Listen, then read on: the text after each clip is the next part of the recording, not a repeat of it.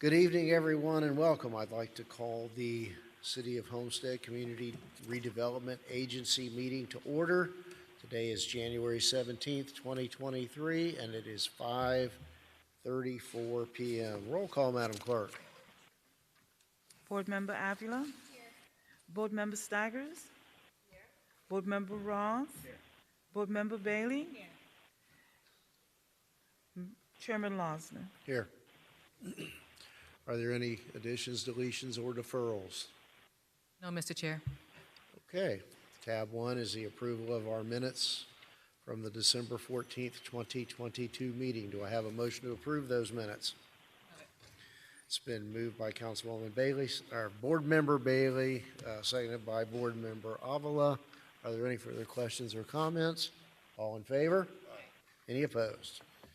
Next item, tab 2, is a presentation of the CRA 2022 year-end review.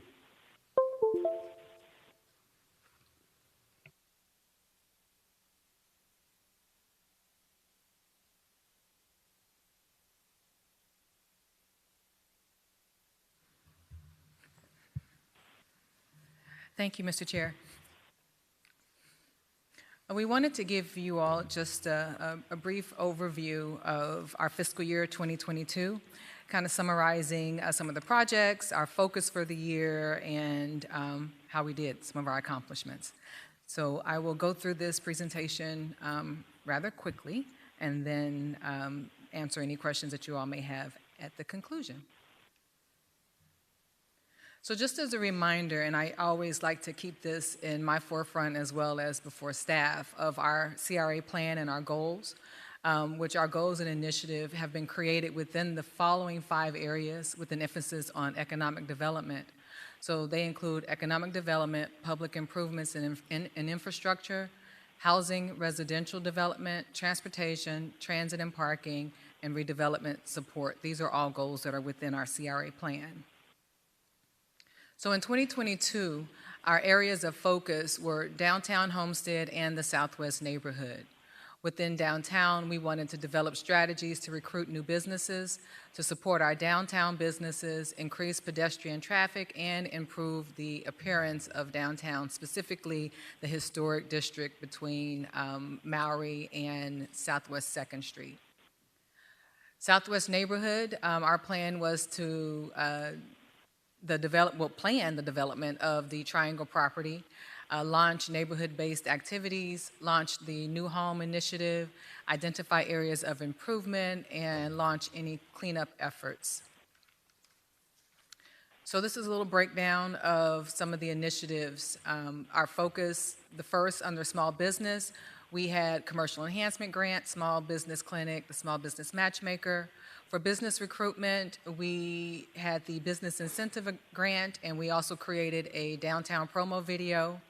Under economic development, we have various initiatives, investment opportunities, and neighborhood improvements. We had our traditional residential grants, street improvements, and neighborhood projects. And lastly, under development, we had the home ownership and mixed-use developments. So we'll take a little closer look at what some of these initiatives entailed and how we performed in them. So under the first initiative, commercial enhancement grants, we awarded a total of $125,000. That was 5 grants. Our goal was to award 6 grants, but we awarded 5. We had 7 applicants. Some of the challenges with implementing some of the grants and just the whole process included supply chain delays, with some of the recipients having long delays waiting for supplies to get their renovations underway. And then also there were challenges that some of them faced with permitting.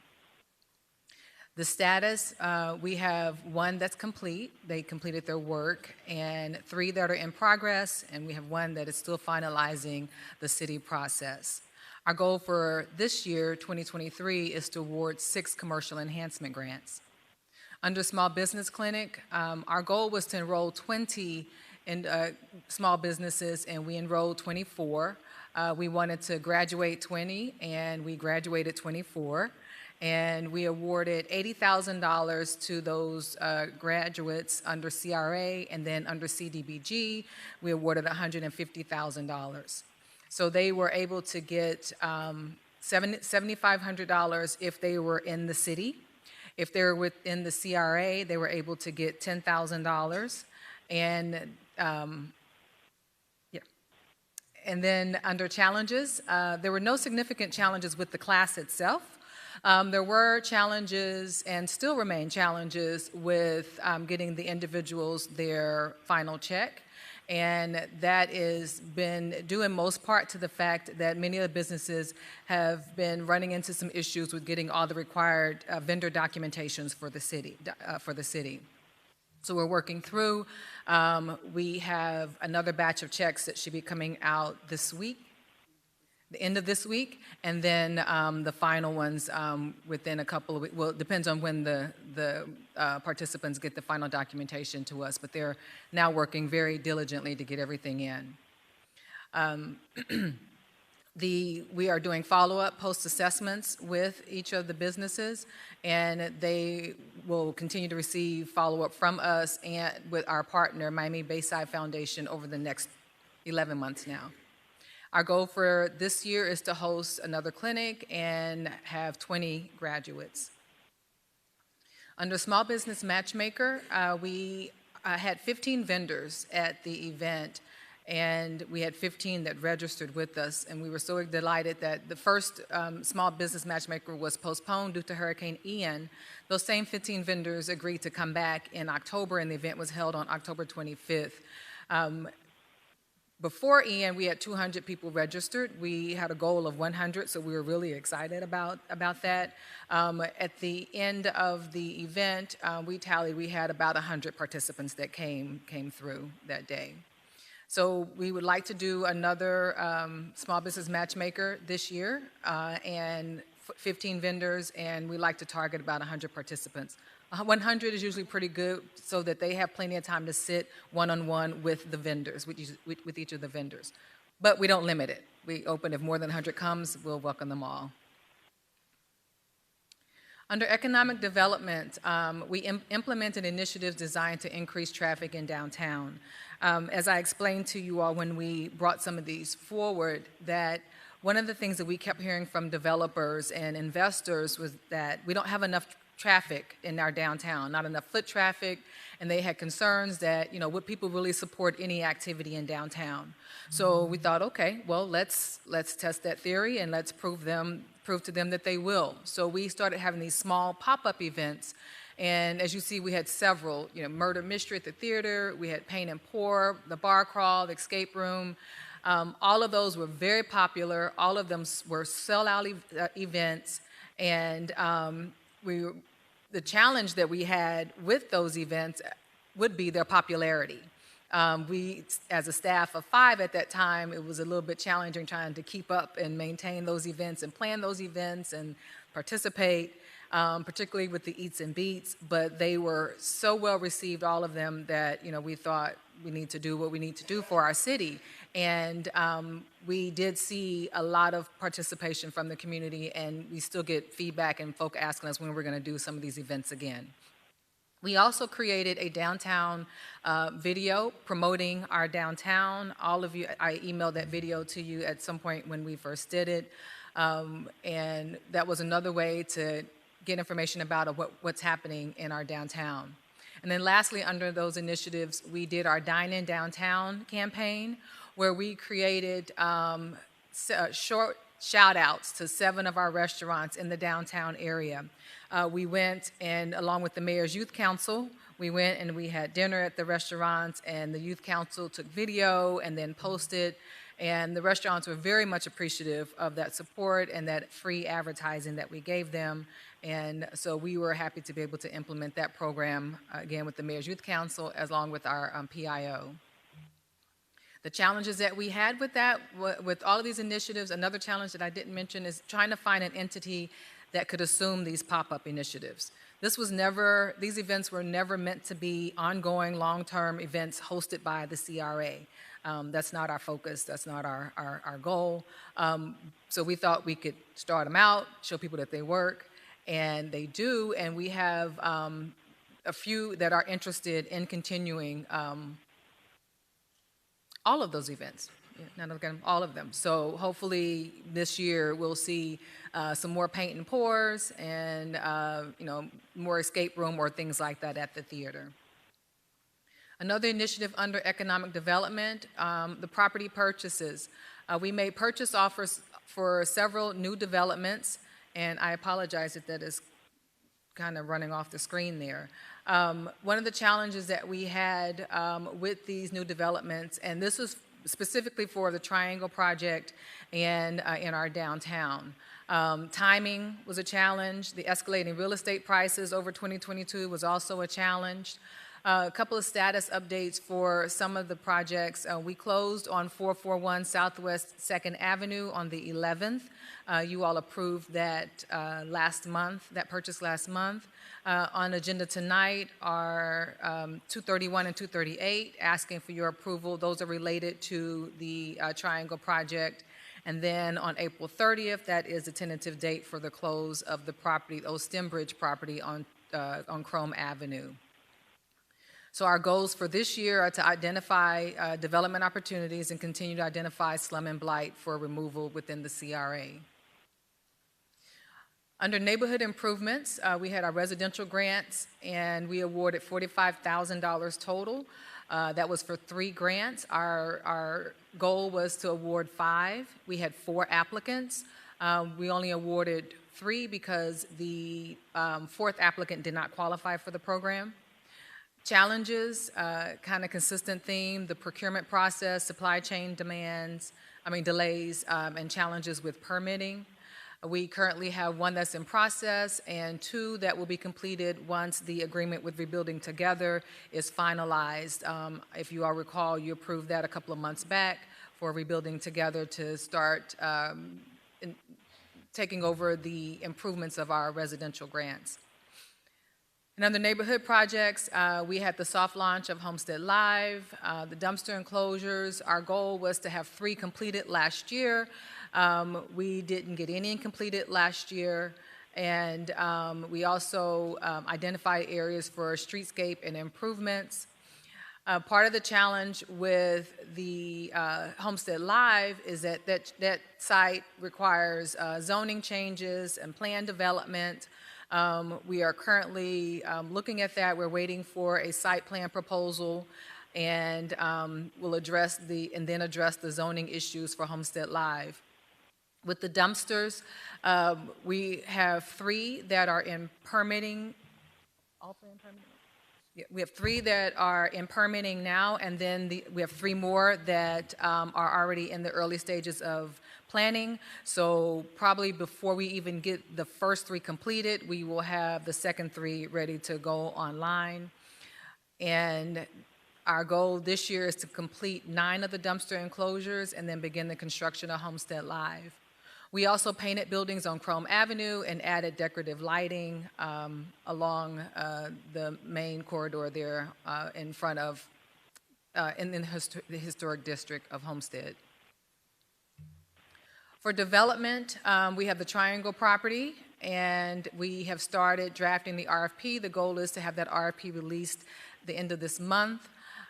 We are also doing site design and prep, and we held an industry day regarding that, where it was just an information day.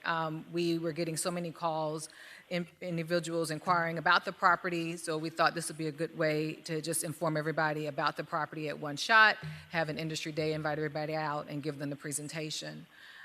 And so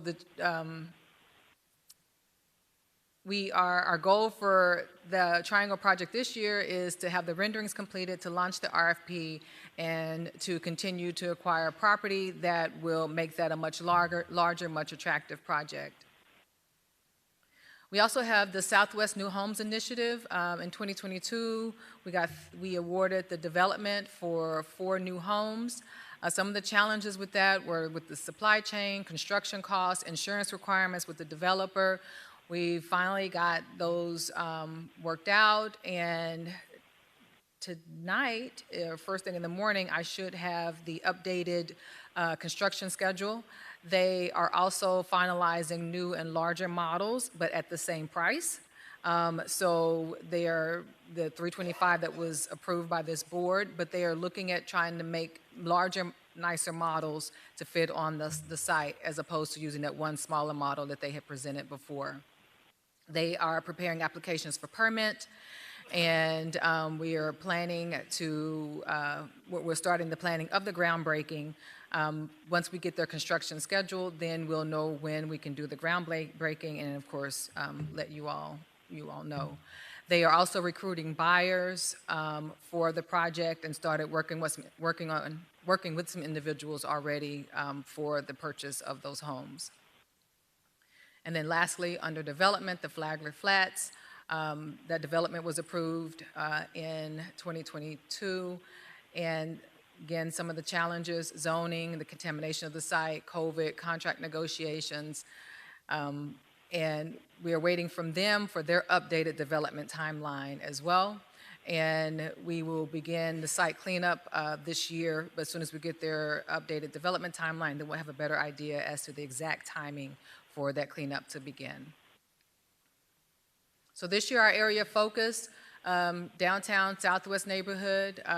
So under downtown, a downtown bar and restaurant, began planning for a next mixed-use development, business recruitment, downtown business support, and then increased downtown traffic activity. And under Southwest neighborhood, the Triangle property, Homestead Live, Phase 2 of the New Home Initiative, that we'll begin to talk to you all about those remaining CRA lots that we have, what direction you want to go with getting houses put on those lots. So when I say Phase 2 of the New Home Initiative, that's what I'm referring to.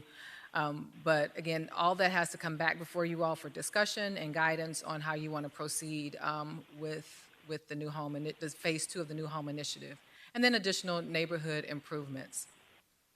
So these are just some of the same initiatives that we just went through, just to highlight.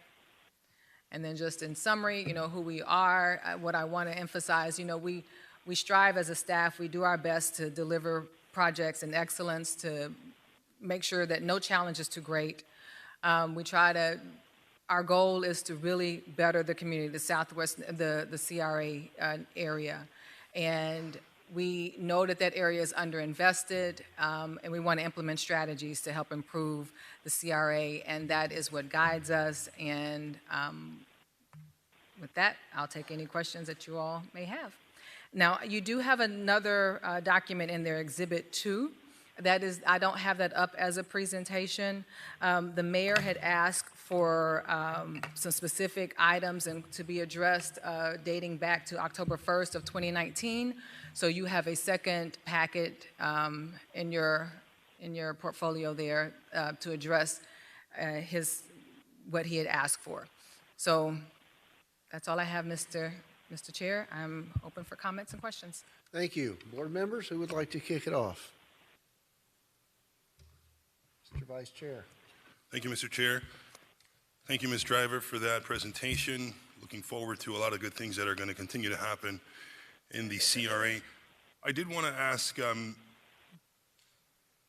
is there a specific strategy to attract new business that works in conjunction with our development services department?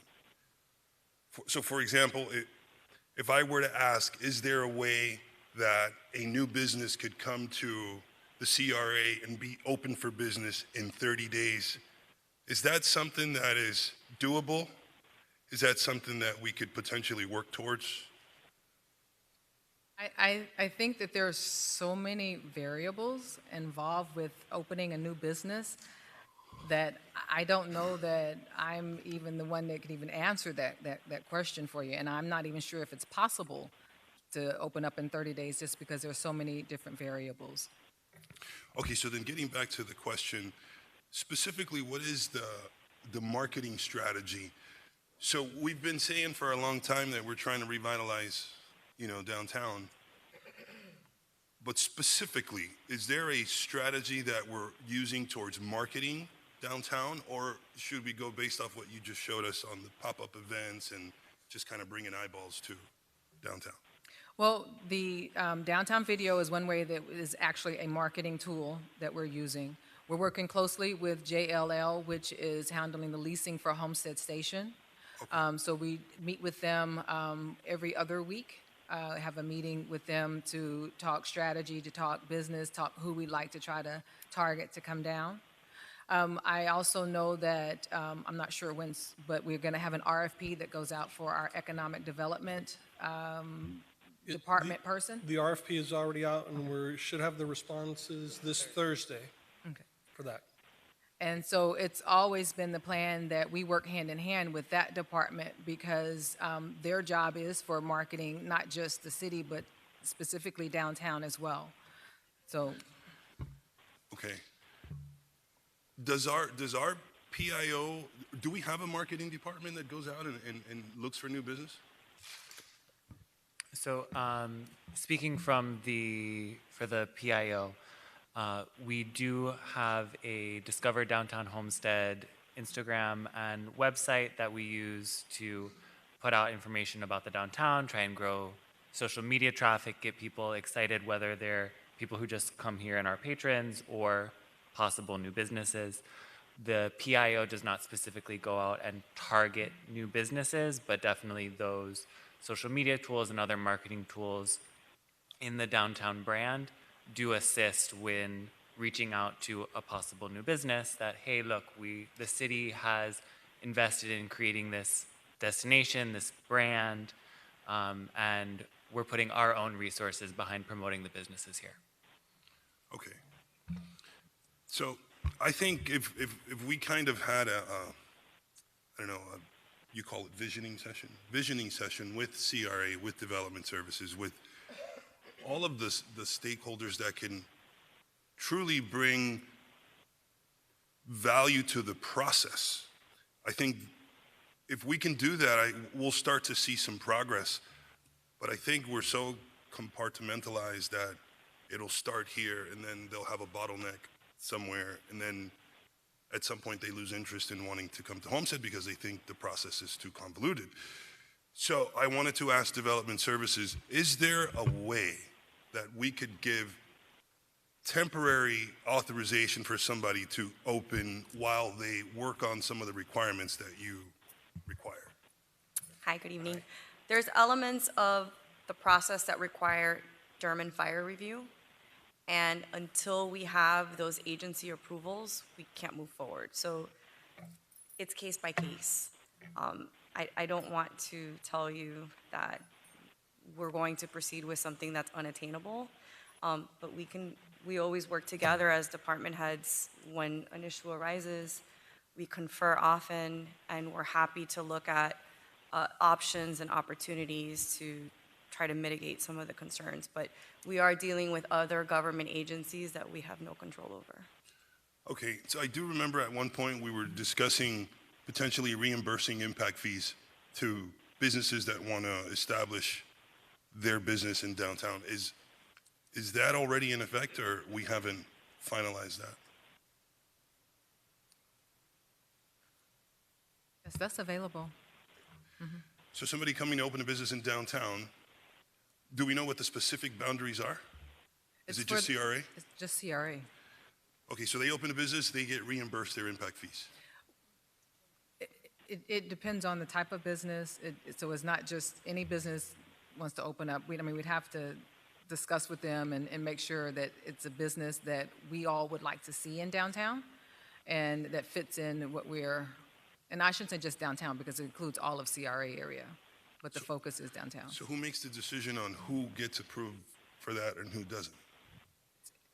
It's internal. It's a staff decision. And Vice Mayor, it's brought to the board for the final decision. If it's something that you want to incentivize a company to come down, then we do. You might say it's like, hey, it's another pizza place. Not that I have anything against pizza. I love pizza, but you might say, why spend the money on this when we could be spending money on something else? Have we considered just allowing it across the board? Have we done the numbers on that to see if that would work? Because what I'm trying to get at is if I'm always lobbying for City of Homestead. I'm always trying to get people to come and expand their business in City of Homestead, but I'm afraid to say certain things because I don't know if they're true. So if I'm out there saying, hey, you know what, you're going to get your impact fees reimbursed, and then it doesn't happen, then I look like a liar. So maybe we ought to look at doing it across the board so that we can all just start screaming that this is happening to get some attraction and get some real interest in coming to downtown. I mean, we could take direction from the board. Now, either we open it up to everyone, meaning we can't just turn anybody away at that point, and we might expend all our funds for 1 year that we have applied to this, and then we have the greatest, I don't know, restaurant in the world show up, and we have nothing to offer at that point. So it's really a board decision. Either do we want to be specific and focused on what we want here, or just leave it wide open for anybody to come down here? Feel free, go ahead. So on this item, how have we advertised this incentive for new business? Because I think that the gap here is the communication that the program exists and that it's eligible for businesses with X employees, number of employees, or businesses with this amount of square footage. So tell us a little bit more about your efforts on promoting the benefit. We haven't really had a marketing advertising campaign surrounding that. Part of it is, as Jerry just alluded to, we have a limited amount of money, and we think that we have some businesses, some really strong businesses that everyone would like to come into downtown, and we would like to put that money towards those businesses. So that's why we haven't been advertising it. That's an honest answer to your questions. So when you say you have businesses, so there's negotiations and discussions ongoing currently that you've reserved the money for? There's one in particular that we've discussed with Homestead Station, and I don't know if we're not able to say yet. So, okay, I think that also communicating with development services or having this team effort where businesses that are applying through development services that fall within the CRA are advised that there are opportunities because they're investing in the CRA that certain grants exist. Not too long ago, we approved the Avocado Animal Clinic, and I remember speaking with the attorney representing them, and I said, and you've spoken to our CRA director, right? You've spoken to them, and how much money are you getting from them? And she had no idea what I was talking about. And it's nobody's fault, but there's lack of bridging between development services and our CRA to inform the applicants about these programs and about these benefits. And so certainly right after that conversation, she applied, and there was, I believe, some grants that were given for facade, which dramatically reduced their out-of-pocket expenses to beautify that business. So, I mean, that's just one simple example of how we can improve the process, and we discussed it. So have there been any changes to our process that is ensuring that those communications are happening? That's an excellent question, Councilwoman. As I had referred to earlier, we're going to be receiving the bids for the economic development posting, right? And the idea of that group coming in is to actually work with the manager's office, the CRA, Development Services, to create a focused program to bring business down here to Homestead. Not only the CRA, but all of the city of Homestead. So we're waiting to get these folks online so that we have a good strategy that's going to work for the whole city, as opposed to this hodgepodge, which we've been doing for years. And that's why, initially when I first came on, my decision was that the economic development position was not working out for us. It was not being productive. And that's why we phased that away to go ahead and then go out to bid for this group to go ahead and handle that process for us.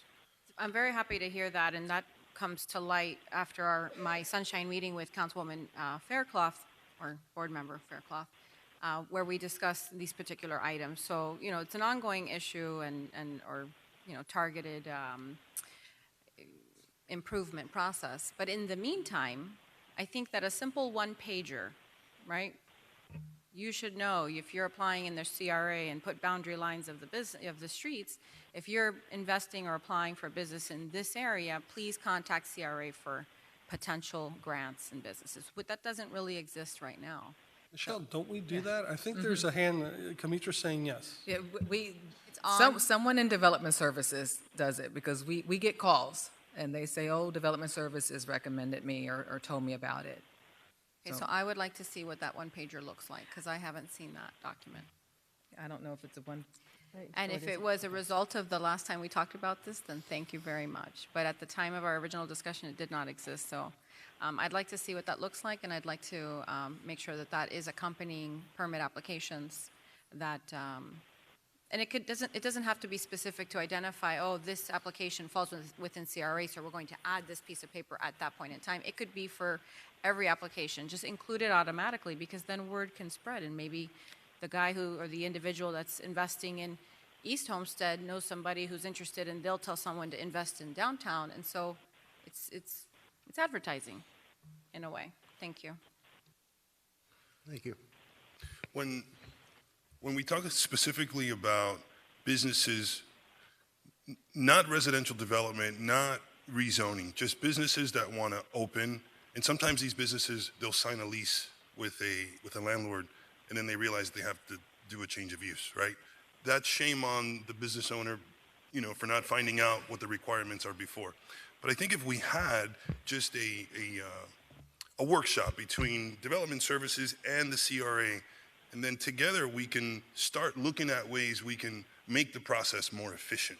And if somebody has to do a change of use, then they fall into this category. But if somebody doesn't have to do a change of use, there may be things that CRA will say, well, when they get to this part, we typically have a problem. So if we're all in the room together, there could be ways that we find some efficiencies, and then we'll know exactly what we can start promoting to say, hey, if you do X, Y, Z, you're gonna, run through the system fairly quickly. Is that something that maybe we could discuss, creating a workshop with both CRA and development services? Ms. Lopez? We have very user-friendly one-pager on changes of use where we identify the exact process that's consistent with what the county requires and what the Florida Building Code is. I'm happy to forward that to the manager's office for distribution, and then we're always happy to address any questions. And Vice Mayor, having a workshop, absolutely, and I think what is critical is that we get this group in, right? Because that's going to be pivotal in us ensuring that we get a product that we're all happy with in the end, as opposed to, we could have the workshop now and then bring in this group after the fact. They might have some great ideas that we can go ahead and implement that'll help facilitate this whole process. But we're always waiting on some consultants or there's some smart people in this room. I mean, there's people that have been doing this a long time. We all know what the problems are. We know what to do. We just got to find ways to make the process quicker. That's always been the problem. I agree, but I think Michelle touched on it. The DERM and fire, that's totally out of our control. And when it comes to change in use, those are the two big ones.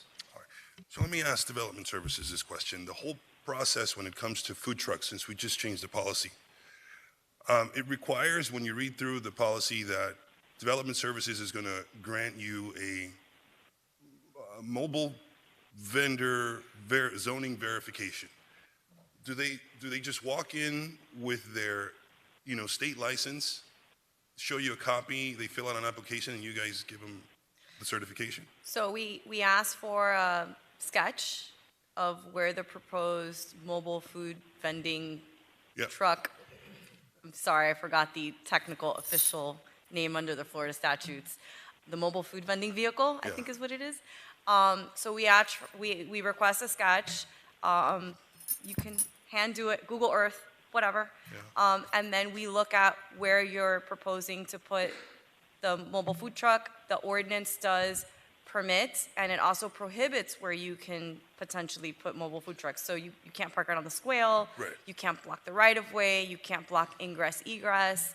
If you're overparked, you can situate it on your site. If you're underparked, you can't situate it on site. So we do need to assess and look at just a very simple diagram, and then from there, we make the determination, and we can issue the zoning letter. So how long is that process going to take? It's relatively quick. It's 2 days max. Okay. And it also says that they need a sign-off from the police department. Does the police department already know that process? What exactly does regarding food trucks, part of that legislation, part of that policy says they've got to get a sign-off from the PD. What will that process be? So we haven't officially received applications yet, or we have one. We're gonna coordinate with PD on that first one to iron that out and work with them. Because what it looked like to me is just let them know where you're going to be. That way, if something happens, the police department knows that, oh, it's that food truck over there in that parking lot. Yeah. Is that more or less what it's? I think the purpose is to make sure that it's not going to impact emergency services in any way. It's not going to block right-of-way. It's not going to block ingress egress. It's not going to block some fire apparatus. You can't park a food truck in front of a fire hydrant because Okay. what happens if there's a fire? Okay, so now that we're off the food, we'll move on from the food truck. Getting back to the economic development in the CRA, if and when we ever do the workshop, that'll include development services, CRA, and our PIO department until the big shots come. I think the PIO should also be there so that they can let us know what we can say when we're talking to people in the community. Thank you. Absolutely. We'll rest make it. sure everybody's there. Thank you, Vice Chair. Board Member Faircloth? Thank you, Mayor. First up, let me comment on this process. And I know you can probably relate to what I'm about to say. I love the fact that you were given the opportunity to reflect and to develop goals, strategies, and action steps towards your 2023 goals. I actually think every department should do this to ensure that you're just not throwing darts, but there is a target. And I found that in going through the budget season that it looks like there was a lot of darts being thrown, but there was no clear target. So I really like this. I also believe that the economic development firm or person is going to be a game changer because right now we're kind of all over the place. We're all over the place, and this economic development position will hopefully be the catalyst by which we strengthen the economic vitality in our downtown. So I just have a couple of questions, Kamitra, and reflecting on what you have been able to implement with your team, which event or focus has been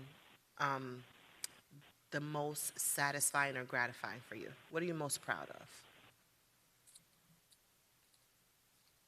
Our development projects, the New Homes Initiative, and the planning that has been done for the Triangle Project, because I believe those are really going to be transformative. We are putting wealth back into the hands of families with home ownership. We are bringing a project into a community that is underinvested, that has not had any attention for many, many years. So to bring in a project that will now be a catalyst to new development, that will now be a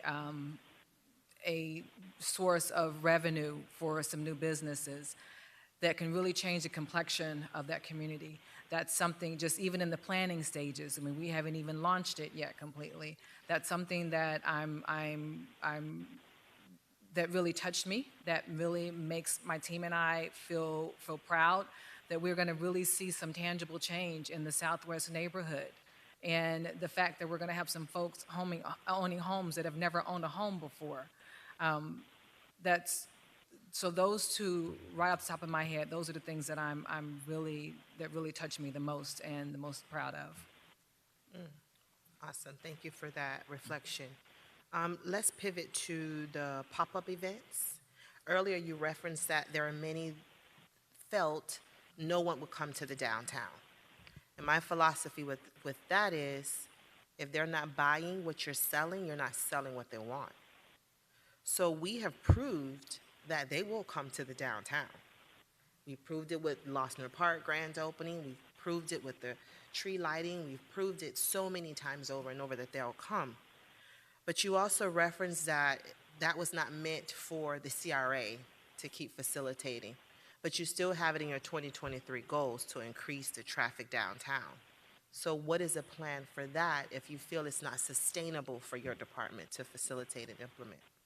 We put it in our plan and in our goal because we didn't have the economic development position at that time. And we knew that something needed to be done. And so we were, so let's try it. We'll continue to do it until that position is filled. And, once it's filled, then let them take over and hopefully run it. Or as we've been reaching out to some of our community partners like Seminole Theater, they've agreed to take some of those on. Some of the businesses that are opening up, Sweet Jelane's and Bougie Bay, they want to take on like the paint and pours. So, but we wanted to put it in our plan just in case we needed to do it.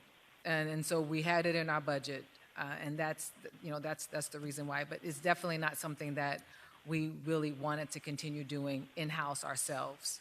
Okay. I still think the CRA should support these initiatives. Don't just tee it off and then step back. I think you still should support those initiatives. So when we bring on the economic development firm, team manager, it's very important that they work in concert together in order to implement these pop-up events. And my final question for now is, I really liked your train of thought, Vice Mayor, with a greater collaboration between CRA and development services. And although we may have an easy-to-read sheet of paper, I'm not about just passing out a piece of paper. How are we going to be hands-on? If we have to have a workshop, if we have to meet, I think that should be the posture, because I believe that was your request. Yes. So this piece of paper business, we have to do a little bit better than that. Okay? Okay, thank you. Mr. Chair, may I follow up to that? And I agree, there's definitely, ways that we can improve. And, we're definitely in support of that, Michelle and I. But we do meet. We actually, whenever we have a new business that comes in, I'm always taking them over to development service or calling them and saying, hey, we have this new company. Can you work with them? Can you assist them? Or doing an introduction. We have a meeting next week for the new homes and the permitting process and how do we get that done in a decent amount of time. So we do work together. Are there ways that we need to do a little bit better? Yeah.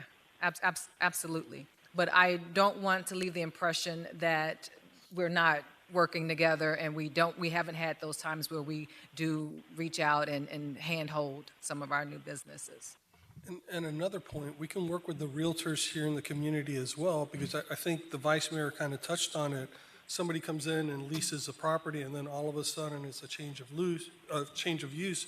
We could definitely work with, not with you all here, you all know the answer already, but even the other realtors out there and just educate everybody, which hopefully make it a more simple, smooth process for everyone in the long run. Thank you. Board Member Bailey? Thank you, Chairman. Well, personally, about the change of use, that was me 10 years ago with the school, and the files were in the old basement, and I was like, just give me a suit. I will go down there and I will fetch them up myself, because this used to be a school and I cannot afford to put fire sprinklers in. So there's definitely a lot of help, and that could have broken the school. Here we are 10 years later, and I would like to think that we've made a very big impact on the community. So just those little things and opportunities that we have to help some of these businesses are huge. But that being said, it's no easy task, and there's no simple fix to helping an underserved area, and I definitely want to commend you guys as well. I feel like the last 2 years have been some really forward-thinking ways of helping. I think that new businesses, home ownership, those are two of the easiest ways to really make a difference. There were already a few spin-off matchmaking events, and just remember that that's the best form of flattery, right? And that's what we want. We want this to continue rolling one day without us. I also like the pop-ups. I think that my only concern with the pop-ups is that it's not reaching the Southwest neighborhoods as much as I'm sure we would all like to see. Homestead Live, of course, is the closest one with that. So I really hope that that will get more of the Southwest neighborhood out to these events, especially after the MLK events. I feel like those are the times where both cities come together for one main purpose, and I would just love to see more of that throughout the community. When thinking about these matchmaking fairs and the small business, I think that another thing that's really come to light in the last few months is we have quite a few students in the Southwest that go to charter schools, and they are not getting advised well on picking out colleges and writing applications. So of course, we need to put that on the school, but I think that we really need to be mindful of it and see what can we do to encourage that. The Cybrarium next week is hosting something. Their new youth coordinator is amazing. So he wants to do like a school choice type event. So I'm trying to use that as getting some of these advisors out from the charter schools to bring it to their attention too. Because it's not fair. That is another very easy way to help somebody make it to where they want to be. I think that's all I have on that. I look forward to hearing everybody else's comments, and thank you again for the presentation. Thank you. Board Member Roth? Thank you. Just a couple of things. The comments that the Vice Chair was mentioning about marketing and stuff, have we ever thought about hiring a professional PR company to market the city in its entirety, right? So there are other economic areas in this, not only in the city, but in the county. I don't know if the Vision Council is still around, but the county has things that they use to attract businesses to Miami-Dade County. And I think we need to look at maybe doing something like that in order to create more opportunities for the city, not just relying on the CRA to do marketing or PIO to do marketing, which I don't think the PIO does marketing to attract businesses to the city. It's exciting times. I mean, when Cane's opens their very first or second restaurant in the state of Florida, in the city of Homestead, that says something. Several months back, there was an attorney that was talking to us about the excitement going on in the Park of Commerce, and that was because we had allowed a Fortune 500 company to do some stuff in that area. So there's a lot of potential for that. So maybe just consider that. That's something you guys can look into to figure out if there is a possible PR firm that would be specific to attracting, national companies to the area. And the other thing that I've not only talked about here, but back when I was very involved with the Chamber of Commerce, was to create a liaison position with the Chamber. They never really took that advice, and now that the city is 80,000 strong,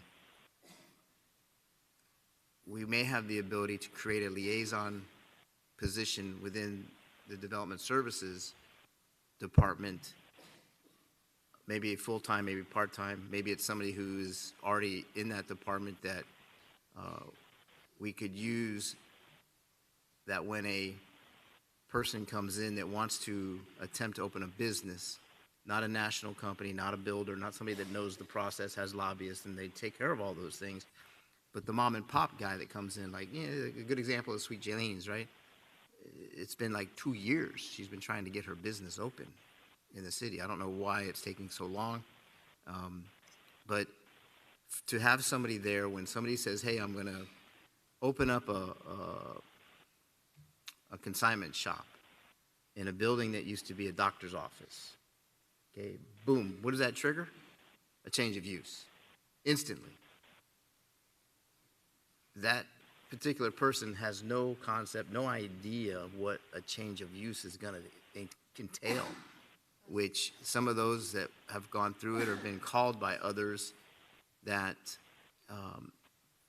have gone through the process and have hit roadblocks, just don't understand. So if somebody would come in and apply for a business license or whatever they're trying to do, and they have a one-on-one conversation with one of our staff members that knows the process, knows the codes, knows the system, can say, and I'm not a big fan of everybody's been talking about that one piece of paper that will take you through that process.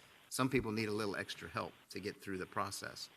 And if we create that liaison position, that person would be their point of contact to get them through the entire process, knowing what the ups and downs would be at the very beginning of the process. They may go home that night and say, wow, you know, I didn't think it was going to be like this. But once somebody has leased a space, bought a piece of property, there's not really any turning back at that point. You've spent your money, you got to go through the process. One thing that reminds me about that process was the guy who bought that car wash on US 1 and I think it's 6th Avenue there on the corner. And he wanted to make it something different. And when he came to the city, he ended up walking away, shaking his head, saying, no, I'm going to open a car wash there because I didn't have to go through the change of use process, right? So I don't know what he was going to put there, but he put the car wash there. And it could have been something else, I don't know. But that's something for you guys to think about, to consider. Obviously, the collaboration between the departments is extremely important to get somebody through the process. But the CRA is only a part of a small area of the city where there's a whole nother part of the city that the CRA has no communications with the development services over. So I think that liaison person would be, you know, very impactful on at least helping people understand what the process will be. So that's all I have for that. Thank you, Mayor. Thank you. Board Member Avila, did you have anything further? I just love to hear all the discussion gearing towards simplifying our process and making it more user-friendly. And these are just echoing a lot of discussions we've had in the past, but it just has to continue. You're distracting me, Anton.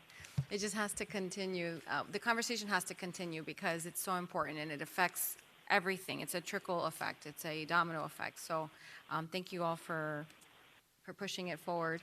And I do want to give kudos to our building official and to her team because I have had the incidences of looking up permits and having to answer to some colleagues that are going through permits, and those decisions or those answers from development services are same day or next day. When the applicant submits a document, it's reviewed and turned around, and additional conditions or responses to those conditions are, you know, within the same week. So, you know, underwriting those items are not delayed on our city side. Although there are many areas for us to improve and simplify so that businesses can open up quicker, I do want to thank you for your hard work in our Development Services Department. And with regards to the entity that's going to take on the initiatives and the events, have you done an RFP process for that, or are we going to go out for RFP? Or is that something where you just have to make a connection and decide you like working together and they start doing it? Oh, they're just taking it over. We're not funding the events, so we don't have to do an RFP or anything. I mean, like Seminole Theater, you know, they're going to continue to do like escape rooms and the murder mysteries and maybe a paint and pour. As I mentioned, Sweet Jelane's is interested in doing the paint and pour or something like that. The only one that the Eats and Beats, the company that's interested in taking that over, they'll be the ones that are responsible for any permits that they have to pull, any funds that they have to put out, they'll be on them. The CRA wouldn't be contributing to that. The only one that we may contribute to is the one in April, and that was because we already had it scheduled, already had the artist booked, and we're working with Parks and Rec because they're going to be assisting with the one in April. But after that, we're looking at hopefully, and I can just tell you it's the company that does our food trucks. They're the ones that are interested in taking over Eats and Beats. Okay, and did you have an update for the jazz event, the jazz festival? For the jazz event that was going to happen in February? Yes, it's not going to happen. Because of the issues that we had told you all before about the change in the legislation, that with the CRA, that we are waiting now for the Attorney General opinion to see if those types of things are even still allowable for CRAs. So since we didn't have anything by February, we thought we would err on the side of caution and not have the event. Thank you. I understand that Board Member Fletcher is with us electronically, and he would like to weigh in. Mr. Fletcher.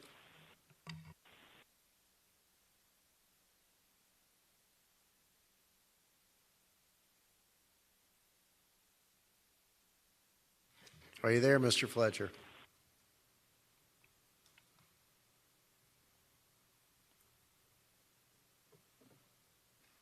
Okay, maybe he'll reconnect. Thank you, and first I want to thank Board Member Faircloth-Staggers. She gave me my saying of the night, throwing darts.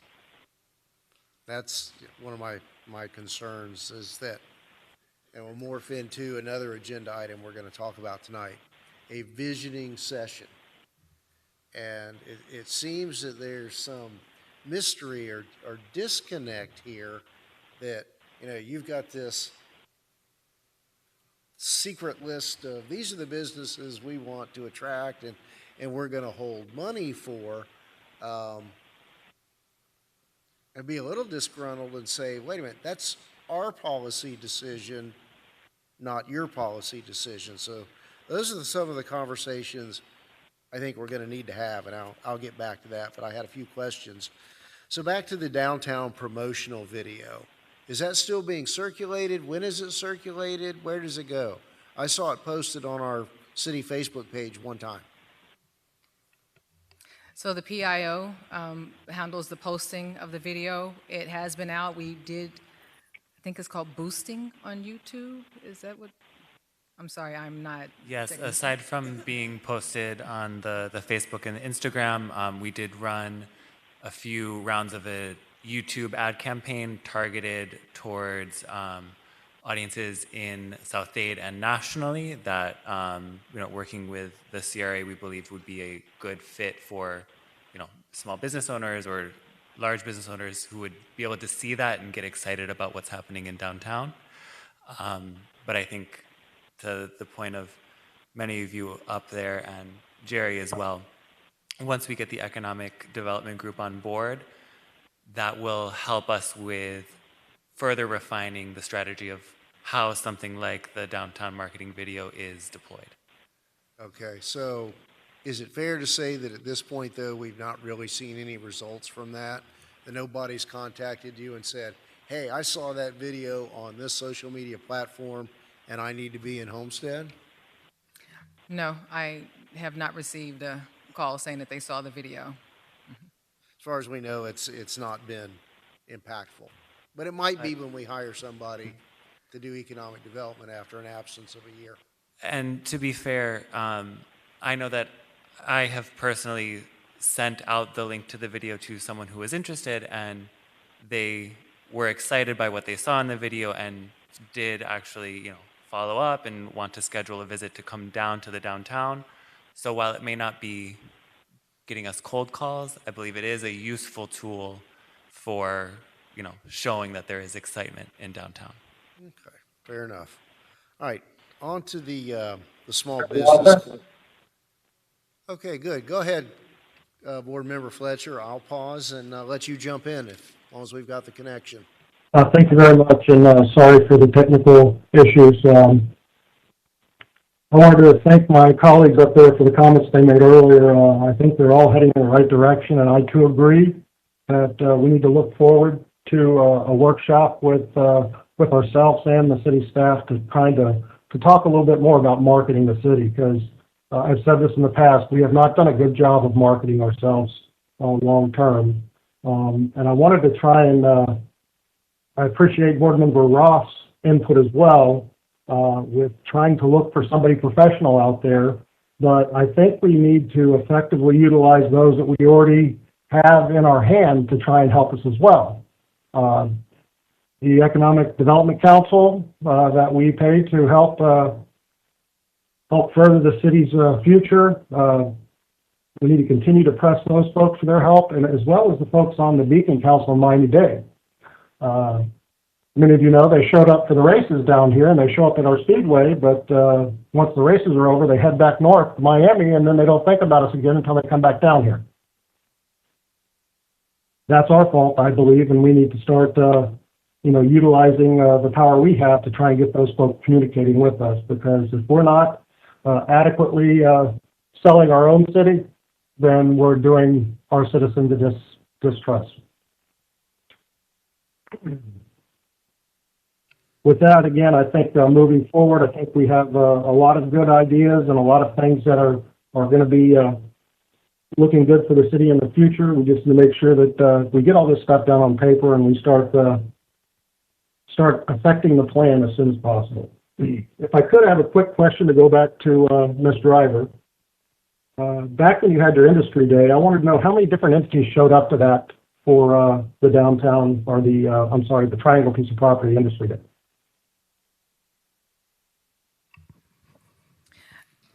Chairman Fletcher, if I remember correctly, and we'll get the exact number for you, that we had 10 here in person and 3 that joined us online. And then I had 3 that followed up after the meeting. They weren't able to be here, but they wanted to get information about it.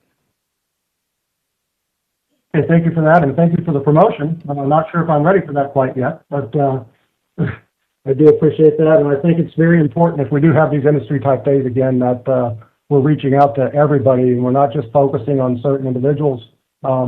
With that, I'll yield my time back to the rest of the team and move forward. Thank you. Thank you, Board Member Fletcher. Thanks for joining us. I think I was starting to ask, as to the Small Business Clinic, you indicated that from among 2 different funds, about $230,000 was given out. Can you give just as kind of an idea of, I mean, and among all of those graduates, it's not a big chunk of money each, but can you just give us an example of what that money was utilized for? And do you kind of have a breakdown? Were these existing businesses or businesses that were wanting to locate and are now going to relocate or initiate themselves in Homestead? All of them were already registered in the city of Homestead with the exception of 1, and that was Skin Candy. She was in the process, and she had already, by the time we got the class started, she had already registered with the city, and then she had also had her lease. An example of what they used the funds for, the funds were all for capacity building of some sort. So we'll use Skin Candy as an example. She used funds for inventory to prepare for her grand opening that she's having on the 11th of February. And she did some renovations inside of her building. Some of the others, a lot of them are using it for marketing. To do marketing of their business, whether it includes a website or getting a business. Some of them are using it to get a business plan. Others, equipment. We have one who does marketing as her business, and she needed to get an updated camera for her business so that she can take more professional pictures. So those are some of the things that they used them that I can think of right now. Very good. Curious. Just kind of reminds me of the, they call it the micro grant programs that like Rotary has, for example, that, you give somebody in an emerging country a sewing machine, and that person can then begin to support themselves and their family and create wealth. That it doesn't take a lot of money if that's properly focused. So thank you. Okay, so in your notes, I saw that we closed 441 Southwest 2nd Avenue last week. Was that the 4-unit or the larger building? That's the fourplex. The fourplex, okay. All right. So hopefully we'll see some demolition shortly. I know it was yes, a staff is already. A lot of debris piled up out there Sunday morning. It was a real mess. But I will say I did notice that 2 of the units have already been boarded up. Yes. Yes, so those 2 tenants were already out, and we boarded the day we closed, well, the day after we closed, we boarded those units up. Right. So yeah, we are scheduling demo and for beginning of February. Okay. That'll be a big day Yes. to eliminate some of that, let's call substandard housing, Yes. housing that should no longer exist in this community. So we talked about that there's still, I understand we're still in the due diligence, but April 30th is the proposed closing date for 204 North Chrome. So I know at our last meeting, we talked about, keeping us abreast of due diligence findings, potential users. Do we have any info you can share at this point as to what it may take to rehabilitate or repurpose that building? So we just had the building inspected last week, and tonight, right before this meeting, is when we got the roof report and the plumbing reports, which I have not had a chance to review.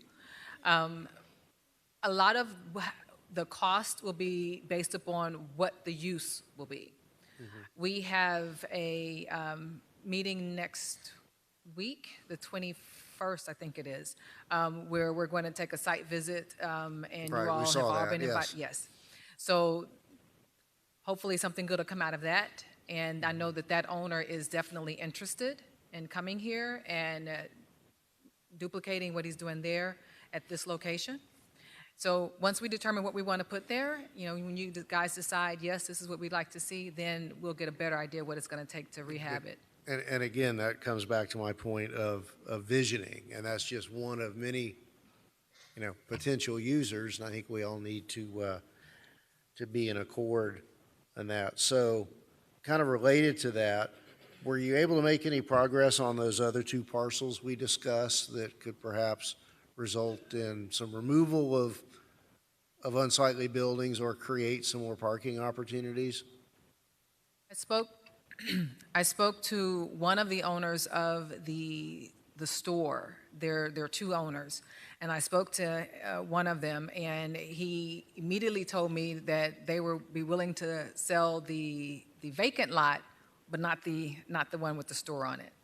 And I told him, I said, well, we're interested in both. And he said, well, let me talk to my business partner, and I'll call you back. And Absolutely. So let's pursue that, and I'm preparing some narrative. I think that we're going to have to secure some additional parking, and maybe if they've got our money burning a hole in their pocket, maybe we could do some facade work and landscaping on that store. That I think you're talking about the one that's adjacent to Avocado Animal Hospital. Yes. Mm-hmm. That's not something that's really attractive at the front door of our downtown. Talked about dumpsters, and I know many times, and I saw this on Cape Cod a few months ago where their dumpster enclosures are the composite fencing type stuff rather than the concrete block. And I think there's been some concern expressed that, probably not very durable. I'm sure looks a lot better, but I guess my point here tonight is one of your notes was we had, I guess, property owner resistance. Well, we've talked about connections between the CRA and development services. Let's make a stronger connection with code enforcement. Those are code issues. They're required to have it, not on the right of way and enclosed, and we've got to start somewhere. So I would encourage those, the big stick of code enforcement to help incentivize some of those dumpsters. And this is just citywide as well. Yeah, we'll definitely coordinate with code, but I think these may have been grandfathered in. Yeah. The businesses on the southwest neighborhood are grandfathered in, so they are not required to have dumpster enclosures. But because it's so unsightly, that's why we started this program. And if I may, I have There's to some give... unsightly downtown alleys. Yes. And it was actually Code who brought the idea to us about doing dumpster enclosures. Okay. Ballpark figure, what are each of those enclosures are going to cost if we have to do it with plaster, paint, and concrete block rather than composite fencing? For 3, it's $50,000 total. For a I'm sorry, 6-foot 40 wall with 100 $45,000 linear feet? Wow. $45,000 for 3. We could look into the composite. Let's look into the composite. Yeah, I know chain link has come up in the past, but talking to Julio and Ed from Public Works, One of those trucks just touches that Yeah. fence, and the fence is gone at that But you know, point. if we make the composite a little wider than we typically would, so that there is some wiggle room there, it It'll- goes a long way with the appearance. No, I agree. It just depends on the site if there's sufficient room in the alley or not, but we'll definitely look into the composite. It's as well. mind-boggling, because I'm old enough to say I've paid less than $45,000 for a whole house, and now we're talking about $45,000 for a dumpster enclosure. That's just For Yeah. three dumpster enclosures. for three dumpsters. Three, yeah, all Okay. three total Chair, what is the 45,000. composite? Can you explain what that is? Yeah, like the white fence that looks like wood, that's some kind of, it's like a heavy-duty plastic type.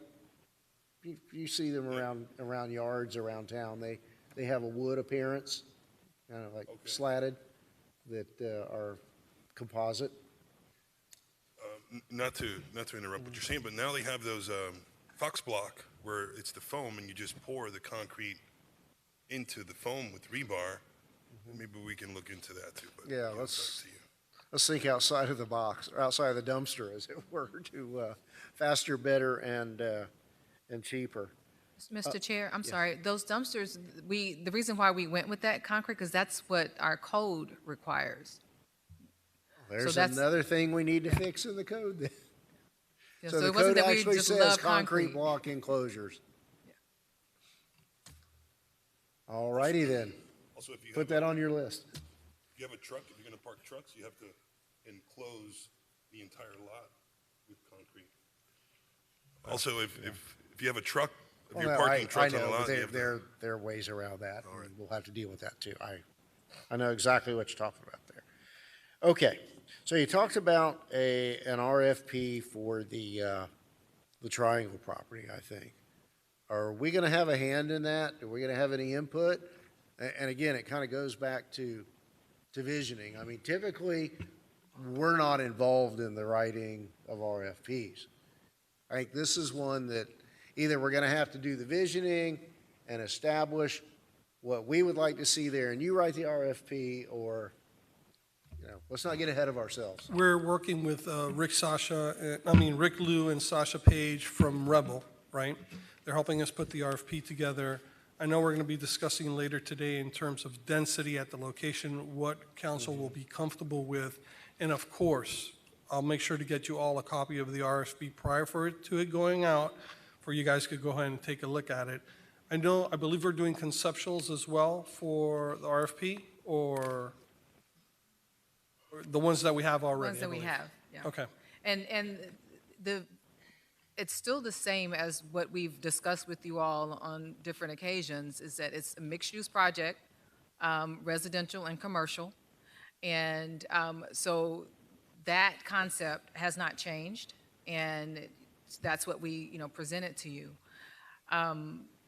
But definitely, I mean, if there is something else that you want added to that, or would like to have that, have included in the RFP, you definitely want to have a rooftop, something functional up there, Well- then we can add that. But specific to my concerns is my understanding that some of those who were in attendance and expressed interest are talking about potential density of 40, 50, 60 units per acre, which is far beyond, I think, the 20 that exist now.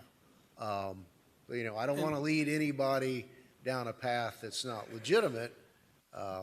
Correct. And that's what we're going to talk about a little bit later this evening, Yeah, once we're I done get with the presentation. All right. And in terms of the RFP, I think what will be more critical to council is the scoring criteria, right? What is staff looking for in terms of gauging these projects, one versus the other ones? And I think that'll be an important point for you all to look at in the RFP. And real quick, finally, and again, this kind of goes to visioning and planning. You touched on downtown, that we're going to get ready to start planning for mixed use.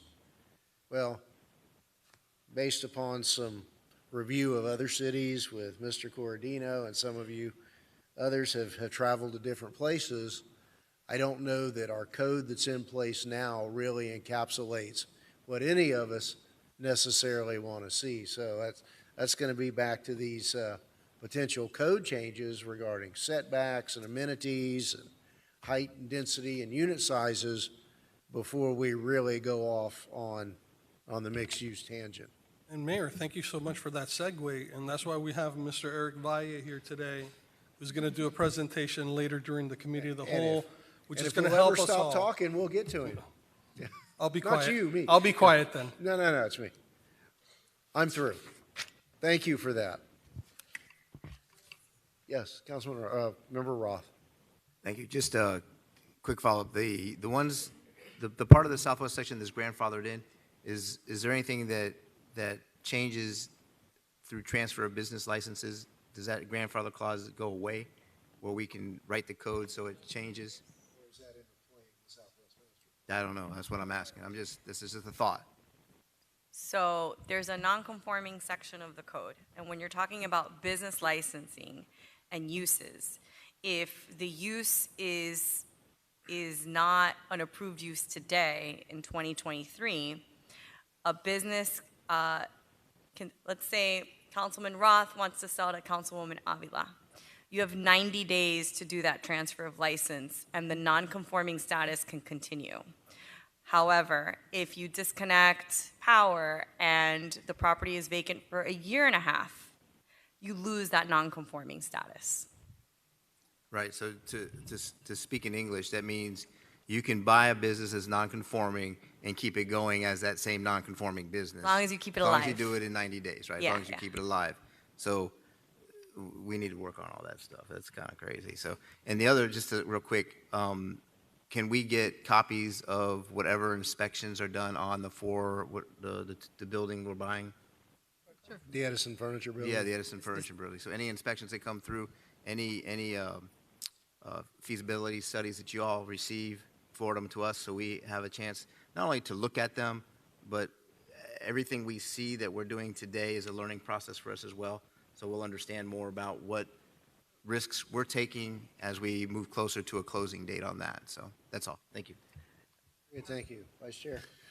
Thank you, Mr. Chair. Miss Driver, if you could keep us updated on, because I know of one specific business that we're trying to attract to downtown, but with the others that you are courting or you're having, conversations with, just keep us updated on what those businesses are. Some of them we're not able to say, like the one that we're all excited about, staff, that we know that we're excited about, we're not able to say just yet what it is. Can you tell? We could talk offline. You guys are not able to tell us We who could you're talk talking offline. to? Not publicly, Not not in publicly. not publicly. Offline, Not publicly, but offline, we'll go ahead and talk to all of you. Guess what you're going to be doing after this meeting? thank you. That's all. Yes. Thank you, Mr. Chair. I'd like to just encourage, if possible, someone from our office or CRA staff to attend the local events that are happening with the South Day Chamber of Commerce. They have a huge network nationwide. And for example, this Thursday is their membership breakfast, where they're going to be, hosting new members to the South Day Chamber and answering questions, encouraging, from information sharing. But these are things that are happening on a monthly basis, and I'm not aware that we're engaged with our local partners in that capacity. So I think the breakfast is like $30, maybe, if it's, at like a hotel. Can we find it in the budget to have a representative from our city at these great events? We'll make it happen. Thank you. And I used to regularly attend those pre-COVID, and but I have a very close relationship with Lucia, and we have good communication between our office and their office. Whenever we have anything going on, they're always advertising it for us, and vice versa. So we definitely stay in contact with them. I just have not started going back to those events since after. Thank you for that. This side of COVID. It's a good time to get back and engage with them because they did have a change in their board. So Lisa Greer, I believe, is the new board chair. So I look forward to hearing about updates from that. Thank you. Okay, thank you. All right. Next item is tab 3, new business, car number 3747. It's a purchase contract from Harvest Home LLC for 238 Southwest 5th Street. Mr. Attorney. Yes, Mr. Chairman. Tab 3 is a resolution of the Board of the Community Redevelopment Agency of the City of Homestead, Florida, approving a commercial contract for the purchase of real property, authorizing the CRA Executive Director and City Attorney to take all action necessary to implement the sale and to finalize and sign all documents providing for an effective date. Ms. Driver?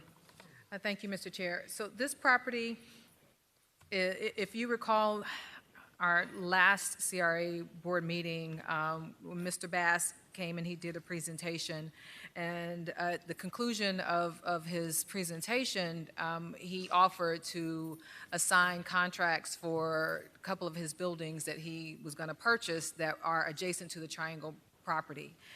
This property is one of two of those sites, and I believe you have a map showing you the connectivity to the Triangle project. The vision is that we're able to get this, we'll expand the Triangle project, now being able to connect these two parcels to our existing parcels. So this one is at 238 Southwest 5th Street, and at the July meeting, the board approved $6 million, the ARPA fund, that we could use that towards purchasing properties for the Triangle project.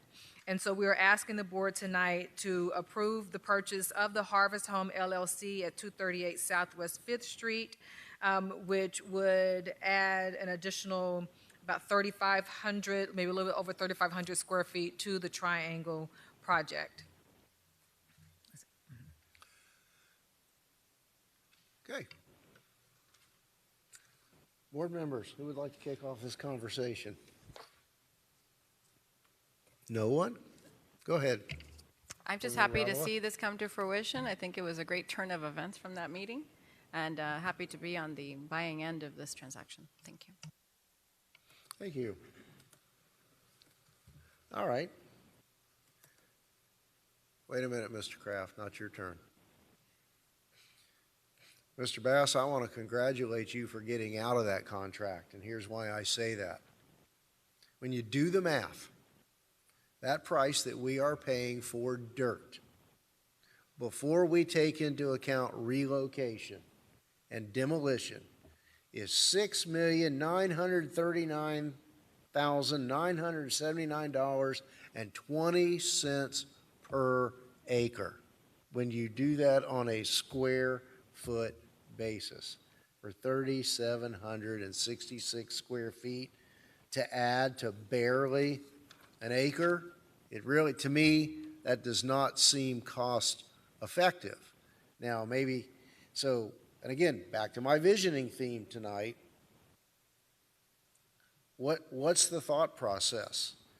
Are we going to accumulate this property and sell it to a developer, lease it to a developer, or are we going to do the G word and give it away like we did the Flagler lots and Minority Builders Coalition?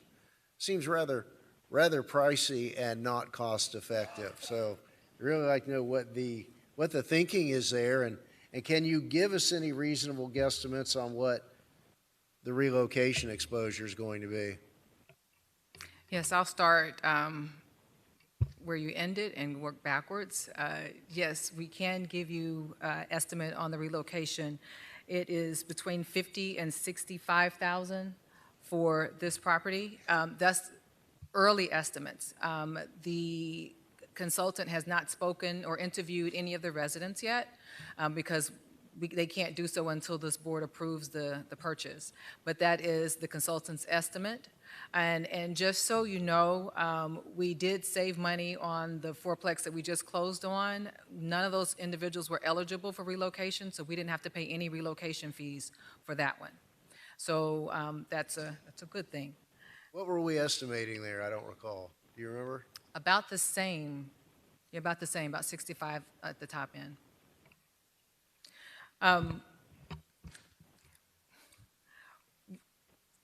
In July, when we approached this board or approached the council about using $6 million of ARPA fund for the very purpose of assembling properties nearby to make one nice, attractive property,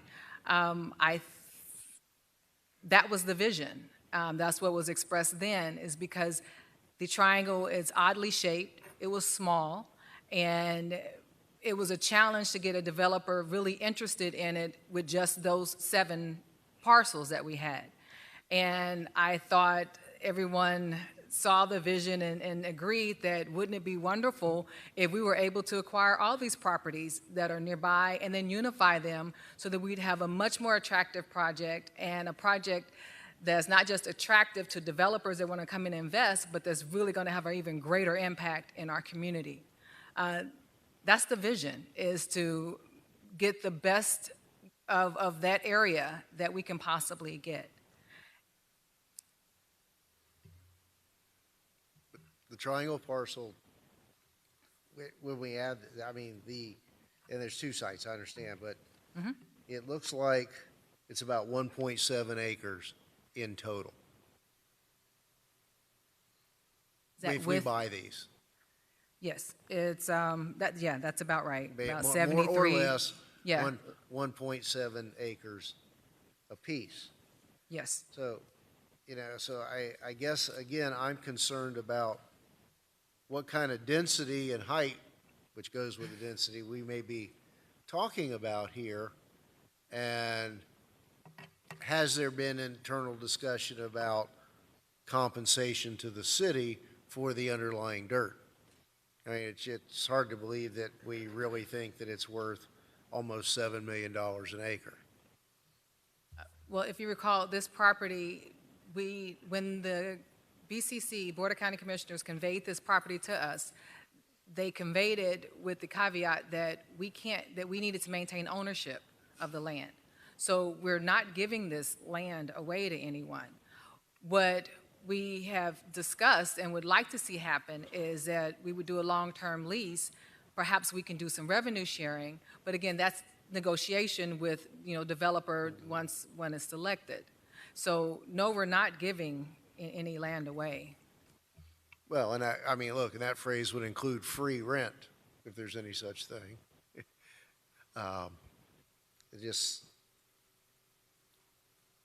For me, it seems like we're kind of doing this backwards, that maybe we should have, we have certain property in hand.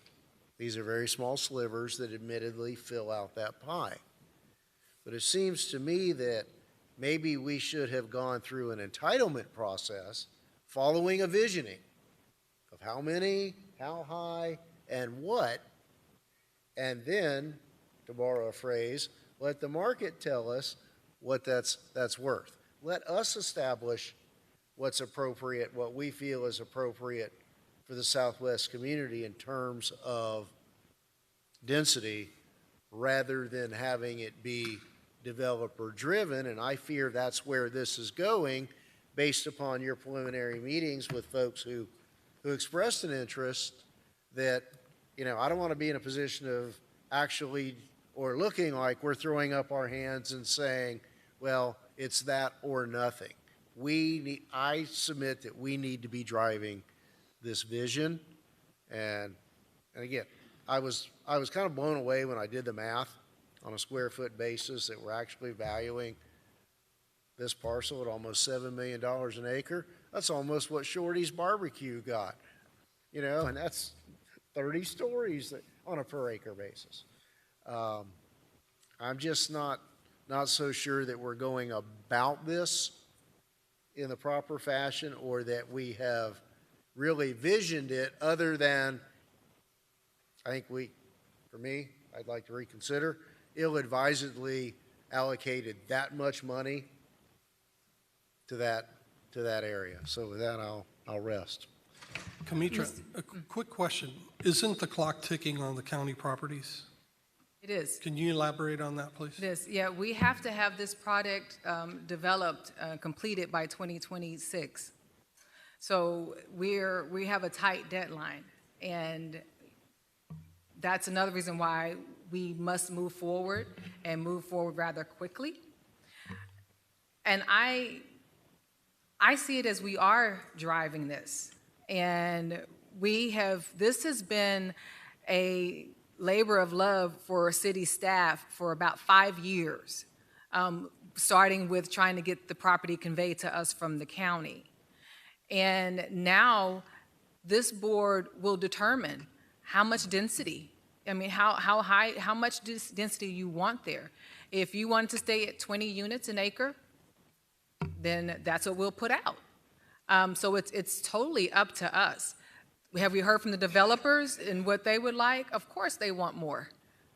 When I speak to them, and even in the presentation, you know, I mentioned to them, where you mentioned the 40 to 60 units, I mentioned to them that with the Flagler, we did do, it's actually zoned for 63 units per acre for the Flagler flats. Anything above that, it was like, probably not gonna happen. So we haven't committed to anything. We asked developers, well, what do you think? And like I said, of course they want 120, they want 80. But we're like, yeah, no, that's not gonna happen. But again, it's not gonna happen because it's totally up to you guys what you wanna do.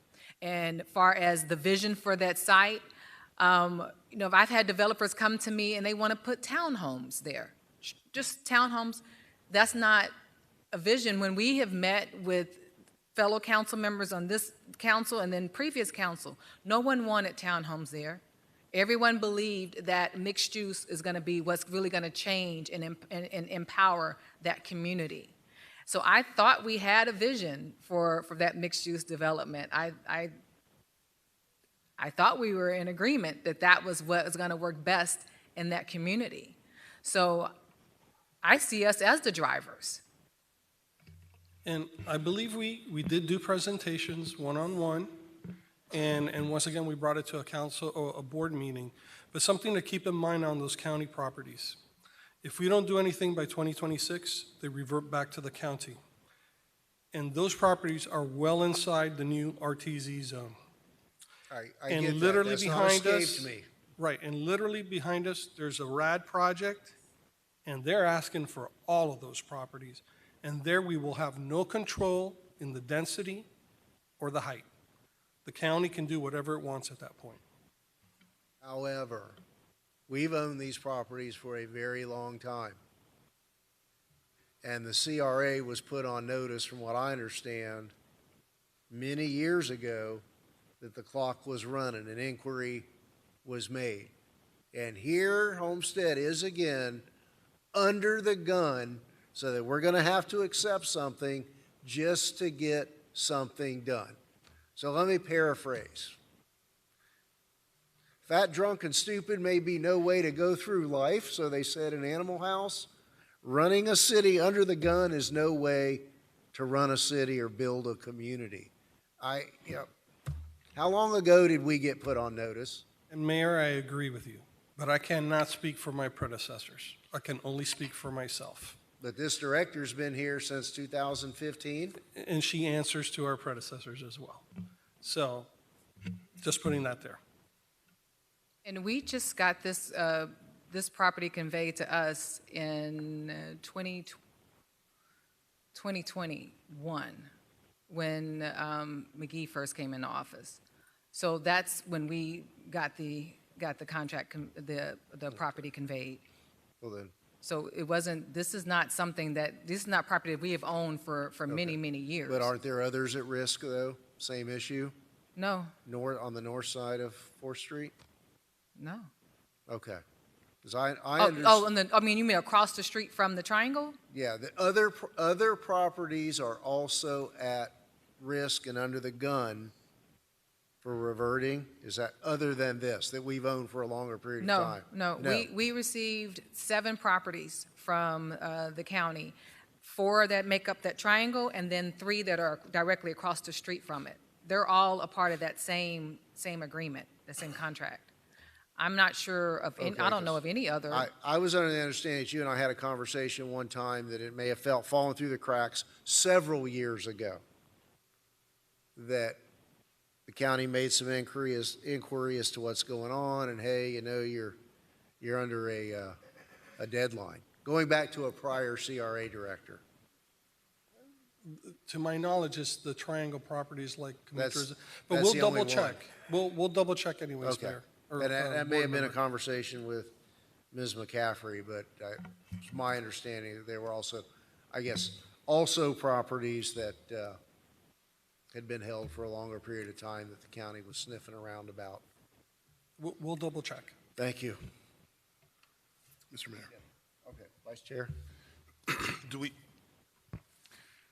do we have any renderings or any conceptual plan that shows us what these additional properties are going to allow us to do? Because I do know that we've seen the prior conceptuals.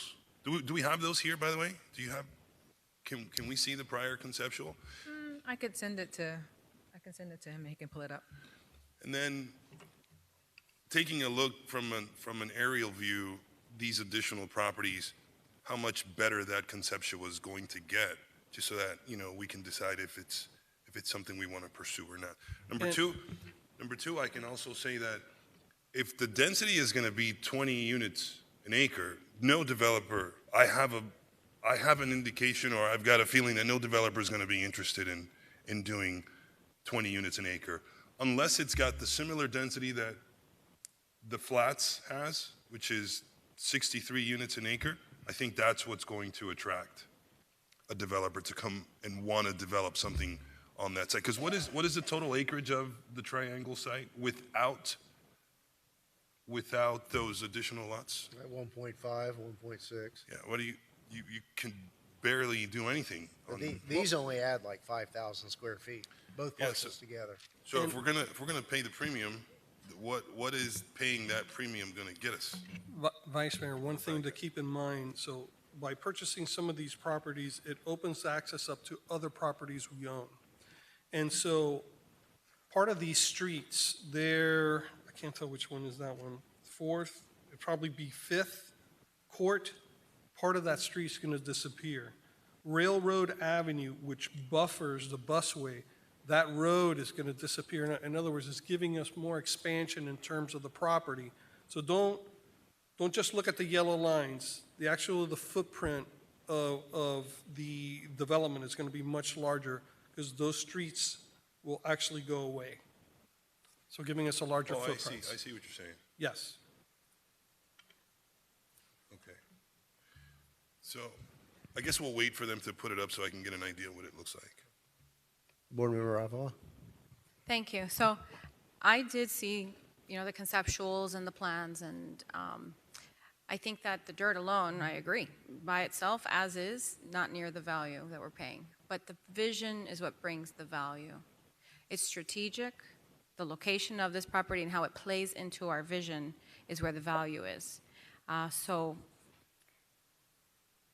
the discussion on density, that discussion is not over. It's at 20 because that's where we left off that conversation at that meeting. The discussion on density is not over for this property or for that area. But I will defer to my colleagues, Board Member Bailey and Board Member Fairclough, because I think that they are, obviously uniquely invested in this community, in this side of town, and I want to know where you guys stand with this vision, and I really want to take that into strong consideration when I make my final decision. Thank you. Thank you. Chairman Walker? Well, we're going to let Board Member Fairclough weigh in. And not now. If you don't want to answer now until we do the presentation, that's fine too, but I'd like to at some point hear your thoughts, your choice. Okay, was that Fletcher trying to weigh in, or was that from over here? All right. Board Member Fletcher, go ahead. Yes, thank you, Mr. Mayor. I think it's very important that we take a look at both of these locations. One of the reasons the address hit me very hard just shortly ago. We had an event that took place this week in the southwest section where some individuals were wounded by gunshots and an individual passed away as well. And they were right in the general areas of these locations. And I think it's extremely important for us from a public safety aspect to address this. And this would help clean up that area by getting rid of some of those older buildings that are in there and allow us to come in and clean it up and start making that community better. So I think it's extremely important for us to take a look at these two. And I would be in support of moving forward with both of these items. That's all. Thank you. Thank you, Board Member Fletcher. Okay. Board Member Fairclough-Staggers? Yes, thank you, Mayor. When I think about the purpose of the CRA, it's to help to eliminate slum and blight in the community. When I think about this particular project, there hasn't been any real development like this in this area in a very, very long time. So I think this can be our love letter to this community, a community that has been largely overlooked and undeveloped. It's pricey to listen to those numbers, but I think you can't put a price on what you can potentially bring to this community and the impact that it can have on this community. We've had multiple conversations about this project, and I feel comfortable moving forward with it, considering the long-term effects and benefit that it can have and the transformative impact that it can have on the community. So that is why I support it. Board Member Bailey? Thank you, Chairman. You know, again, going back to the whole vision, there's no easy solution. And unfortunately, there's not as much data as I would like when dealing with mixed income developments. But I really feel like what we've been doing forever isn't working. There is such division between communities, not just Homestead, obviously. This is something that we see in the entire world. And I personally think that mixed income is a very good start of gapping those divides. I've always been a proponent for the mixed use. It is how I, since day one, moving into the downtown area, envisioned the southwest section of Homestead, is just loving those mom and pop type places and it being a very walkable community. So of course with that, the mixed use, it does bring some density, but again, if we make this a smart project, just like we're talking about the old City Hall Plaza, we have an opportunity to do something that works in many areas. Again, it is along the busway. It is not going to interfere with the traffic as much as we think. I really see the BRT making a huge impact on cutting down on the traffic. So I still love it. I would like to see on the map, but I know that in previous conversations, this was a good bridge for growing the project. So that is all I have. Thank you. Let me ask the director, are these our renderings or were these manufactured by one of the attendees? These are ours. Okay. I think the vice chair made a good point off to the side that these don't reflect 20 units to the acre. It seems to be a lot more than that at that scale. So clearly there's some contemplation there and looks familiar. This was posted as the backdrop to the repaving of Southwest 4th Street. Is that?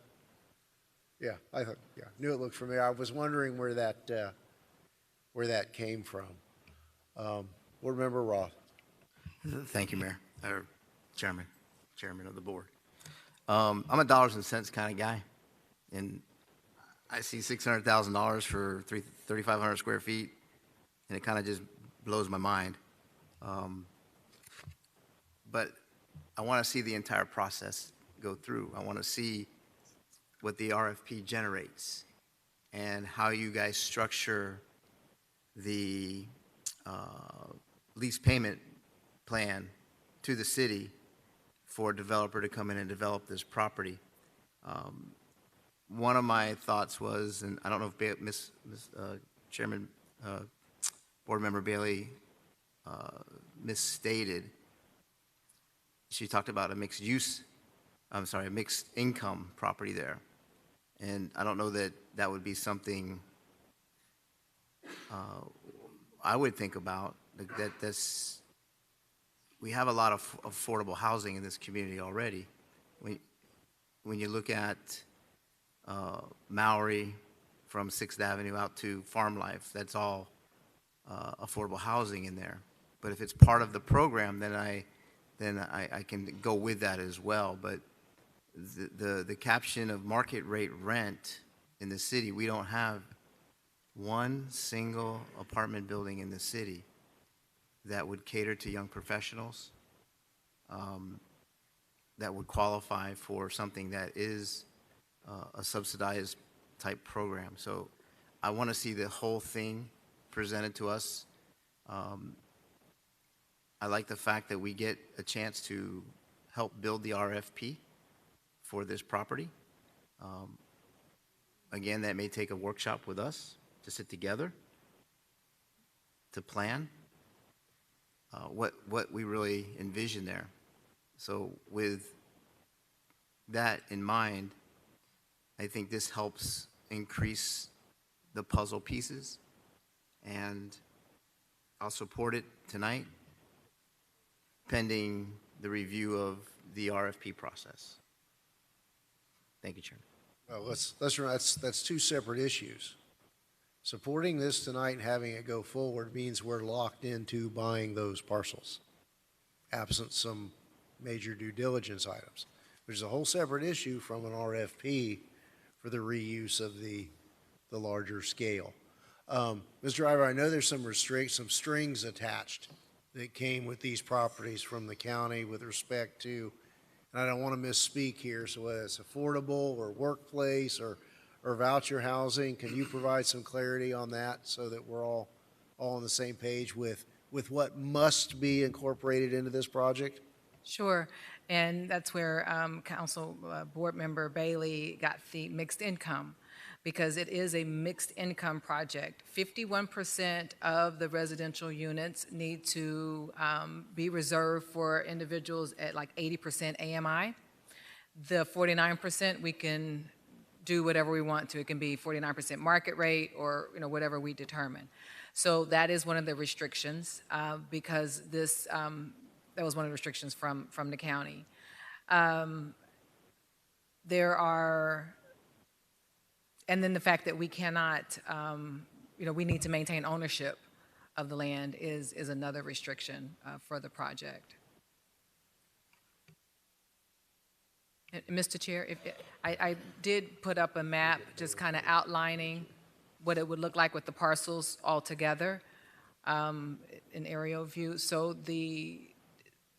you see the little building on the left with the white rooftop and the one directly across it on Southwest 2nd Avenue. Those are the two buildings that we are bringing before you tonight for approval to purchase. So you see, if we get those, the CRA owns the vacant lots that you see surrounding those properties. Board Member Bailey? Just real quick, while we're on the mixed income, the same was with Homestead Gardens, correct? They needed to have a percentage of mixed income as well with this new project. No. I'm not sure. I'm pretty sure. I think if I recall, they proposed a mixed income. I don't know what that percentage is or how that breaks out. I'm sorry. Thank you, Chairman. Okay. Vice Chair? The buildings are occupied, they're multifamily buildings, right? Is it 2 bedrooms or, like the 238, is that 2 bedroom, 2 bath? 238 is 2 bedrooms, and then 231 is what they call a 1 bedroom. They're like 300 square feet. And then the 238 is like 700 square feet per unit. I just came from the Miami Realtors Commercial Conference, and multifamily in Homestead seems to be the hottest ticket item on the markets today. So knowing that, I understand your analogy, Mr. Mayor, when you do it per square foot, but when you add up the rents and you get the net operating income and you get a cap rate, the average cap rate that people are accepting now is somewhere around 6.2%. So this kind of falls in line with what the current market conditions are. Therefore, that being said, if we didn't buy these, somebody else would buy these and they'd probably pay more. Therefore, I don't think we're making a non-educated decision. With that said, I'm ready to support this item and get them under contract. This one couple final thoughts. When we were talking about density in some other areas a few months ago, I think Pastor Stiles made a very good point. Don't lose sight of the community. You got to balance future needs with a respect for those who have been in the community. And I would suggest that when we start talking about this RFP and what may go there, and then approving the ultimate proposal, that we need to hold these sessions in that community at the FICO Williams Center and make sure that the folks who are going to be impacted, positively or negatively, no matter how you look at it, that these are pretty significant decisions, and we need to take that to the neighborhood so that so there's not rumor, there's not innuendo, it's just this is what it is, along the lines of the town hall meeting we had last week when the charts and graphs and pretty pictures were there. It's not just that old telephone game of what are they going to do. So I think we owe that to the community.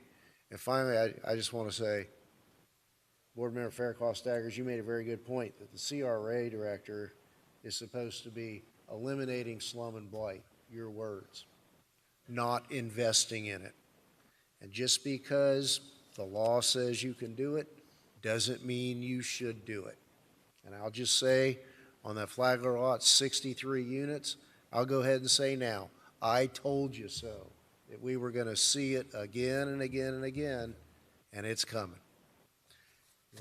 You move adoption of this item? I'll make the motion to move the item. Mr. Kraft? All right, you want to second it? You want to second his? Okay, we have a motion and a second on a motion to approve tab 3, the purchase of 238 Southwest 5th Street. Let's get Mr. Kraft a microphone.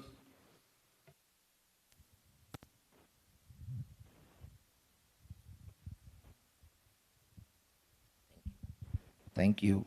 But I wanted to say it's more in line with what we had before this tab, because you skipped me. I don't know why. Maybe you all saw me. Anyway, I would be very curious to hear if the COA can mention 3 selling points for Homestead. Give me 3 selling points. Also, I would like to know what happened to the Builders Coalition with the affordable housing to $345,000 apiece. Where are we with those? And when we come to businesses downtown, what kind of businesses are excluded? And when we talk about attractions, are that the 7 churches we have down there? Or are we going to see a church ban on downtown Homestead? Because we have many, many churches, way more than businesses. And I don't think there are that many Christians in Homestead. And also, I would like to know, we have a so-called PR lady up on 3rd floor, the one who is supposed to talk nicely about our town. What has she accomplished? What does she do in order to promote our town? Next, bakery, next to Lawson Park. Where are we with that one? And where are we with the beauty salon over at the station? And I think we should ask for a vote on a stop to churches downtown Homestead. It should be possible for them to find a location outside of Homestead. That's all. Thanks. Thank you, Mr. Kraft. Appreciate it. Okay, we have a motion. Are there any further public comments? We'll close the public hearing. We have a motion and a second to approve the purchase of 238 Southwest 5th Street at a purchase price of $600,000. Roll call, Madam Clerk. Board Member Bailey? Yes. Board Member Roth? Yes. Board Member Fairclough-Staggers? Yes. Board Member Avila? Yes, and get it done, CRA. Board Member Fletcher, Yes. Vice Chairman Guzman, Yes. Chairman Losner. No, we're putting the cart before the horse.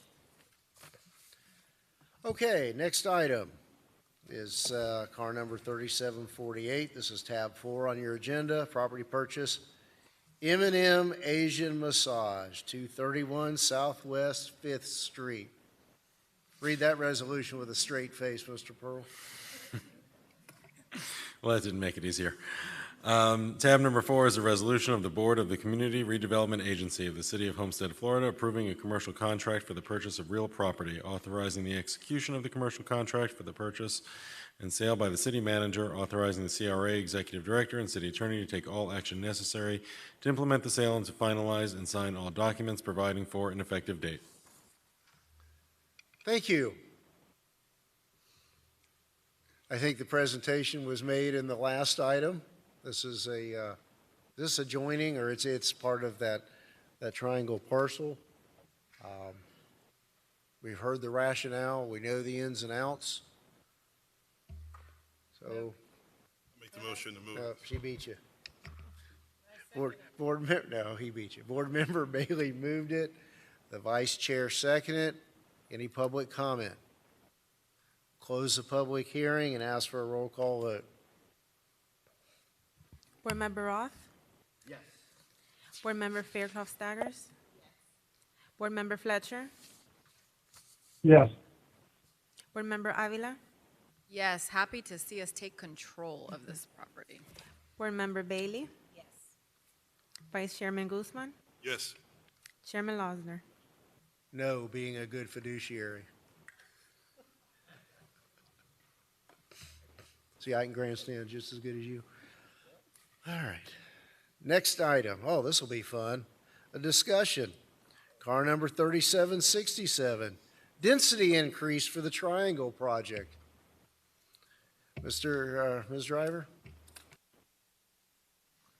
Yes, Mr. Chair, staff is seeking direction from the board regarding increasing density for the Triangle Project.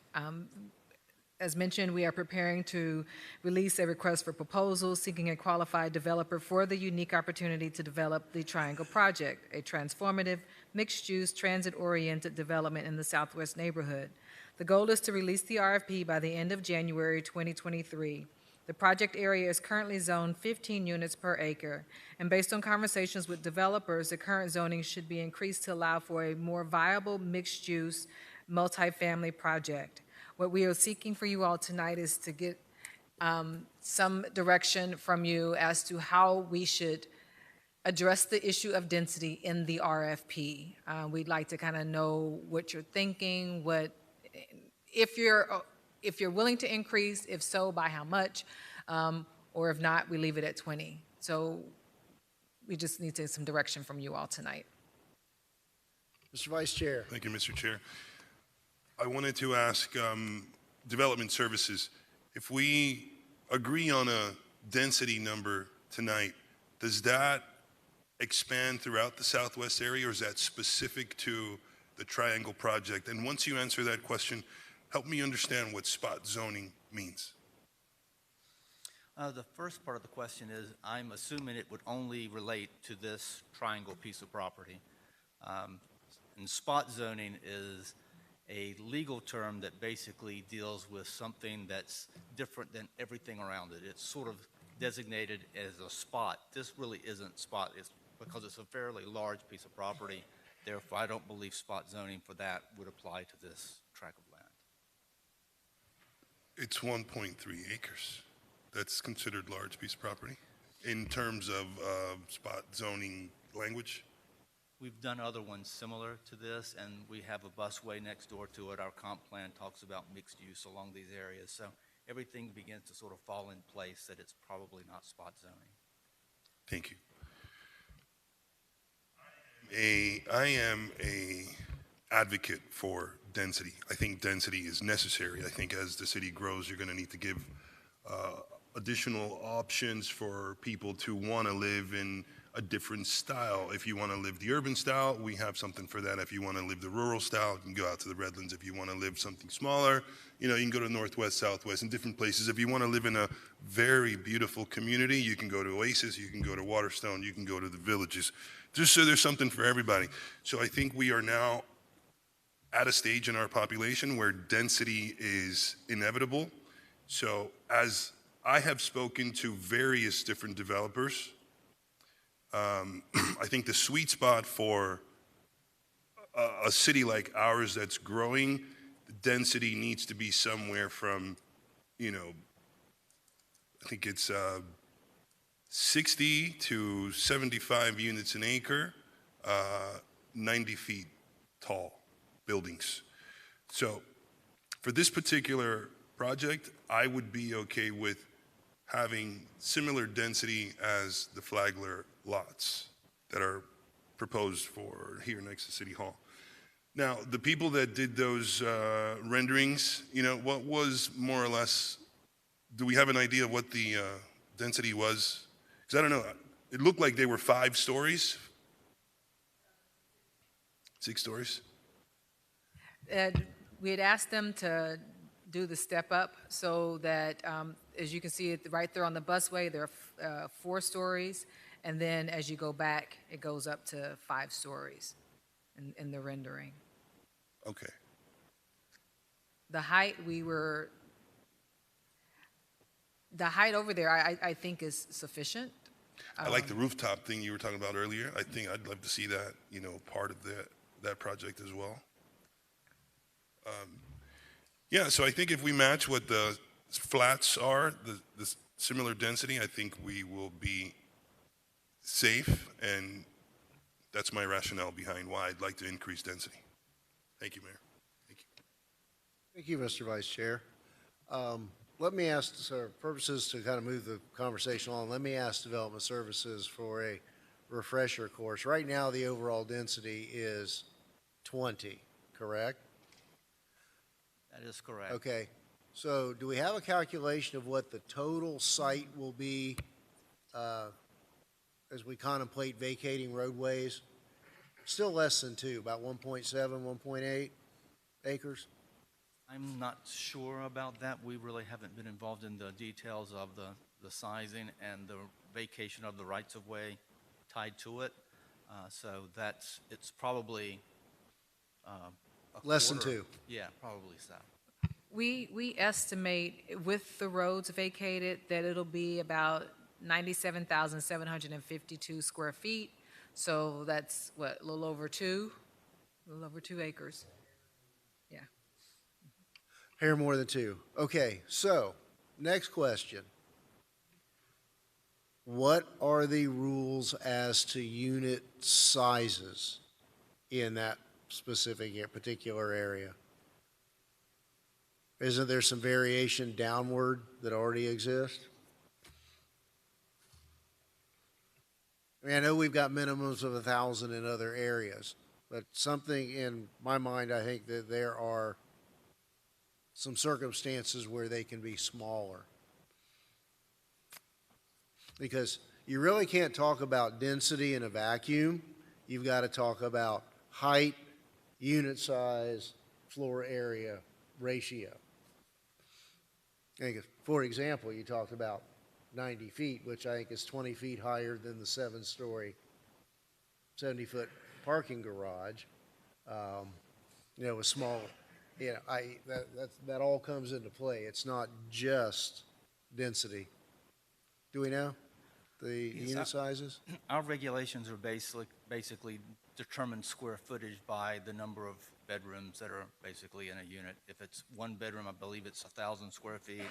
And I think in the other case, we changed and modified some of the square footage allowances for the Flagler lots to accommodate less square Well, footage. do we have per that unit. just for sake of argument? Excuse me, sir? Do we have those stair step or that We scaling? can certainly provide that for you. I don't have it before me tonight. I think it was like 800 square feet was the minimum for 1 bedroom, something along those lines, and went up from there 150, like it does for the code Yes. presently at 1,000. Because, again, it's not density in a vacuum, and if we're going to give some direction tonight, those are a couple other variables we need to talk about. Density of not more than X, unit sizes of X, but in no event higher than Y is those variables we need to talk about. Mr. Chair, I think in previous meetings, your indication of smaller units allude to subsidized units. Do I understand that correctly? No, I think we've had the discussion that smaller units historically here and coupled with higher density have always tended to be subsidized properties. That they don't create it, but it tends to enable that. I get that point because I've seen a lot of small units end up being blight. You drive by some of these buildings that are one-bedroom units, and they end up being like a sore eye to look at. But we've never really thought about it in a building, like in an amenitized building, which is where I think there's going to be an attraction of different type of people, which is why I'm not so afraid of your analogy. And I think we might have to implement smaller units because the rents are ridiculously high right now for a lot of people to afford what the current conditions are offering. So I'm and we have with the Yeah. Flagler project, we did implement some smaller threshold, but for me, we've got to be real careful to not cross that line between housing folks and warehousing folks. Are we building apartments or are we building dorm rooms? No, I just think that there should be a good mix, a good balance. There are some small, there are some big, there are some in the middle, just not way too heavily on the tiny, on either end. That's what I wanted to say. And again, I think that's going to come back with the RFP. So, this has been framed in terms of density, but that's not the sole touchstone here. There are a lot of other factors dealing with that. Mayor, if I may just add to that conversation just a little bit, just for point of reference, in the Villages, Venetia Garden area, just as a point of reference, all of their two-bedroom, two-bath condos are 822 square feet, just as a point of reference. Two-bedroom, two-bath, 822 square feet, just for a point of reference, that's all. And those are identical to what's in Malibu Bay in Monterey, Most right? likely. The floor plans may be just a little varied, but, and even the three bedrooms, I can give you an example of a three bedroom over there. Give me a second. You can give it too. I'm just looking at the tax In roll. Villas at Carmel, 3-bedroom, 2-bathroom, under 1,000 square feet. Very comfortable. Just as a point of reference, that's all it is. Yes. Can I add on to this? Sure. Thank you. I think that we do have to increase density to make this project work and feasible. I don't want to get too high because I don't want it to be a deflection or a distraction from what we're trying to do on the main downtown, and I consider this to be something on the greater downtown areas. So I'm more comfortable around the 40 to 50 range. I do think it needs to be more than 20, and I think it's doable under 60. So I'd like to see those numbers. When it comes to the RFP, are we able to kind of give them flexibility, or do we have to give them a hard number? So I'm looking at Malia over there. So we've been discussing with the Rebel Group and internally about how we could solicit with this kind of uncertainty about density. Obviously, the best way to solicit is that you're comparing apples to apples. So we tell everyone 20, 30, 40, whatever the number is, and then that's what they all submit. There have been discussions about allowing alternates, so we say assume density is 30, but you can also submit an alternate proposal at 50, so that then you would have that tool in front of you that we're comparing them all at 30, but then you see, oh wow, but at 50 they could do this, or we say, oh wow, at 50 they can do that. No, thank you. You know, so that's kind of the world we're in, but we do want to set a single bar so that we are comparing apples to apples. You know, and you're not comparing someone who's proposing at 30 with someone who's proposing at 80. Very good. And with regards to those alternates, we're going to get those all at the same time and review them all at the same time. Okay. I was thinking a lot, especially after our last conversation regarding the related project, and just kind of seeing, okay, our vision, and thinking a lot about what Councilwoman Faircloth had said about us being in the driver's seat and making things happen, and us having that ownership of the vision, and how it relates to our density and the overall feel of our community. And I've said it time and time again, we need to be able to provide big city opportunities, but let's keep our small town feel and the farming, agricultural lifestyle that we have in our South Dade, Redland, Homestead area. Is there a way to include in our RFP the opportunity for community gardens to be part of the amenity that is available for the residents of the community? Sure. I mean, we can put that in if we want to. We can put, green space. They need to have green space, or community garden if you want to be more specific. Right.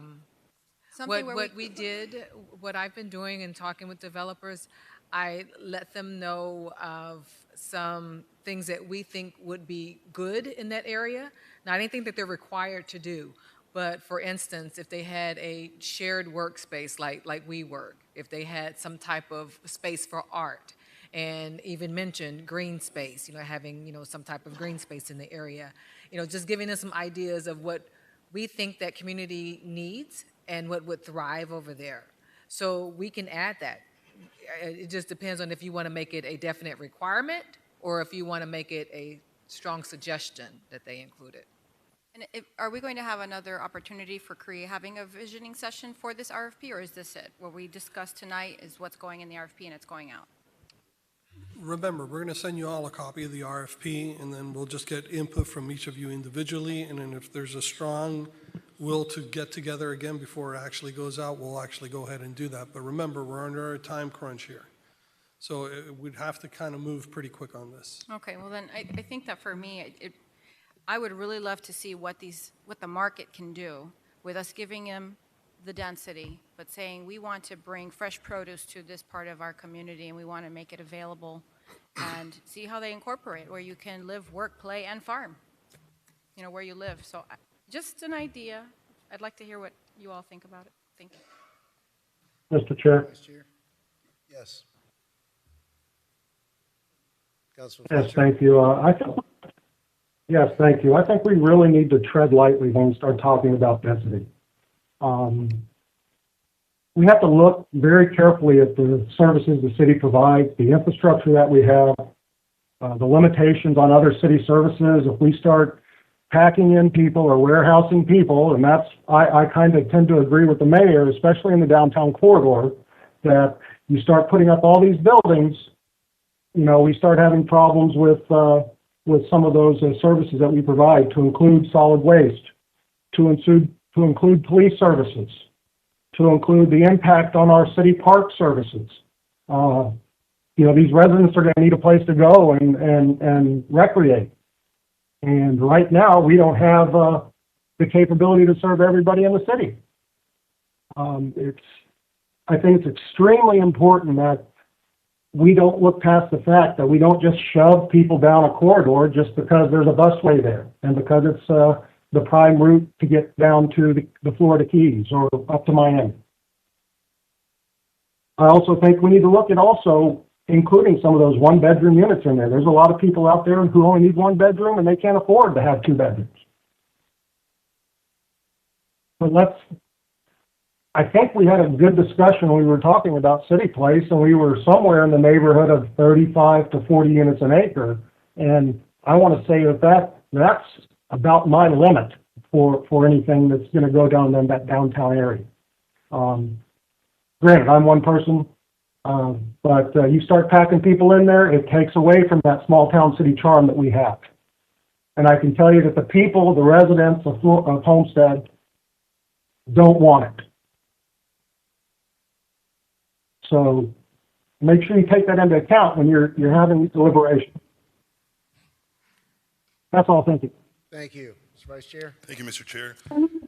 Mr. Manager, we have in the audience today Mr. Valle, who is a visioning consultant, right? Would it be okay for Mr. Valle to, if he has experience with other cities that may have contemplated this same type of dilemma, maybe he can chime in and let us hear from a consultant?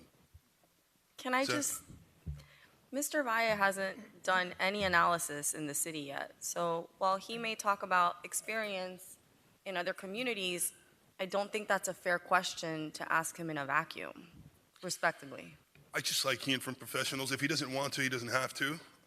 But sometimes he can say, hey, I've seen this before, and, you know, this is how some of these communities have, you know, approached this challenge. While he's thinking, let me ask a question to city staff and to the chairman, because I think I saw it or read it or heard it somewhere that, and this is just a what if this property were to revert back to the county, how many units per acre would they jam down our throats? So we're talking about, if we lose this, we're going to get potentially 250 units per acre, and we can't do anything about it. So that's the kind of problem I don't want to have with saying, hey, you know, the vice chairman's vision of a 90-foot building versus a 25-story building going up on an acre is a little hard to comprehend. So just a thought for that as well. Thank you. And to Mr. Valle, sorry for putting you on the spot, but honestly, what I truly wanted to hear from you is, you know, cities that want to continue to have a small town feel with charm, yet they're growing at an exponential rate. You know, the density question seems to be something that city councils have a hard time dealing with, and, you know, maybe you've seen this already play out in other cities, and I just kind of wanted to get your perspective on growing cities. Correct. Hi, Eric Valle with Valle and Partners. Appreciate the opportunity to, and actually, when I do get a chance to make my presentation, I'm really going to be addressing a lot of these issues that you're all talking about, because and I will be showing real case examples of places that actually have addressed exactly what I'm looking at right now. And there are a few components of even what you're talking about that you haven't even begun to address that are valid and important as part of talking about what is necessary in order for us to understand the issue of density. And I honestly can get into it really deeply, but... Appreciate that, and thanks for hanging in there with us. I know, we're going to move you to the front of the next agenda. I will show you, I promise. Unless there's objection, I know Mr. Bass at one time he's with us. At one time, he had these properties under contract and has done a lot of analysis, and I think he perhaps want to shed some light on some of the analysis and insight that he gained in doing his own due diligence on these parcels and the larger triangle at large. Good evening. Ill prepared and not ready for any of this. I didn't know that this was going to go down like this, but hearing the conversation and all the concerns from everyone, and I think some discrepancies of what I had calculated with some of the acreage and square footage of the project, and some properties that the city owns or at least controls in the plan that I saw were omitted, and from what was inside the yellow lines. I mean, if y'all could put that back up, I don't know Go if back it's to readily the available. aerial. There you go. Okay, so wherever the arrow is, okay, so if you see Southwest Second Avenue and down at the bottom left-hand side of the screen, and where it's heading north and going up, and then the two properties go up a little bit. So that, those two that are under contract right there.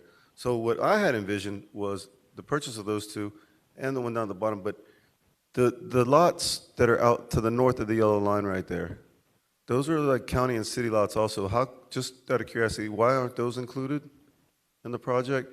And then also to the west of the white building, all those lots there, that's all city property, why that wasn't included?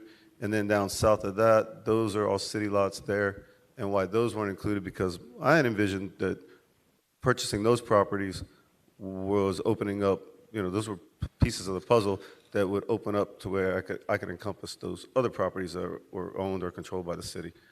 So, and then the properties to the north there too. So in my calculations, when I was doing this, without purchasing those properties, I think, I could be wrong. Again, I'm not ready, I'm not prepared, but I was at like 2.5 acres. And then when I purchased those other properties and the building to the south there, and linked all that together with road closures and everything, I came up with about 3.5 acres. Now, again, I could be off. And the concern about the price per square footage of those properties, that wasn't a huge hurdle for us as developers from where we were standing. Because what we were trying to do and what our attempt was with working with the city was to incur the cost of purchasing the properties out of pocket of us. And then we were going to ask that the city give us the rest of the properties or make us a very, very, very nice deal on the properties.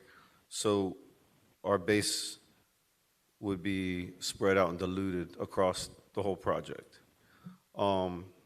That's not happening. So I know I'm kind of bouncing around here, but so with the city coming out of pocket for all these properties and the expenses of moving everybody and relocating, and I don't know at the end of the day what y'all's price tag is going to be. But taking into consideration, going back to the density thing and everything, and I'm going to try to get this as quick as possible, everything I was thinking back there. But so what you're doing is investing a lot of money into this project and into the city and into the Southwest section and turning what I guess kind of was at one point a liability into an asset. And I personally think the city right now needs to wear two hats. One of the municipality and one as a developer looking out for their investment. And to go back to the developer's standpoint for this is that your investment needs to be worth more than what you're putting into it, right? And the way that you guys are going to be able to do that is by controlling the density and what goes on the project. So you're adding value to your property, which I would encourage and suggest that you do prior to an RFP and to avoid stuff that you've kind of encountered with the City Hall project, kind of after the fact when it comes out, is there's a lot of things I think that you guys are in control of now that you could probably iron out, density being one of them, and you're talking about residential density and everything, and I understand that, but the other things that go into that are whatever other amenities that you guys think that you want to see there, a minimum square footage of commercial, that would be included in what you're doing, and come to a consensus and agreement up down the dais of what you want this project to encompass. This is just what we did. And then you can work the numbers from there, because if the numbers, the density is not there for the residential and the commercial square footage, the value is not going to be in the property.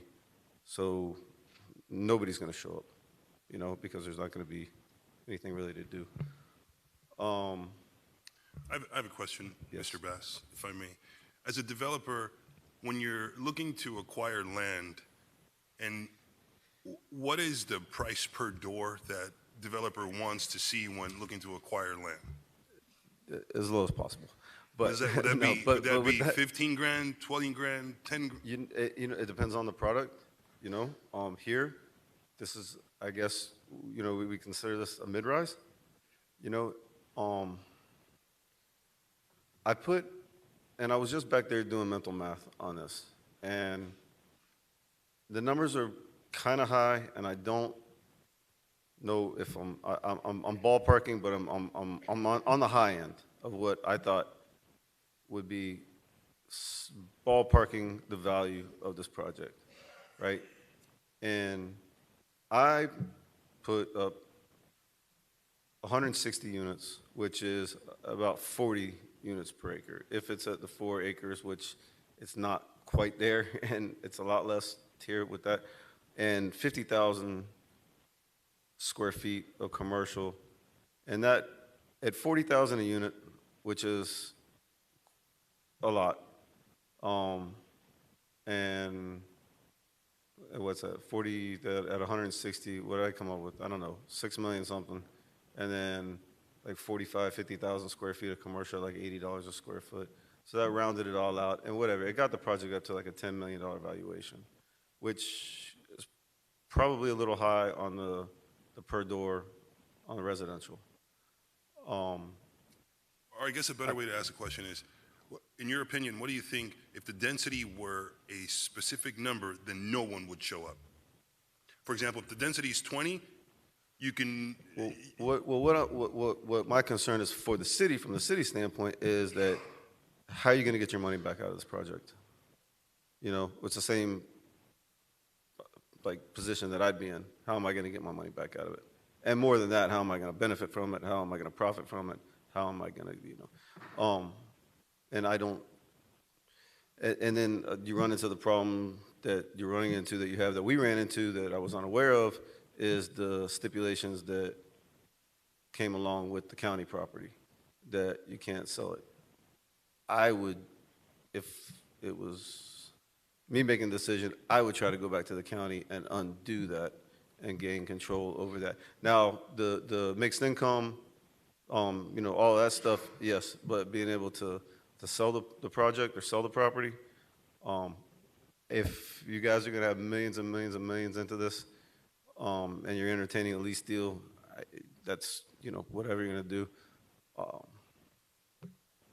I think that, I mean, my opinion doesn't matter, but my opinion as a property owner in the city of Homestead and somebody that's involved and been here his whole life, I think that you should come to an agreement of what you want here: residential density, the minimum amount of square footage that makes a project, other amenities like your gardening space, anything. You want the rooftop, put that in there, then have people come in there with an RFP, look what's, you know, the best RFP, you know, timelines, getting the construction out the door, get an appraisal, entitle the property on your own, so you don't have a developer waiting for this entitlement process to be done and everything, because that's added value. And then you're going to wind up getting the most bang for your buck. Get the appraisal on the property, market it for lease, market it to sell it. I don't know, just iron a bunch of that stuff out before you. I have a question. When you're finished, are you finished? Yes, sir. Just a question. So you know we're going to be in a position to lease the property or lease the land. What do you think a fair dollar per square foot price is for leasing the land? I have no idea. And I that is above my pay grade. That is not, no. That's, you're talking, y'all are talking 99-year leases, and I have no idea. No clue. Nope. I'm down here on this lower level of thinking. Right, so Pay people to do that with, stuff. I mean, I don't with, think with that input, is anyone ready? Yeah. Sure. Thank you, Chairman. Thank you, Mr. Vass.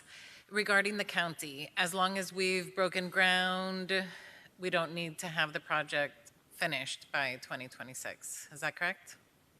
Just started. No, that's not correct. Okay, what is it?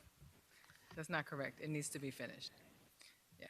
Now, we anticipate that, you know, if it's under construction, then we can go back to the county and say, listen, you know, it's under construction, show them that we're moving forward, and say, hey, we need an additional 6 months.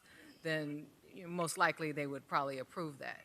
But as it stands, it needs to be completed. And then if it's within our power, we would ask that the construction start on that lot. And as it's moving, could that be considered the lot was finished? So if you're looking at the county lots are the ones closest to Third Court, correct? On the top of the map? And then there's one additional in the middle of the, Closer to, at the top, closer to Fourth Street, within the triangle are the counties. And the ones across, on the north of Fourth Street are the counties. okay. Well, that was just, I was just thinking if we could, if it was by one piece that we could start the construction there. But as far as the density and the amount of floors, you know, we had this discussion also with Homestead Gardens and what looked out of place when we saw those elevations with the 4 and 5 stories. It didn't stick out like a sore thumb. And I think that, you know, of course I love the idea of a garden, but I think what would be even better is to set the ground floors as commercial and have some type of stipulation in there, and maybe I'm far-reaching, but I'm going to, that any empty bays be used with some type of incubator program, that it's not dead space like a lot of areas can start out as, that we really think through and see how can we make the best use of those areas. If it's sitting empty regardless, let's see how we can get a business that's interested in starting to grow a garden, or a nonprofit that's looking for space to work with children, to give them that opportunity to use the space. As far as our return on what we have put into it, I think that that also holds a lot of value besides the dollar amount. You know, as Councilman Fletcher mentioned, we definitely need to make sure that we're keeping track of our infrastructure and not giving ourselves any issues down the street. We need to really take all of those things, obviously, always in all our developments into consideration. But I think that there is a huge value in what opportunity we have with this. Just like our discussions now with the old City Hall site, that we really have a chance to make this some of those programs that you've implemented in the CRA. So I would like to know what 4 and 5 stories means density-wise, because I think that's going to be a good gauge for where the conversation goes. Yeah, I think that's all. But again, that has to do with setbacks and all of those other things that, you know, lot coverage.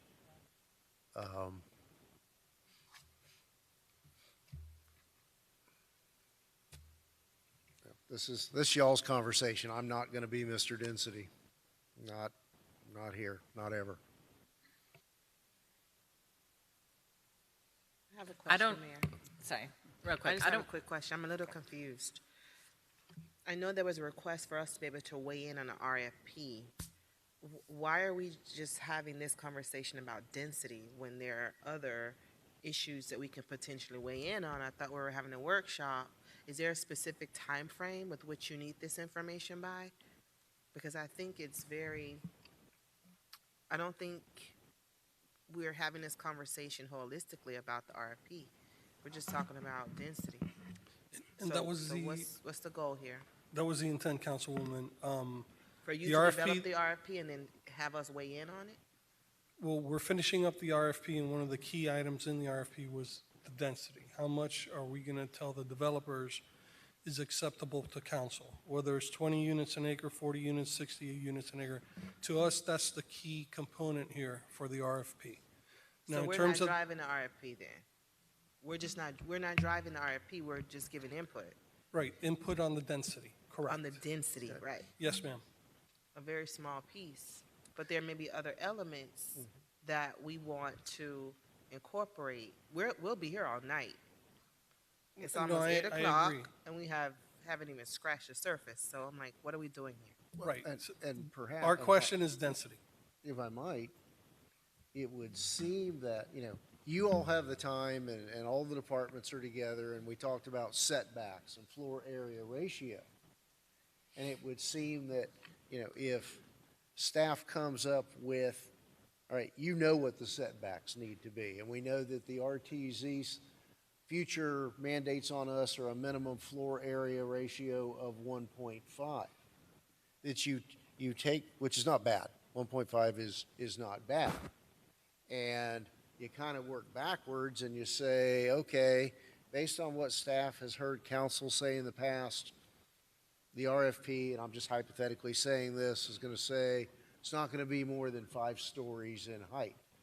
You plug that into the equation and the density number comes out the bottom. And then we discuss that as to whether or not we feel, okay, are we willing to go higher to get the density that some feel we need to have? Do we need to adjust unit sizes downward to get some more of that density? And again, I've said this earlier, density is not the begin-all, end-all question. There are a lot of factors, I think, that you all will be looking at in writing the RFP that you need to have answered before we have that discussion as to that bottom line of density.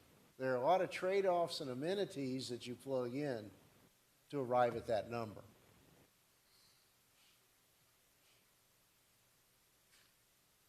I know math was never my strong suit. It's kind of hard No, to I conceptualize. understand. And I mean, conceptually, the idea was, once again, we're ready to go out with the RFP towards the end of this month. And the big hanging question over our heads is what density is council willing to accept? When we had the workshop, I don't know how many months ago, before the holidays, you all agreed to 20 units.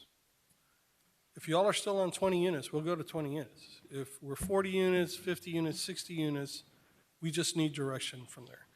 Once we plug that in, to your point, Mayor, that's when we're going out to the street. And part of the issue that we're having with the old City Hall site was the structure of that solicitation. It was wide open, come one, come all, tell me what you're doing, and that's why we are where we are. This process is going to be different in the sense that it's going to be under the cone of silence, so developers won't be talking to you guys directly. They'll be talking to staff, and we're not going to pick one and just talk to him. We're going to be talking 1, 2, 3 developers, talking to them, seeing what they could provide us, the amenities that we're kind of looking for, and I think we know, just from the old City Hall site, kind of the amenities you all are, obviously a nice green area, a place to take your dog, a community gardening, places for non-for-profits to have a meeting here and there. Those are things that we'll be negotiating with them, and then once we get the right one in line, then it comes to council. And at that point, you can look at how it looks. I don't like this look. I don't like, because it's really a policy decision at that point. But at least you got close to a near finalized project, right? So we're not kind of going through this whole issue that we're going with the old City Hall site. And I'll give Mr. Bass proper kudos because he's absolutely right. I think we should start working on the entitlements already for this property. Not wait till the end of the RFP and things start that process, which, Michelle, if I'm not mistaken, that's like a 9 months entitlements.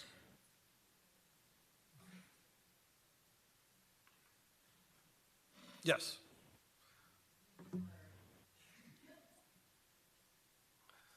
No, I was saying we've already initiated that conversation Okay, with Development Services staff. Right. And Mr. Bass is correct about that. So that's something we could be doing in a parallel course anyways. But to the councilwoman or the chairwoman's point, our questions about density. The other things you guys are looking for, I think we have a general good idea of what you're looking for. Mr. Chairman? We haven't finished before I release the floor back. May I finish? So I think at this point, perhaps someone would like to proffer a motion because we're not going to agree on a particular number. For me, anything between 50 and 60, and that's a stretch for me because I'm not for this density, but I recognize that 20 units it's not going to work. But anything over 50, 60 units, I wouldn't be in support of. Thank you, Mayor. Thank you. I think I heard Board Member Fletcher trying to weigh in. Yes, thank you, Mr. Chair. Again, I'm going to really disagree with city staff on this one. I think you need to come to us with some numbers that the city can support when it comes to the number of units per acre. Again, we have an aged system when it comes to water sewer. You know, we're going to be adding, if you add additional apartments and additional electric load to the city, additional solid waste issues to the city, what can the city support? I would like to know that by the numbers. That would give us a lot better arena so we could go down the right trail to ensure we are choosing the right density. So I would throw this back in your lap to tell me what can we support and do it by the numbers. Thank you, Board Member Fletcher. Definitely, we can get to those numbers. We'll reach out to Public Works. Obviously, in any development, whether it's on the east side or west side of town, there's analysis done in terms of the water infrastructure and the electrical infrastructure. But we'll be more than happy to get those numbers and shoot it out to everyone. Now, remember, these developments usually take 18 months to 24 months, so any lack of infrastructure would be taken care of during that process or during that time. Mr. Chair, Mr. Chair, if, Yes. may I? Zach had mentioned how we were kind of the options that we had with this. Either we can put in the RFP an exact number, 60 units an acre or whatever the number it is, that's what the density is, or we could do a range, 40 to 60 units an acre, just throwing these numbers out there, be 40 to 60 units per acre. And then the developer could have the opportunity to submit a design based on 40 and based on 60, or one or the other. Would you all feel comfortable with a range tonight as opposed to trying to make a decision on one specific number at this stage? I would think that probably enables or promotes some creativity by the proposers. If it's not less than X nor more than Y, then let's see what shows up. Vice Chair. Just a second. Just to Michelle, have you guys ever entertained density bonus depending on design? So the code has criteria for density bonus. One is if you donate to public lands, which there's not enough property to do that. Two is if you have a 100-foot buffer along the frontage of the property, which you don't have the ability to really accomplish that here. And the third one is, sorry, I have to think about it, if it's a lead project, which lead is very costly. But those are the three avenues that the code currently has in place. If you wanted to explore new mechanisms, we could obviously do that and then come back to you, but that would be a code amendment by ordinance.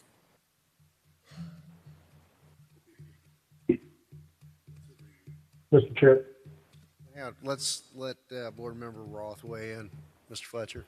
Just one thing to think about also, and I'm going to give Mr. Bass credit for this one as well. I never hear anybody talking about the compensation and how the city's going to get their money back in these RFPs. So that also needs to be considered in this process, because if we throw out there, you can build 40, 50, 60, 100, 200 units without putting a price tag on this RFP, or at least a range, then we have to go through that process too. So again, it's kind of like the City Hall property. We can't even agree on terms with that. So we need to work on having that all ironclad before we send this out to the world. And I really think Chairman Fairclough Staggers is right. Let's stop now. Let's get to a room, around a table, It could be tomorrow, it could be next week, whatever you guys want to do. And let's hash it out, because you're going to work day and night to put together an RFP for us, and you're going to give it to each of us individually, and we're going to shred it up anyways. So let's get in a room and do it. If that's the board's will, we'll do it. I think that's what we should do. So let's have the numbers on floor area ratio and setbacks and lot coverage and all of those things so that we can address height, density, unit size, all at once. Now, you're going really into the weeds there, Mayor. So remember, time is... Those are necessary weeds to find the Understood. bottom line. Understood, but I just don't want to go to another new city hall, old city hall situation that we're months down the line trying to come to an agreement. Remember, one of you mentioned that let the market or let the developer kind of tell us what they can and cannot do. I mean, and to answer the Councilman Roth's, Board Member Roth's point there, obviously, hey, this is a lease. We're not giving you the property. You're going to lease the property from us. What are you proposing? What are you offering? Obviously, we want a percentage of gross. I mean, I don't know how many times we've spoken that with the other project. Things like that will be incorporated into the RFP That has already. to be in the RFP. Yes, sir. Percentage of So there gross, is no gross, doubt gross. later and coming in, oh, no, this is what I meant, or that's what I meant. So those are the key parameters that are going to be in there. So, and I think Councilwoman Faircloth kind of touched about it. What we were looking for today was, what's that density, what we're looking for, but then it started morphing out into kind of into these different other kinds of things, which I believe Mr. Valle may help us out in the future once we get him on board, if we do get him on board, to help us out there. Right. So I think your answer is no answer. I'm ready to make a motion to include, go ahead. Can I ask one question to the board? What is the downside of stating, tell us what you think about between 40 and 60 units? If I may on that? Yes. I would prefer to have one number and ask for an alternate with a range. So I'd like to see them come back with, what is your plan if we give you 50 units an acre? Or let's say 45 units an acre. And then provide an alternate for a range of 40 to 60. So, based on what I've heard tonight, and I mean, I've heard a lot of different numbers, but it sounds like maybe 40 is a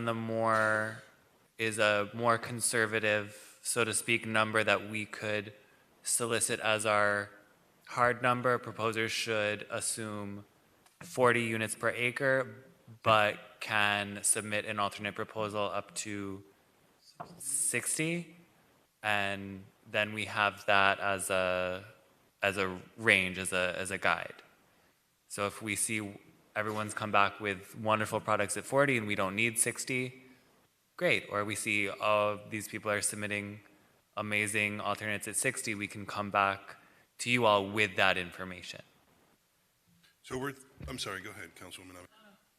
I think that I'm interested in seeing what justifications for the bonus and density they want to come back with to give us the impression that, you know what, if you were to go to 55 or 50, this is the reason why we can justify it. What do we get for that additional Correct. density? Correct, but I want to see what can they do? Can they meet all of our criterias at, I'm 45, it seems to me to be the fair number with what, you know, my knowledge in the industry is. I think 40 is a little too conservative, and we're going to kind of strap ourselves too tight with that. But I'll go with the majority on whether it's 40 or 45. Let's just get to a number. We still have time to review the, you know, the amenities during the project review process, right?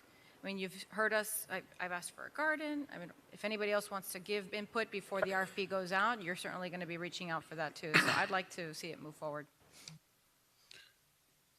I think Councilman Fletcher wanted to weigh in again, and then the vice chair. Thank you, Mr. Chair. And again, I can't urge this enough, guys. When we're setting density, we're going to be setting a dangerous precedent long term. This is going to be the standard base that people are going to come to the city of Homestead with whenever there's a future development coming forward to us. right now, and this is kind of the stuff I was looking towards Jerry, but I really didn't get the answer I wanted. Right now, we have 33 open positions in the city of Homestead that are unfilled. 11 of those are police officers that we approved over the last 2 years, still unfilled. If we can't fill the positions that we have to support our current populations, which is still less than what it's supposed to be, how are we going to fill additional positions that we want to fill in the future? And now we're just throwing more people on top of the problem. Think hard about what we're doing here. I think we need to take a little step and move to that little workshop that Councilman Roth related to, so we can have this discussion face to face. I'm sorry I can't be there tonight. You wouldn't want me there anyway, because I don't want to get anybody sick. But I need to be in the room with you guys, and you all need to understand, what I look like. I can't see your faces on a television. You're a blur. You couldn't see mine if I was on. We need to be in the same room and having this conversation. You need to understand the total importance that we have here. We're setting a precedence for this community, and if you remember what the people who elected us wanted, it was not additional high-density units. Thank you. That's all I have. Thank you, Mr. Thank you. That's all I have. Thank you, Mr. Fletcher. Mr. Vice Chair. Ms. Driver, can we put up that Homestead Flats again, or Evelio? Homestead Flats with the comparison. And do we remember what the Homestead Flats land, what the size of the land was? Yeah, it's just under an acre. So we could almost say it's very similar. We're putting 40 units there. It's zoned for 63 so that we could get to the 40.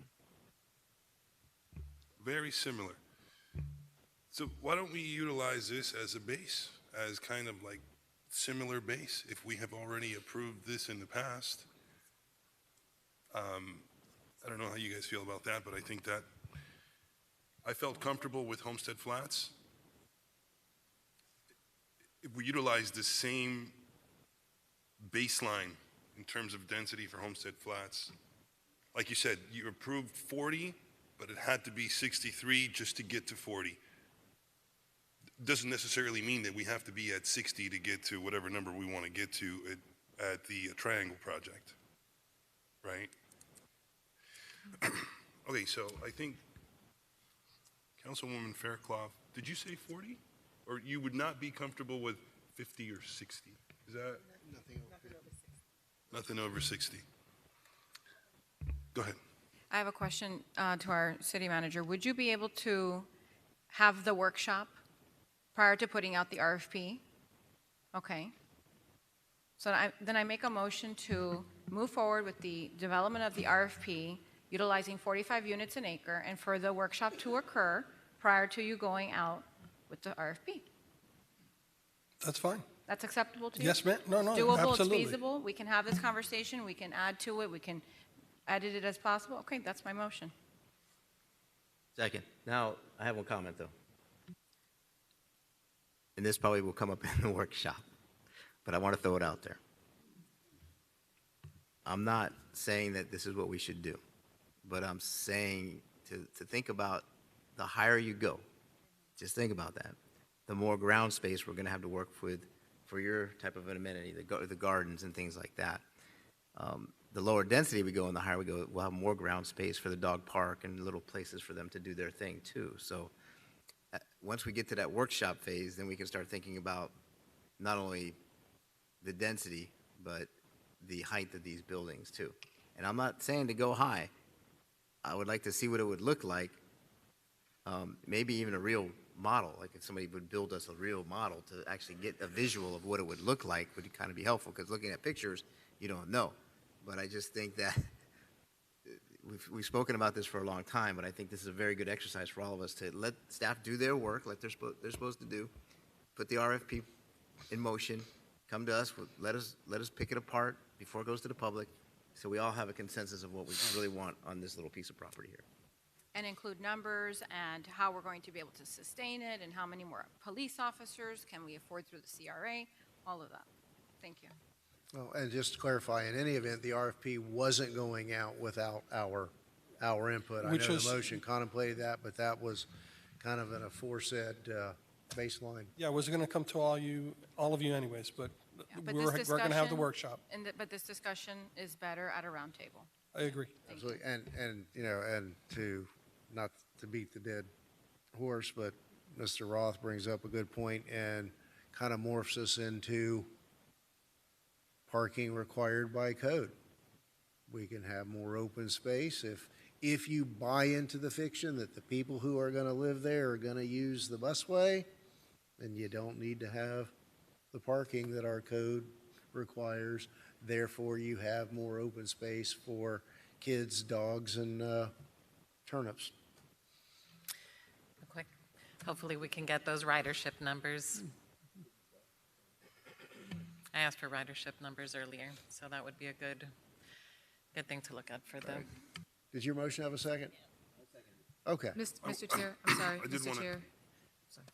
Go ahead. I just wanted to clarify. So the motion includes 45, density for 45? And no range, no option for them to do anything? Yes, alternate with a range. Up to Not 60. required, I'd like to, if they want to provide an alternate for consideration, we'll review that as well. Is there a cap on an alternate? I would think 45 to 60.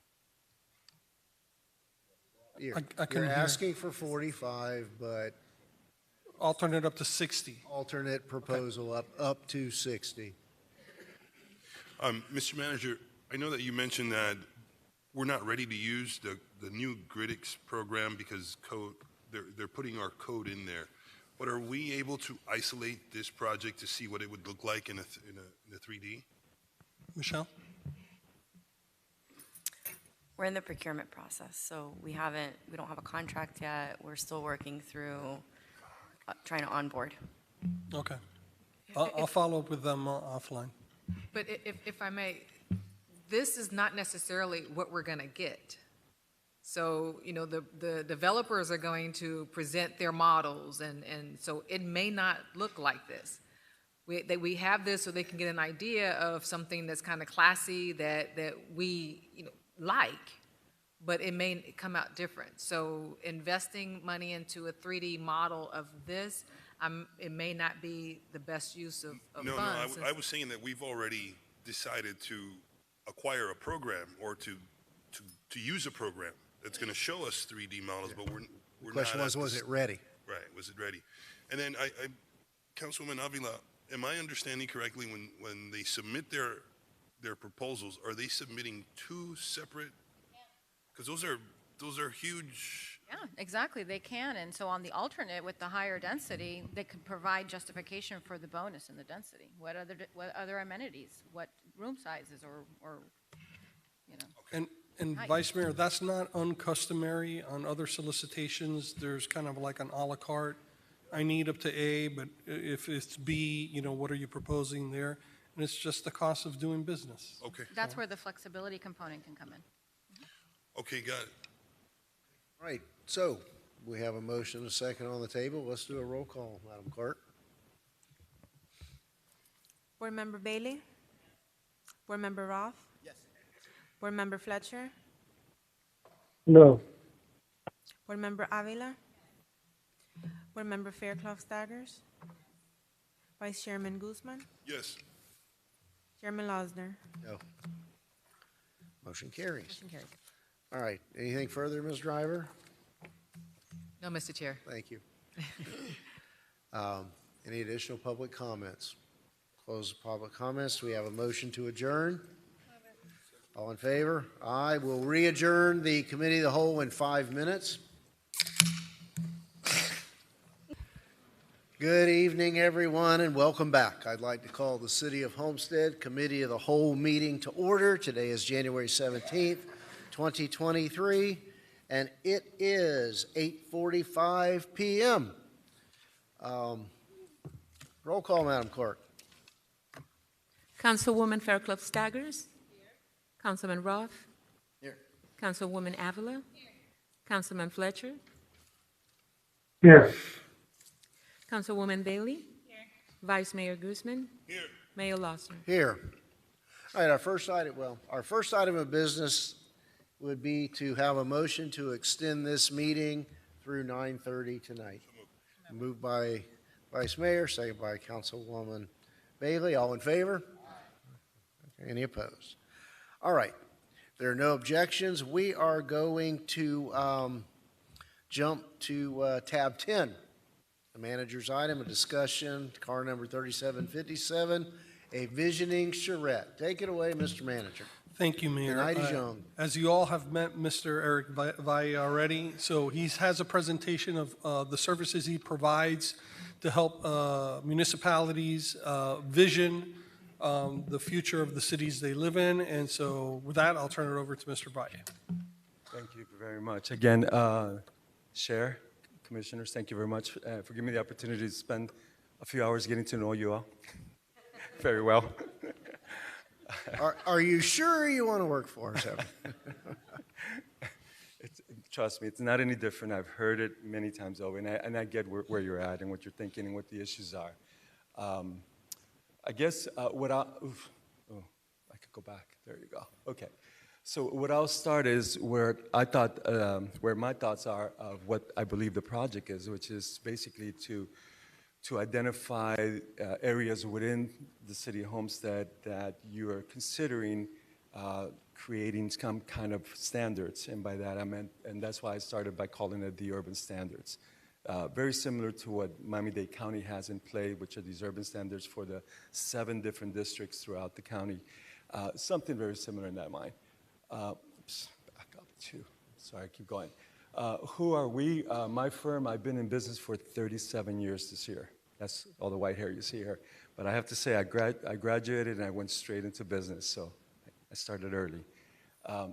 I was fortunate enough to be part of a movement that's called New Urbanism. Basically, these are the 12 principles that we live by. This is what we do on a daily basis. Every project we look at, everything we're involved in, we are looking at all these 10 principles at every single time. This is kind of a litmus test for ourselves. And my firm, we do planning and urban design and architecture as well across many continents. We have projects in China and Africa and South America, the Caribbean, and here as well in the United States and in Florida. In particular, we've worked with many municipalities, and what I did is I just selected a few that I thought were similar in the concept that Mr. Guzman had suggested. You know, we are a community, we have a certain scale we want to keep to, so I picked out the city of Stewart, town of Lantana, Delray Beach, all communities you can walk to. These are all communities we've worked with for many, many years. What did I just do? Can you start again? Oh, Jesus Christ. There you go. I promise to get it. One municipality, which is where my offices are at in the city of Coral Gables, I've been doing work for them for 30 years. So the issue of density, yeah, we've looked at that really closely for them. So if you've all been to Merrick Park, all the urban planning, all the design there, that was all our responsibility.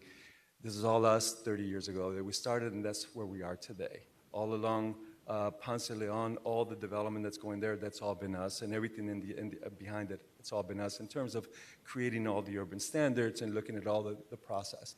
Oh, Jesus Christ, I'm sorry. Sorry, I'll stop there. The project Cutler Bay, about 10, 15 years ago, we did their urban codes for looking at how we would introduce density into the district. And yes, this is a community like yourselves. My God, density, you know, huge issue to them. How do you understand density? There's nothing wrong with density. It's really just the form of the density that you created. And that is the most important issue. So, for example, this project here to the right is actually, I've come back now as the architect on a 10-acre tract, which I'm getting approved tomorrow night along a busway, like the project you were all just talking about.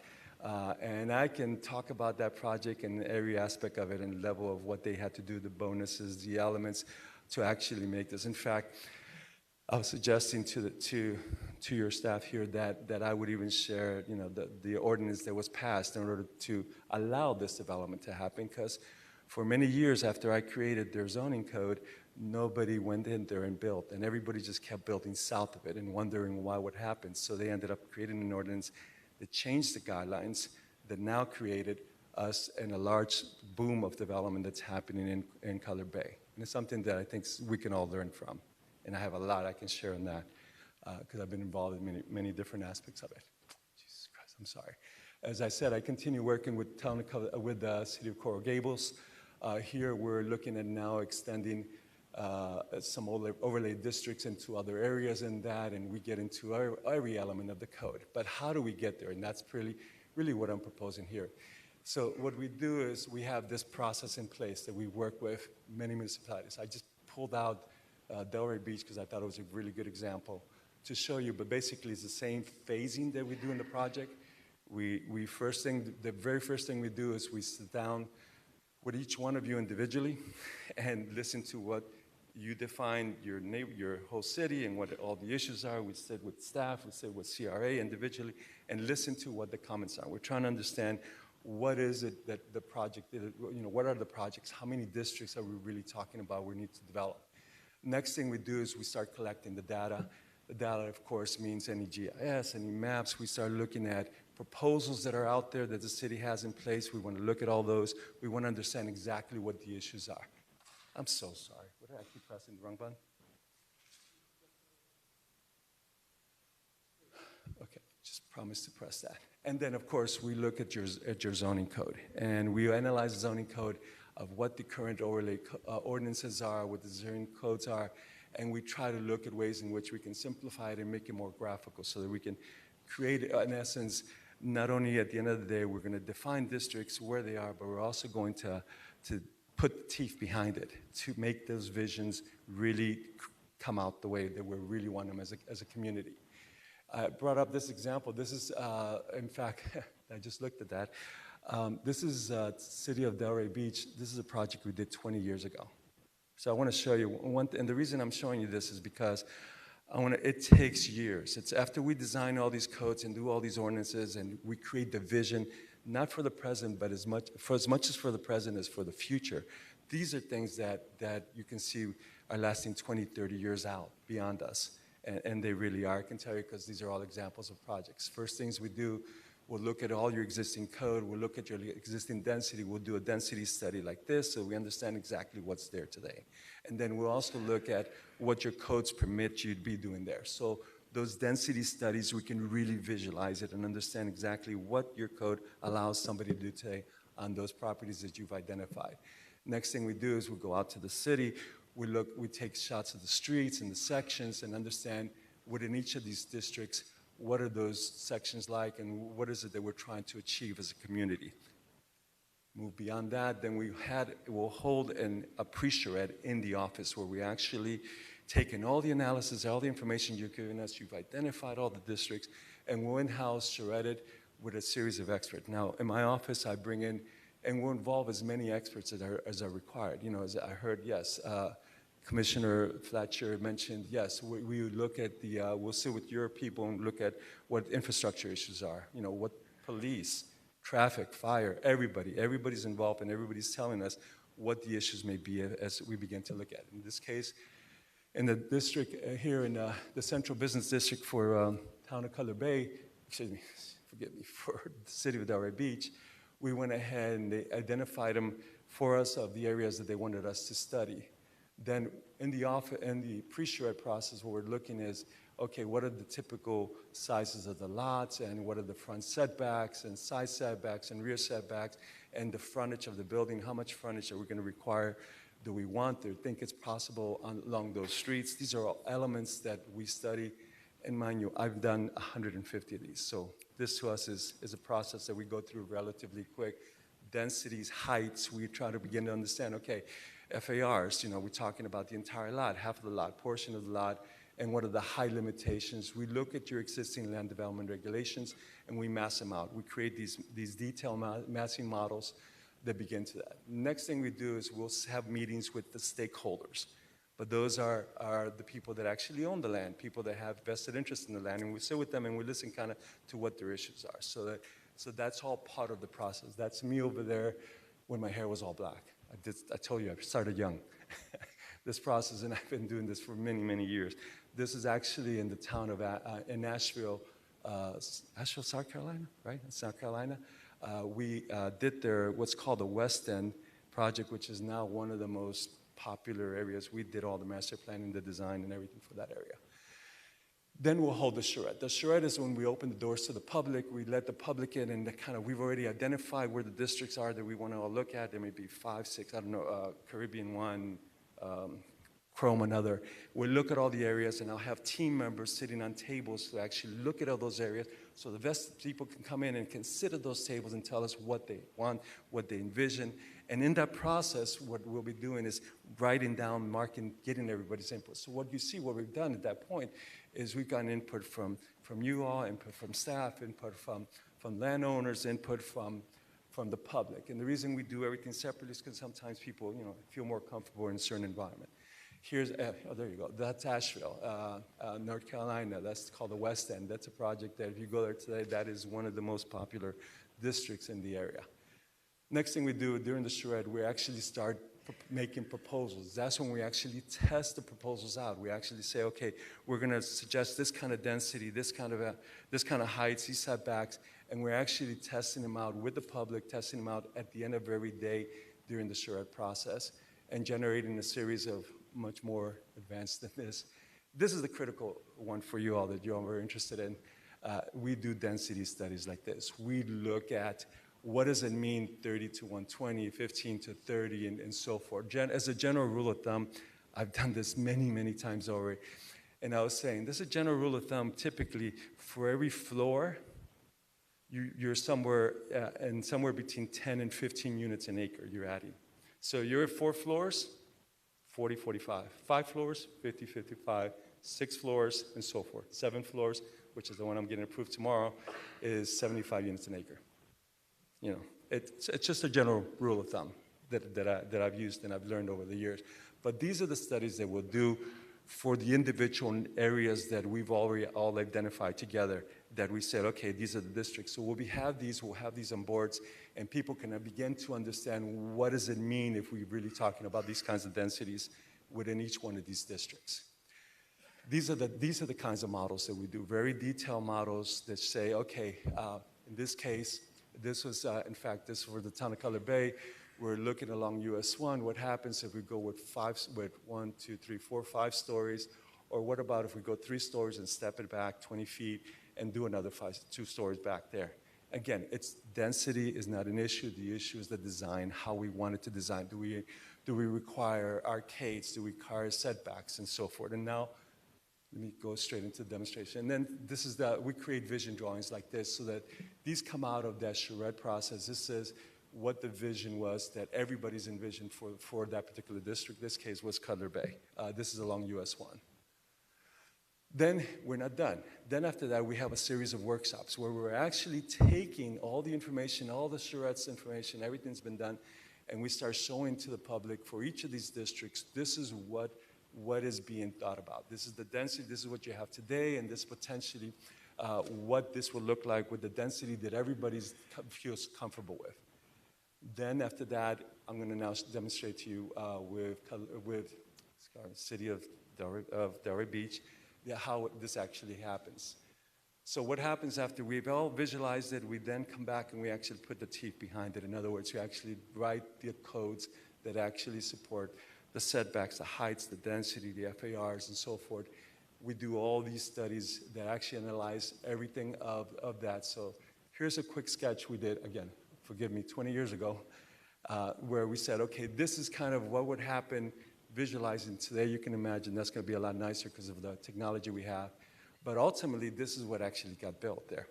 So we visualized it. We gave the vision. The government gave the vision to the developers. This is the direction that you want that particular district to look like. And they wanted arcades, they wanted setback, they wanted these elements here. They didn't build that by chance. They built it because that was the vision that you all wanted for that project. Here's another area, another district that we did. Here's what it was. Here's what is proposed. The density here, again, they wanted this residential area to look a certain way. You can't see it very clear in the back, but they had a certain setbacks and so forth. And then in the central design district, I'm showing this one because this actually just is still under construction today. 20 years later. And here's where it is, here's what the vision was, we set the setbacks, we had all the guidelines, we told the development community, this is the vision that we want for the area, and this is what's there today. Again, you would not have that and this is exactly the vision that the citizens wanted for them. This is how we do it. This is how we put teeth behind what we want to all do. The things that I keep hearing you talk about today early, which I'm glad I sat through for 3 hours. It was actually enlightening because it showed me again, this is a process and you just need the information. All of it is out there. It just happens. We know how to do this thing and we can help you along the way in the process. And ultimately, then becomes the zoning adoption, which is a process where after we develop the standards, you adopt them, you make them part of the process, and now your development community is not. Remember, this is not about what you can do in 30 days. This is what you need to do for the next 30 years. Voila. Thank you very much. You can ask me any questions. Thank you. Appreciate it. So, I guess, what are you looking for from us, Mr. Manager? A go-ahead to potentially enter into an agreement or come back with a proposed agreement to undertake this process? Yes, I would have to come back with, I'm sorry for being so loud. I would have to come back for an agreement because of the dollar amount, Mayor. But I was trying to gauge if council had the appetite for this. Because this is not a 1 week, 2 week, 3 week process, Mr. Valle. How long would this process probably take? This could be a year-long process, depending on how many districts we all come up with, I have no idea if you all are going to come to me with 2 districts or 5 districts because you have 5 areas that you wanted to develop a certain way. It's entirely up to you. And I think, for example, in that regard, we had a very productive workshop upstairs several months ago where we redefined the core downtown and then the second level of the rings of downtown. And I would think that just that overlay would be more than enough to keep us busy for a very long time. I'd love to hear other people's thoughts on that. I mean, I think we've got kind of a separate track going in the southwest neighborhood. And of course, some of what goes on and what's visualized and implemented for the downtown. And I don't mean this about encroaches into the the southwest. So that's where I think I'd like my focus to be, or where I think I would like to see our initial focus in that the defined downtown, which is at least two sections, the core and then the outer rings. And I'll let Mr. Valle speak to it. I mean, if they identify 2 or 3 districts, is it a parallel course at that point, or you focus on one? Yes, it would be a parallel process. We don't have to wait on. We don't have to be just doing one district. My goal would be obviously to do as many as we can, right? Because I have a team of people that we all work together, of consultants and you all, and we would just basically time it all out. I mean, it's just a question really of timing out. When can we have the workshops? How soon can we? When is the next one? How soon can you vote on this? There's a process in place. I would share that whole process, how I've done it many times over, and then it's a matter of it's all up to you. I say a year to be conservative. It depends entirely up to you. Okay, I'd love to jump on your other project, other thing that you showed today. So my first question would be is if we signed a deal tomorrow, how quickly, realistically, could we be all gathered around a table upstairs or wherever location it might be to start spitballing this? What's that? Yeah. I know you gather information and do measurements and photos. I mean, nowadays I can tell you we get a lot of information a lot quicker than before. I mean, I've been doing this for 30 plus years. I'm sure we can go through this process a lot quicker and get as much information and in terms of availability, we would make ourselves available to jump on these projects or on the project within the municipality, within your community here anytime. Quick, just a matter of coordinating. And I guess what we need, Mr. Manager, is to give you direction as to the initial focus so that a contract can be formulated based upon our direction of focus. May I? Yes. Is that really? Well, I'm interested in a citywide vision session over, I want this to be a citywide initiative, but I want the focus to be on our southwest section first. So no district left behind, but we're going to start with a main focus on the southwest area. And then can you tell me why this project, or our vision isn't going to take 20 years? Give me reasons why this is going to go faster than your other project. I never said that. Help me understand that. But I'm sorry, forgive me. One thing that I know is that as I was sitting down and I was reading a municipality that's got 80,000 plus people, largest growth in the county, 150%. You see all these things, and I know the development community. Keep in mind, I don't just do planning, I do a lot of architecture as well. So I work with a lot of the people that would come down here already. And I know what they're interested in. And then, yes, you're right. There is a great appetite to come down here and do some stuff. It doesn't just stop in Naranja or goes wherever they're just stopping right now. It's continuing down south. And you guys are a municipality. You're larger than Coral Gables by almost double. So are we going, where am I getting this 20-year number from? Where are you going to be in 20 years? If you ask me, is that the question? No, you were mentioning that these projects were visioned 20 years ago, and they're just now getting developed. Why did it take so long, and why wouldn't we be in the same position? What's changed? Let me jump in, because there's nowhere else left to go. Unless they move the urban boundary, the urban development boundary, which is not going to happen. So the investments we're making in creating this vision now, you foresee this coming to fruition in a much faster pace, because unless we stop having babies, what did you read? By the year 2030, I think we're supposed to be at almost 9.5 billion. Okay, so I'm happy to hear that it's a parallel process with all the districts that we bring to the contract, and several of our districts are going to be easier to incorporate into the vision than others. So I'd like for it to be citywide, but I don't want other, waiting on information to hold up the process of getting discussions and roundtable planning or vision sessions going for the southwest area. So that's where I'm at. Council, questions? Please. Ms. Fairclough-Staggers? I'm very cerebral. So the purpose is for us to imagine or reimagine the districts in the city, right? So in looking at your presentation, it seems like you're the density guy. Excuse me? It seems like you're the density guy.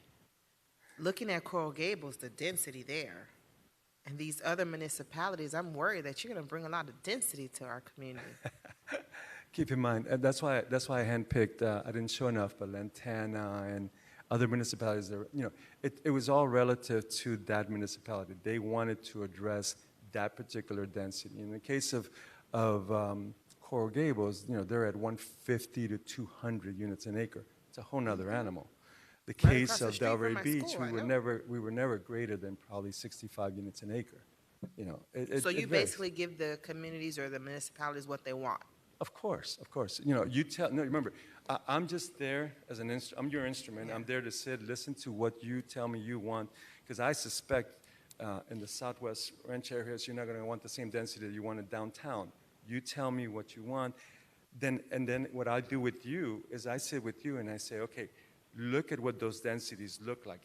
Let's look at these case studies. This is what it means if we go to 20, 30, 40, 50, 60, 75 units an acre. Now you decide what you're feeling comfortable with. And within that, now let's look at a number of different issues. Let's look at this kind of the FARs. Let's look at the issue of parking. Is it next to transit?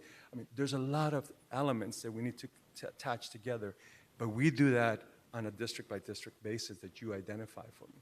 I don't make any decisions. I'm only there to show you what you're looking at. This is what you're thinking about. This is what it's going to look like. And then ultimately at the end, after we have all the charrettes and everybody's involved, we come out with that vision that, again, it's a vision for the next 5, 10 years, 20 years. So my follow-up question is, if we're going to do this, I don't think it should be piecemeal. I think we should determine what our collective vision would be for each district. However, I think we have to prioritize where we start. For me, it would be the downtown first. and then the southwest. But what's the price point on this before I say, oh, let's do it, the whole city, and where's the money, and how much does it cost?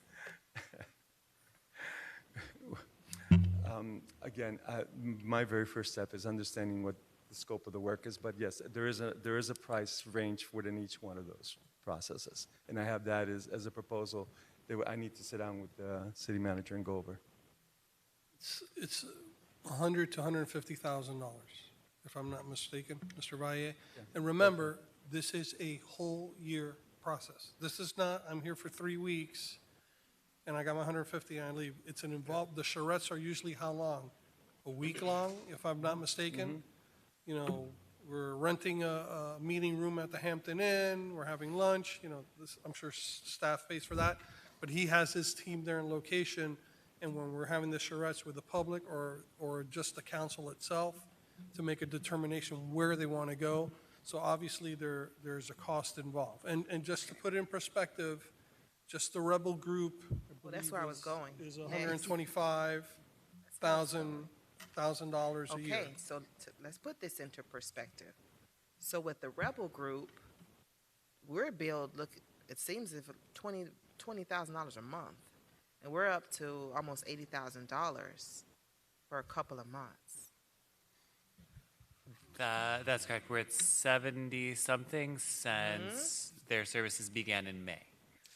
So We have last year, and that's we kind talk of to across them. multiple projects. We talk to them constantly, and they're doing the analysis, and to Zach's point, they're helping us out with the Triangle property as well. So it's not just the old City Hall, it's the Triangle property as well that they're helping us out with. To me, it seems like this is way more comprehensive than what the Rebel Group is doing. Amen. Remember, two different animals. He's going to help us decide what we want in terms of the different districts or the whole city citywide, as opposed to the Rebel Group, which what they're helping us is with the actual development agreement and the ground lease agreement for the project. Remember, they're helping us looking out for any pitfalls, any questions, any developer type information that we need from them. And in terms of the hours. So I see it as two different things. I'm not saying it's Mr. Valle different. can't do the same kind of work. I don't know. I would have to ask him. No idea what But that's it's not apples to apples here. But it's a lot of money.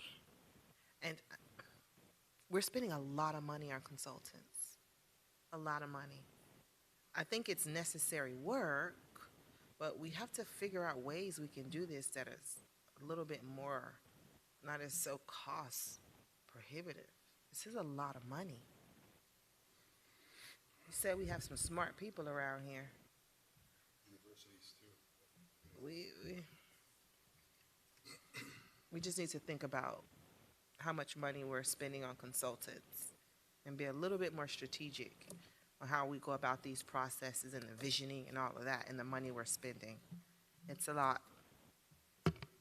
Thank you, ma'am. Let me jump in real quick. And I think you pounded the podium when you said there's nothing wrong with density. Yes, there is. This is a community like no other you have ever been in. They will haul us, the public will haul us all out of here. Density equates, we do not have, unfortunately, we do not have a jobs base and an economic demographic here to attract a well-rounded community. High density has always meant voucher property. That is not the way we can build a well-rounded community. So while I was excited about this and I like some of the architecture I've seen here, if you're going to come to the table that we're going to put Coral Gables height buildings and density downtown, I'm out. Density is a bad word in this community. And Councilman Fletcher, who is not here, is absolutely right. Our infrastructure is at a breaking point. Code enforcement is invisible. For all the tickets they write, they could write 200 more. We can't get the trash picked up. We can't hire enough policemen to fill the positions. We are at a breaking point. And don't go talk to somebody, anybody, any given person out on the street as to the capacity and condition of our roads. Density is a four-letter word in this community, except here. But beyond that, density, our history with density is super negative. There's been no positive about it. What I'm looking for is a vision to modernize our codes and incentivize people to come here and do full-scale redevelopment on Washington Avenue and Chrome Avenue and on Flagler, so that we have a real thriving downtown core. And I understand that some residential is necessary, but if you try to take us off the cliff of super high density, we're going to build a permanently impoverished community. Study our demographics. They speak for themselves. We're lopsided Again, as with I multifamily. mentioned to Ms. Daggers here, it's not me, it's you tell me what it is that you want to be. If you want to be a 20, I'll show you what 20 looks like. I'm not there to decipher what your vision for the community is. I'm there only as an instrument to tell you this is what your vision would look like. Of the 12 principles that I brought up, which is walkability and so forth, yes. Okay. Yes, of course I do. Who's next? Vice Mayor. I'm sorry. As you may have heard, we have a complete disagreement of how we feel about density. I think density, again, is inevitable. It's necessary. It's the only thing that's going to attract development. And I think we're there. We have a shortage of development? This style of development. So if we don't create the right type of code to attract developers to, enhance our downtown, then our downtown is never, ever going to be the thriving downtown that we want. We can continue to kick this can and do the same thing over and over, and we're going to continue to get the same results. So I kind of like your approach, your methodical approach, walkability, all those 12 things that you just talked about. I think that's a good way to look at an area that needs redevelopment. So I think you're a good candidate for what we are striving to achieve, specifically in our downtown and in the southwest section. So again, I think density is necessary, and I think trying to remain that old town with the old town charm, I think that ship has sailed. And we need to embrace density to give additional options to people that want to come live in Homestead. Thank you, Mayor. Great big cities like Miami all have something in common. They've got outposts that have retained that charm. And I'm not saying we're not going to have redevelopment, but I'm saying we can maintain the charm and modernize this community. Now, I will say, I support spending the money that needs to be done. We've been talking for 3 years about rewriting codes, and we've been given numbers that are in the 7 figures, and all these Gridix programs and all these other play toys. We need to make the commitment to spend that money to really decide what Homestead is going to be in the future. I hope it's not downtown Dadeland. I'd like it to have the affluence of Coral Gables and Pinecrest without the height and density of Coral Gables. But we'll see where it goes. Councilwoman Bailey. Thank you, Mayor. So I'm kind of in the middle-ish of that. About 20 years ago, I worked downtown for an architect, and he was working on a lot of these type of planning. Can you go back to your 12 standards? Which one? The standards, your standards, your first slide with the standards that you look at, the walkability and. Oh, okay, gotcha.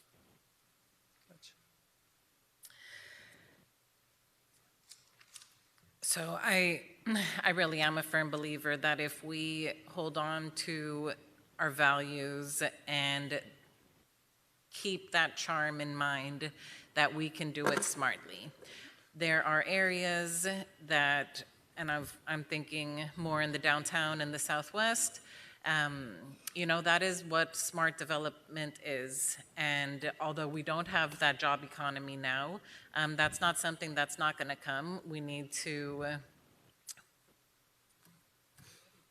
look at all of these different items here that are on this board, because these mixed use projects, and I'm sorry that I couldn't form my sentences clear during the CRA, but when we discussed that project, these are a lot of the things that I saw that type of project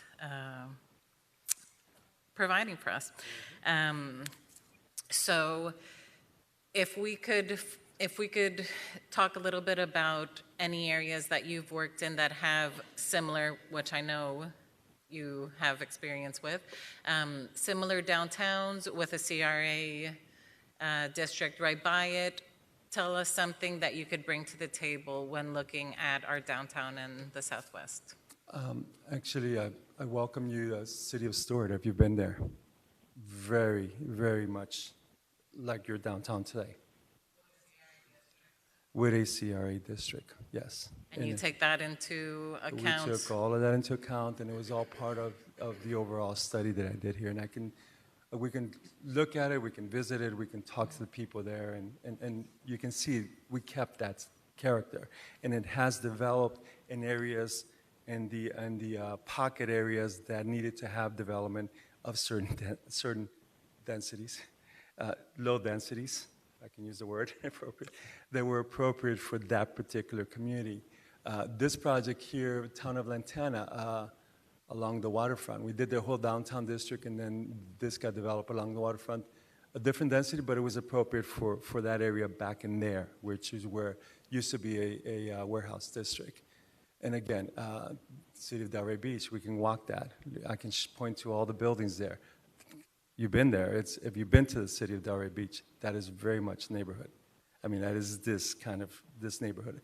And that's it. Like I said, that's the reason why I picked these particular cities, because at any time we can, I can pick up the phone, we can go there, we can go visit it, we can walk it. I can point to everything and say, look at what they've done. And you can see the density, you can see that it's very, very community oriented, which is kind of what's in the back of my head always. What do I do to maintain the culture of the place? And that to us is very important. It's been our philosophy for 37 years. Well, I would like to see what that dollar amount is. What are we going to do? Piece the downtown first and then see what additionally comes with adding in the Southwest? Yeah, we'll sit down with Mr. Valle and get an accounting of what the total cost will be. And I heard Councilwoman Avila, she wants to look at the whole city at once, but we'll talk to Mr. Valle and see how we can go ahead and structure this. And once again, in the end, is bring the proposal back to you all, whether this is something you want to do or not. But I think Mr. Valle kind of touched on it. He's here to listen to each of you, and I know sometimes, I've heard, hey, I want the manager to make the decision, okay? But this is a policy decision. Whether it's the height of the number of stories or the number of units per acre. And I know it's a tough decision because all of you have your hearts in the right place. You care about this community, you want to preserve this community, but you want to see the community advance as well at the same time. And even though each of you have a different way of looking at it, your hearts are all in the right place. And so I think with Mr. Valle here, his job is to bring the 7 of you together, and that you can agree that, hey, maybe in this part of the maybe on Campbell Drive past the turnpike, or maybe in the Southwest, this is more acceptable than over there, the same thing in the downtown. That's what he does, and he's been doing it for 33 years, if I'm not mistaken. 37 years. And so I thought, this is the guy we kind of need to kind of get us all in one room. We let everything, look, we just spent 3 hours talking about the Triangle property. He's going to talk to you individually, talk to you all together, and so that there's a consensus of what we're doing in these different districts or precincts of the city or areas of the city. And I think the important thing is, and the mayor, you touched on it, you know, we've been talking about the code, updating the code. And I remember hearing $1 million price tag somewhere as well. With Mr. Valle, at the end product, you're gonna know what those code changes are gonna be. And by the way, you're gonna be directing the future of the city for the next 20 to 30 years, once you guys make that decision, you know, which is definitely leaving your mark on the community. And so he brings a lot to the table, and absolutely, we could sit down with him, look at the numbers, see the whole encompassing of the project, and we'll get that to you. If it's too much, maybe we could do part of it, not all of it, and that's something we can hammer out with Mr. Valle here. Can I clarify something? When I was mentioning the Southwest being my priority, I was including the downtown in my point. I know the downtown's everybody's priority, so on everybody's list. Mayor, if I may. Please. So, as you were talking, I was scanning the room. And for me, this is a quality of life issue. I'm not against density, but it has to be smart growth. And I say that because no one in this room spends 2 hours in traffic getting to work. I do. Every morning, 3.5 hours in my car every day. So on your slides, you had live, work, educate, and play. The problem is they live here, they don't work here. Some of them educate here, and they don't play here. So they're getting on their cars, leaving outside of the city, and we're stuck in traffic for 2 hours in the morning. So it's a quality of life issue when we bring all of these high rises and all this density. I feel it, so I come from that perspective. So that's why I'm like really, really cautious when it comes to this density, because I feel the impact and the reverberating effects of it every single day. So that's why I feel so passionate about we have to control this density, because it's a quality of life issue. Do you have the input you need, Mr. Manager? Yes, Mayor, I believe I do. Okay. Thank you. Thank you very much, Appreciate it. everybody. Appreciate the opportunity. All right, so let's get back to the agenda, tab 1. Approval of the minutes of December 14th, 2022. Moved by the Vice Mayor, seconded by Councilwoman Bailey. All in favor? Aye. We just approved the minutes. And since we're a minute away, we need to extend the meeting for another half hour till 10 o'clock. All in favor? Aye. All right. So, let's see. Let me get back to the right agenda here. Okay. We approved the minutes. Next time is tab 2. It's allocation of the ARPA funding for the Chrome Avenue corridor rezoning. Mr. Manager? Thank you, Mayor. During the December 14th, 2022 council meeting, the mayor and council directed staff to allocate ARPA funds to subsidize rezoning costs and/or future land use map changes as applicable for the 38 properties identified within the Chrome Avenue corridor that are inconsistent with the future land use map and zoning designations to match the city's comprehensive plan. Staff believes the program meets the eligibility requirements for ARPA funding under the revenue loss category. Staff recommends that Mayor and Council consider a motion to approve the allocation of $500,000 in American Rescue Plan Act funds towards the cost of rezoning and/or future land use map changes as applicable for the 38 identified properties in the Chrome Avenue corridor to match the city's comprehensive plan. Thank you, Mr. Manager. Council, questions, comments, concerns? Mr. Vice Mayor. I would like to see, if we could have in our package like a pie chart showing ARPA funds, and every time we take a chunk out of it, we can see it in a pie chart kind of depiction. And I think that should be in our package, but I think we talked about this at the previous COW. I think we're going to allocate the funds to go ahead and rezone. It's not going to be on encompassing all of the properties at the same time. It's going to be on a case-by-case basis, and we may not even reach the 500K. So I'm okay with the 500 grand for this particular item. Thank you, sir. Councilwoman? No? Okay. So and I've done this with the manager. Let's go back and do some math. And let's recall the conversation. And this is about a rezoning upon the request of a property owner whose current zoning does not match the overlaying comp plan designation. And Mr. Cordino talked generally about for a rezoning that the cost recovery charges were about $8,500. That was just on the fly. Okay, and we all understand that 38 properties, so for easy math, let's say all 40 properties are not going to come in. All right, so he was talking about 8,500, so let's make it 9,000 a property under normal circumstances for 40 properties is $360,000. So how did we get to 500? So let's take it a step further.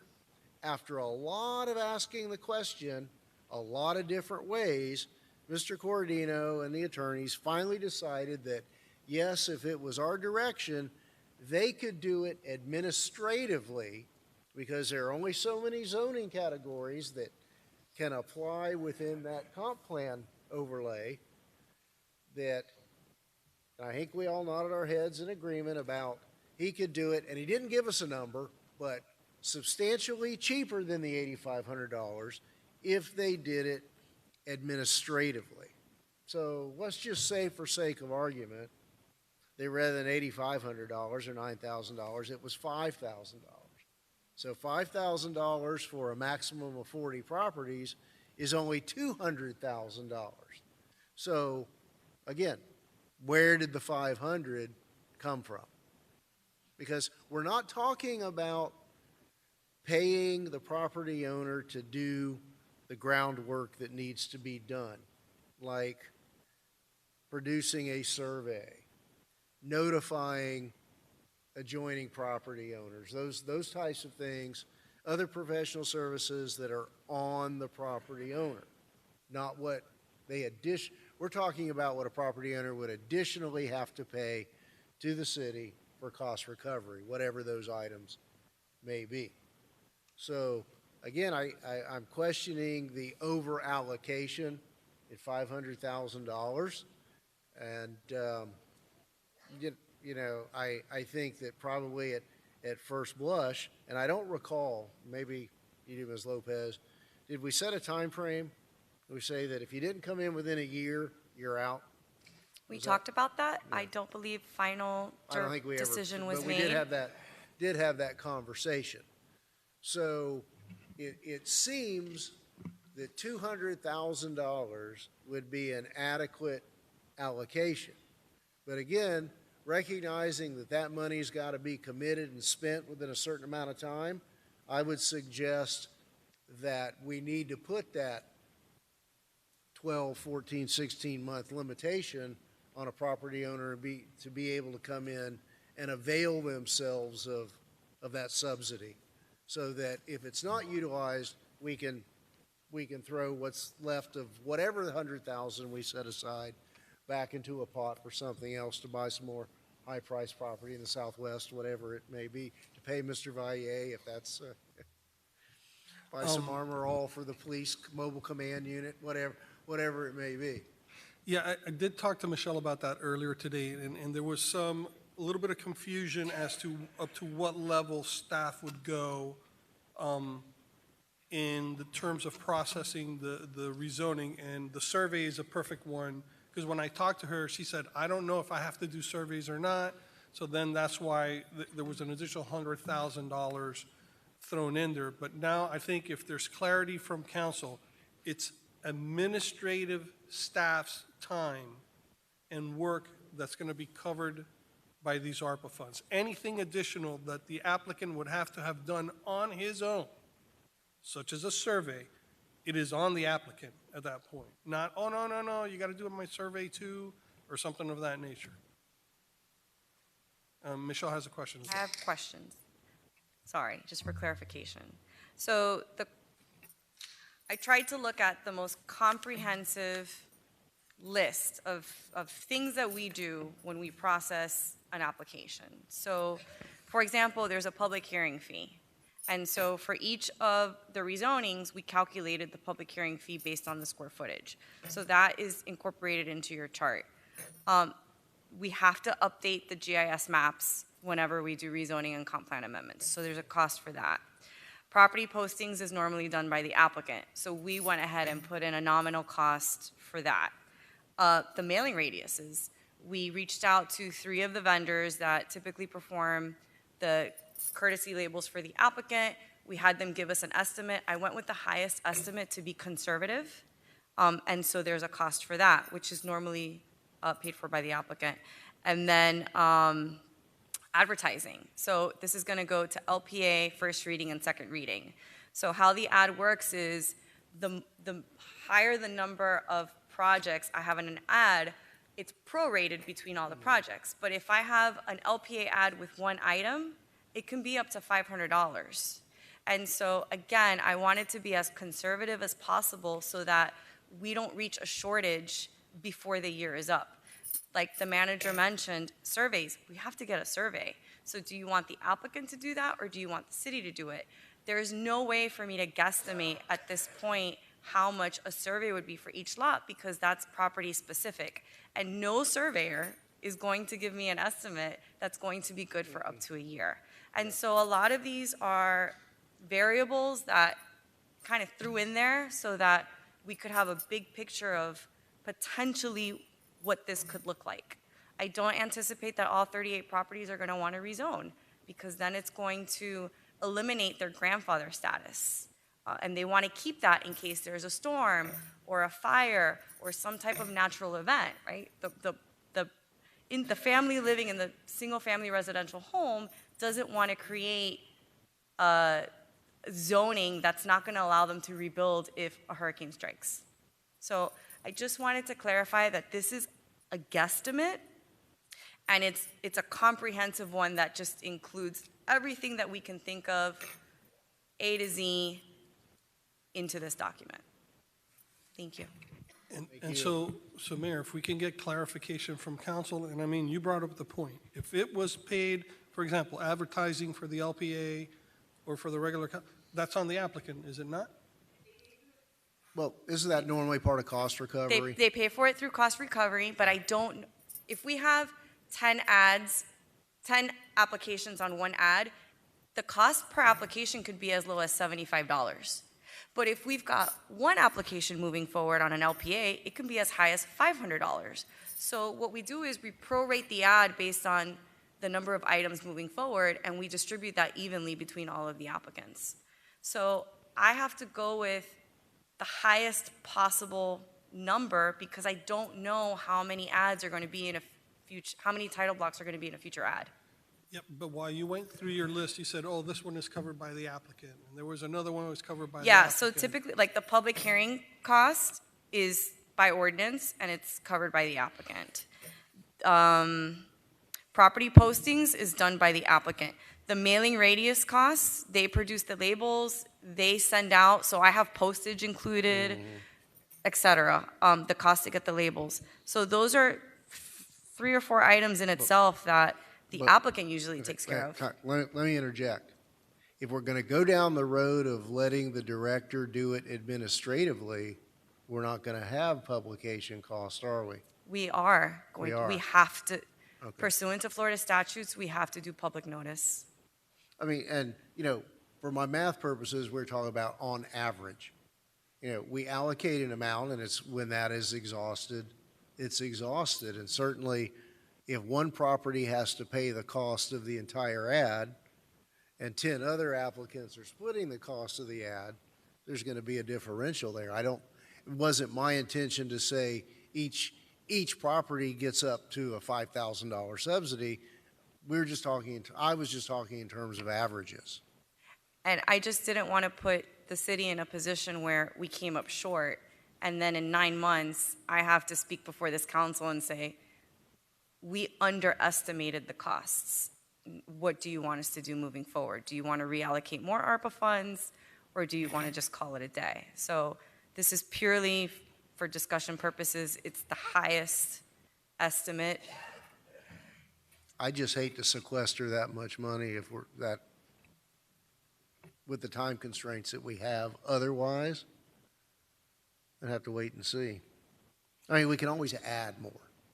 And we go in with the understanding that every property has its own unique set of circumstances, and publication will be different for each one. That's fine. We can allocate less monies, Mayor. I don't think that's a problem, but I still think we need direction on the things the applicants would have, like the mailing labels and the postage. That would have fallen on them. Anyway, that's part of cost recovery. And okay. Well, she's telling me and no. then you make them go pay the vendor separately. Yes. They typically hire the vendor themselves. They obtain the mailing labels, and then when we're getting ready for public meeting, we send them the templates, and they do the mailings, they pay the postage. That's completely outside of the cost recovery realm. So is it okay to eliminate, if it's not under cost recovery, is it okay to eliminate it from their list? I'm okay with that. Mr. Vice Mayor? I want to ask the question if all 38 properties have the same issue where they've got a specific zoning designation, but the underlying comp plan is inconsistent. Are all 38 the same? Or No, there's variations. And I think you're traveling down the thought where you might want to bulk them together. Is that where you're going with this? No, first I just wanted to understand, because it's either one or the other, right? It's either the comp plan is a certain way and the zoning is a different way. So there's only one property where the comp plan is what you want to change. We know who that is. And all the other ones, it's the zoning. Okay. Now, it's up to the property owner. The property owner might say, I don't want to do anything, or I want you to do something different. Well, we're doing this based on your direction, so. So we're doing small-scale amendments on each one? We're doing, for the most part, rezonings. Rezoning. And one property has a small-scale amendment. Okay. Can I chime in? Sure. I'm okay. Yeah, for a moment, I was like, well, we should, if the goal here is to have these properties really, get a move on redeveloping and get them, kick them into gear to get it done, then I was like, well, let's include the labels, let's include the survey, let's cover it, because the goal here is to get it done. But, if it doesn't work, or if they start the process and then they don't do it, or we give them the zoning and nothing becomes of it, they're left in hand with a very valuable survey that we've paid for and they've kept it. So I think it's a little bit of a piece of the game that they're in on by them investing in that item. So, I mean, at what point do you need the survey before? Time of application. Because I have to look at the property points and the legal description to confirm that what we're rezoning is correct. The city is very old. And so there are properties where the underlying map is not very clear. We are working on a development program for a property on Chrome right now, and the underlying plat is a mess. And so we really need to look at that to make sure that we're covering the entirety of the property, and that also we're not creating any issues into another property. So the survey is important.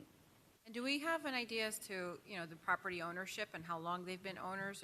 Are these newer property owners or longtime homesteadians? No, I know that question came up. I may have been the one who asked it. If we've given the instruction on these 38 properties, what if somebody comes out of the woods now and says, hey, I want to buy your house? And council's direction was, hey, if we have an investor come in and he wants to purchase a property knowing that he's be able to make the zoning or comp plan change, there was no issue with it. I was trying to get to the point of, well, if somebody's on the property for 20 years, their survey probably is very much outdated. Would you accept a 20-year-old survey? No, I can't. Right.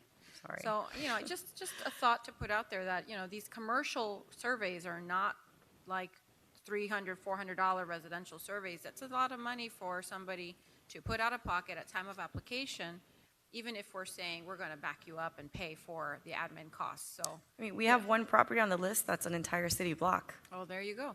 So, I mean, I think just to go back to what your purpose was, Vice Mayor, and bringing this item to the dais for discussion and approval, we're at this point. Do you think that if we don't include the survey or don't include these, the labels in the survey, it would just stall the whole process and nothing would get done? Or do you think the constituents you've been in discussion with are going to move forward and take advantage whether we include it or not? I think they're going to move forward and take advantage whether we include it or not. But if you guys want more skin in the game and want them to pay for the survey, then I'm okay with that. I just want to get the process started. I want us to be able to have an applicant come to development services and get the ball rolling, because we've been dealing with this for a year. So how much did you estimate for surveys, Ms. Lopez? We put a contingency in for $100,000. For surveys? Mhm. Okay, so then we're down to 400,000. So We're- I'll make yeah. the motion to approve this moving forward with the $400,000 budget. I'll second the motion. Any further discussion? Yep, I have a question, Mayor, I'm sorry. And I don't know if we talked about this at the last meeting or not. So we've identified the 38 properties. How are we going to notify the 38 properties? So David and Mr. Hennis and I talked about that this morning, and we're going to do outreach through a letter and mail it to the applicants. You mean to the property owners? To the property, sorry. I'm used to calling them applicants. To the property owners, yes. Council, is that okay?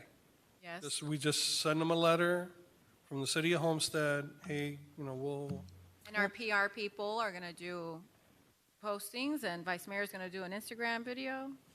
Yeah? Well, let's clarify, though, that we want this to be an administrative process, and I don't say this maliciously at all. This is not the Corodino Group annuity here for No. a full-blown cost recovery, and this would be on an administrative basis. Yes. The rezonings would be on an administrative yes. basis. And so we're okay with the letter. And Councilwoman, were you serious about the information video? Yeah, I think I would like the world to know that we're investing in our community, and we've got a commitment, a financial commitment into our vision for this area. So I don't see what the harm is. Is there an opposition to that? Yeah, I know. We'll get You're together so with good at the it. PIO. We'll come up with something. All right, look, I'm all for the concept. I think the amount is excessive. I just want to be really clear on that. That's where my no is going to come from, not the concept, but the allocation. And understandable, Mayor. And just, if it doesn't get spent, it doesn't get spent. It's only going to be out there for 12 months. Well, And and we need to put that time frame on. Is it going to be, let's say we don't get up and running quickly? They have to just February apply. 28th of next year? Deadline to apply, that's Yeah. fine, and the departments are going to do their Yeah. best to make sure that, that And- if they have questions, you answer them. We're not trying to deter the applicants, we're trying to get them to move forward. You said end of February to apply or end of January? Well, we're almost through January now. Okay. And the way government grinds its wheels, it'll be next month before this is out there. So whatever the last business day of February 24 is, would be the deadline to apply. Okay, thank you, Mayor. And the funds that do not get spent, Do you accept that? Yes, sir. Yeah. the funds that do not get spent just revert back to the general fund. No, to ARPA. The To ARPA, I'm fund. sorry. Michelle, how, on a small scale amendment versus the rezoning, is there two different timeframes for each process? So fortunately, I'm sorry. So fortunately, this small-scale comp plan amendment does not need to go to DEO because it's under the acreage limitation. So it would follow a similar process as a rezoning. LPA, first reading, second reading. Where it gets messy is when we have to do text amendments to the comp plan, that has to go to DEO, or mass scale comp plan amendments have to go to DEO. But in this case, we're outside of that process. What is DEO? I'm sorry. Department of Economic Opportunity, and it's the state agency that is in charge of comprehensive planning for the state, and then they distribute all of the comprehensive plans to the agencies like Miami-Dade County RER, Miami-Dade County Durham, South Florida Water Management District, DOT, et cetera. There's like 20 agencies that look at all of our comp plans. So given it's slightly different than an applicant coming in, is you're going to have like a checklist or instructions on what these applicants need to bring or have, or? Yeah, I mean, the checklist will be a modified checklist than what we normally request. They'll still need to give us an application. They'll still need to identify what zoning district they're seeking to rezone to. They need to dictate that to us in writing so that there's no confusion.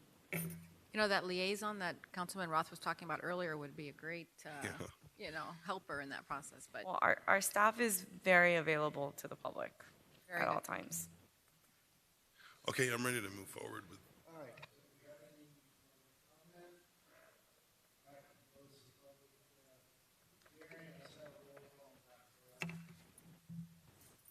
Councilman Fletcher? Councilwoman Fairclough Staggers? Councilwoman Avila? Councilman Roth? Yes. Councilwoman Bailey?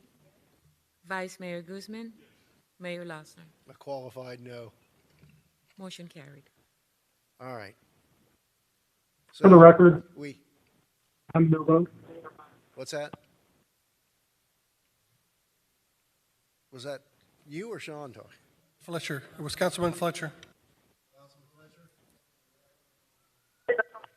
Yes, that was a no vote for me. All right, I think we have 8 minutes left. I'm going to do the abbreviated presentation for tab 3.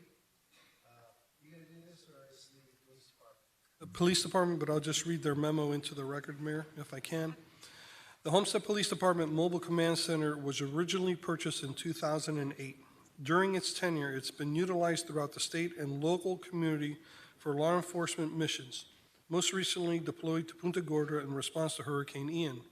The Mobile Command Center has been maintained as all other city vehicles, but after 15 years of service, it is in dire need of technological renovation. The technological renovations will allow the department to communicate more effectively locally and regionally during times of crisis, during task force operations, DUI checkpoints, and other intensive law enforcement initiatives. MBF Industries, the truck's original manufacturer, knows the truck systems best and is most qualified to meet the PD's requirements for technology, timing, and budget. The HPD CP deployment personnel and PD command staff recommends that we use MBF to renovate the vehicle to current technological and aesthetic standards. This refresh project is expected to extend the vehicle's service life by another 8 to 10 years. The current estimate for the renovations is $522,000. We respectively request that ARPA funding be utilized for this expenditure. Staff recommends the Mayor and Council consider a motion to approve the allocation of $600,000 in American Rescue Plan Act funds towards the cost of the renovations to the Homestead Police Department Mobile Command Center. And Mayor, as you mentioned, there is a presentation. Unless you all want to vote yes, and we could skip the presentation.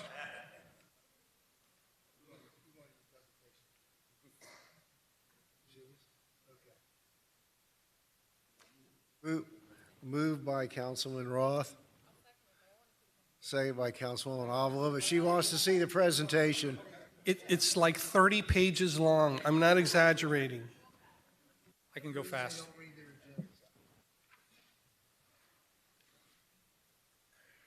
Background that the manager just said. I'm Major Josh Klott. Thank you all for considering this. The chief and the colonel and all of us have looked at it, and we think it's the best thing to do is just go ahead and renovate our current vehicle. The vehicle's been used probably widely more than everybody here may know. It's been deployed to all kinds of major events, and we use that to exercise the vehicle so that we're ready for our own major incidents. It was at the presidential debate in Boca Raton, and it's been to the Super Bowl. It was instrumental in the Surfside collapse, as you know, and we were just at Hurricane Ian. The video systems are obsolete. They were put in, this was before iPhone, before HD television. It's all the video systems that are in there were put in and purchased in 2006 and 2007. The truck was delivered in 2008. So many of the things on board just need renovation because they're 15 years old. Satellite and data systems are old technology. New ones will take advantage of new lower Earth orbit satellites similar to Starlink that we've all heard about. The paint is 15 years old, needs upgrade. Motor Pool recommends that we replace the generator that's 15 years old. Antiquated, as I said, radio equipment's 15 years old. Just kind of quickly go through this. The team up at MBF has some time to do this. They don't always have time. It's tough to get the trucks in. They've got a 3-year backlog on building new trucks. Miami-Dade, I know, just went up there and was told a minimum of 24 months to plan one. This presentation was dated just around Christmas. Our goal is to try and have the truck back by the beginning of hurricane season, maybe do a live systems exercise for the Formula One race. We were at the race last year. We support Miami-Dade Police Department, exercise with them at that race. The truck does a lot of stuff. You guys may not be fully aware of it, but it has satellite technology, has technology to look at helicopter links, has technology to reach back to our station, and in the event of emergency, we can pull it over here, hook up all the telephones here using satellite technology. 3 major project areas: exterior, paint, and graphics, integration of upgrading, well, not really upgrading, renovating the video cameras, audio monitors to current technology, and integrating the police radios for interoperability with the rest of our radio system. It's the only piece that has not yet been done. We'll be working with our personnel to change the way the phones and other things work in it. Here's what it's going to cost. The 3 sections are to do the paint, graphics, and generators, about $100,000, a little more than that. Renovation of the video and tech refresh and equipment integration is about $300,000, and then $115,000 represent the cost of the new radios and satellite and cellular equipment. That's the breakdown. $522,513 is what we're estimating. This is just more of a breakdown, kind of looking at the timeline. Important points: the truck's in excellent overall condition for its age. We've done a great job maintaining it. We've stretched the technology from the 2008 vehicle to the best we can. It's been useful to HPD and citizens around the state year after year since 2008. Comparing to make a new truck, which would take over 2 years to plan and $2 million in today's dollars. We've got a good timing slot up at the manufacturer, and we can extend the service life for the vehicle that's been shown to prove itself year after year for the last 15 years. Kind of the roadmap that we're trying to get to, try and see if we can get this done in time for hurricane season. And that's really, I just kind of went through it kind of quickly for you guys, didn't want to stay long. Any questions? I could be glad to answer. Sure. Thank you, Mayor. Well, especially after hearing from Punta Gorda, then we really realize how important it is not only to help neighbors, but what would happen, what that means for us. I had one question regarding the ShotSpotter technology. Did you ever discuss if that would work in our benefit to have that installed on the mobile unit? It would automatically, with the data systems, that we'd be able to see and use the ShotSpotter technology at the terminals in the truck. Okay, thank you.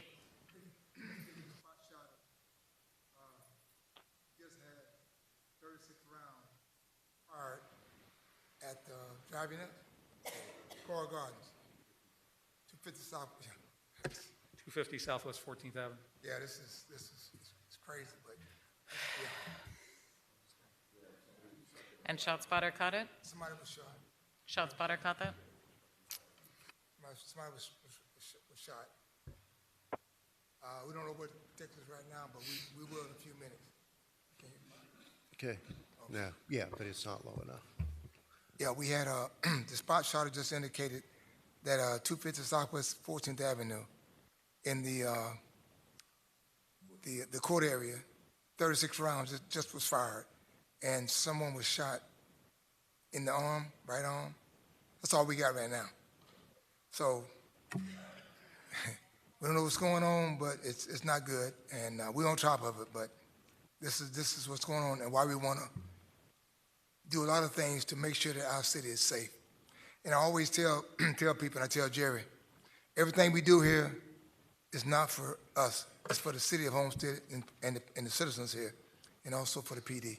So even now, you know, we're saving ourselves probably $2 million, because once this breaks down, that's what it's going to cost us to get it done. These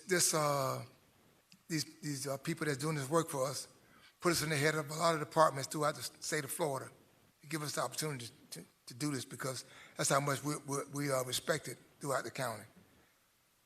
If we delay this, it's going to cost what? Cost $2 million to get it done, Josh? So if we replaced it, the big part of the delay is when the equipment starts to get antiquated at 15 years old. If it goes out, it goes out. There's no support for it. So it's kind of, and we kind of realized after coming back from Punta Gorda, we had, you know, some minor issue stuff. So we really needed to do it now that we got a slot. And I can tell you on behalf of the chief, colonel, and all of our command staff, there's no better representation of the city of Homestead than when we go and help people in other locations. The things that happen up at Surfside, at Hurricane Ian, it's really represents us at our best. I've said it before. It's the city's Air Force One when it comes in, and it makes a big difference to how people feel when we come and we help them. And I can tell you that all the feedback is when it comes our turn to need help, we're gonna be glad that we've gone around and helped these other folks. Better believe it. Mr. Mayor? Yes, Councilman Fletcher. Yeah, thank you. And just briefly, I just wanted to throw my 2 cents in there again. When we first got this unit, I was one of the individuals that was trained in operation and able to deploy it.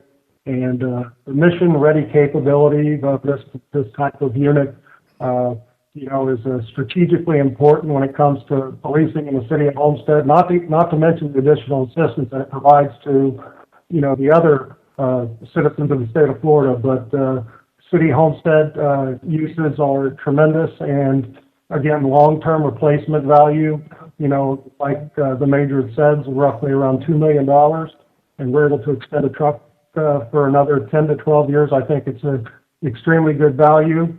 And if you remember, as part of our legislative package, we did ask for $500,000 in technology assistance for upgrades for this command post.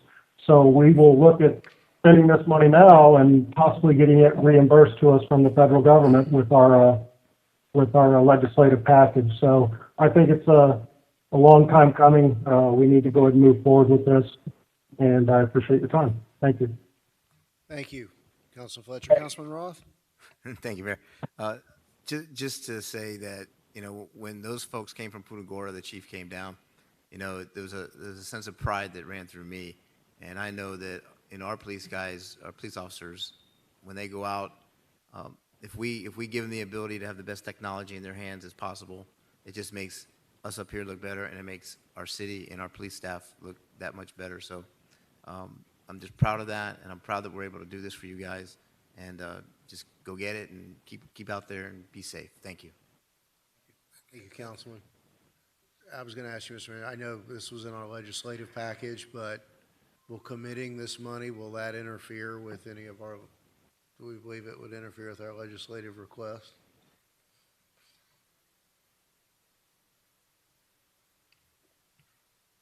Yeah, Pam is saying she doesn't know if it's reimbursable, but historically, we haven't gotten funding for that type of thing through the city. Now, there's another thing here. This is a request that we can use ARPA funds, but we're going to bring next week the agreement with MBF to go ahead and actually do the work. This, unfortunately, there's no resolution attached here, so it's not the actual authorization or award for them to go and actually do the work on the command post. So that will come to you all next week. But if we get these monies from the state prior to expending the ARPA monies, I don't see why we can't figure something out to not actually use the ARPA funds.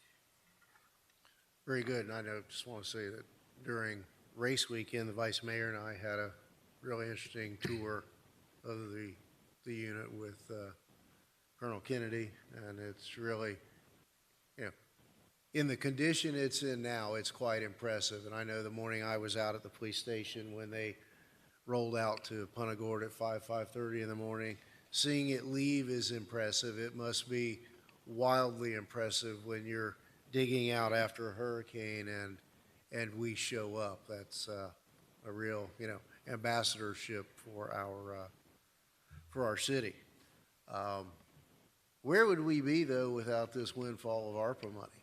I mean, we still have the problem, and we wouldn't have that windfall. Depending on the situation of the command post, probably dipping into the general fund monies. Well, I guess we try to push it off a little bit further. The moral of my story is it again points out why we need to make sure that we are getting proper cash flows from all of our assets wherever they're located. City Hall property, Southwest Triangle property.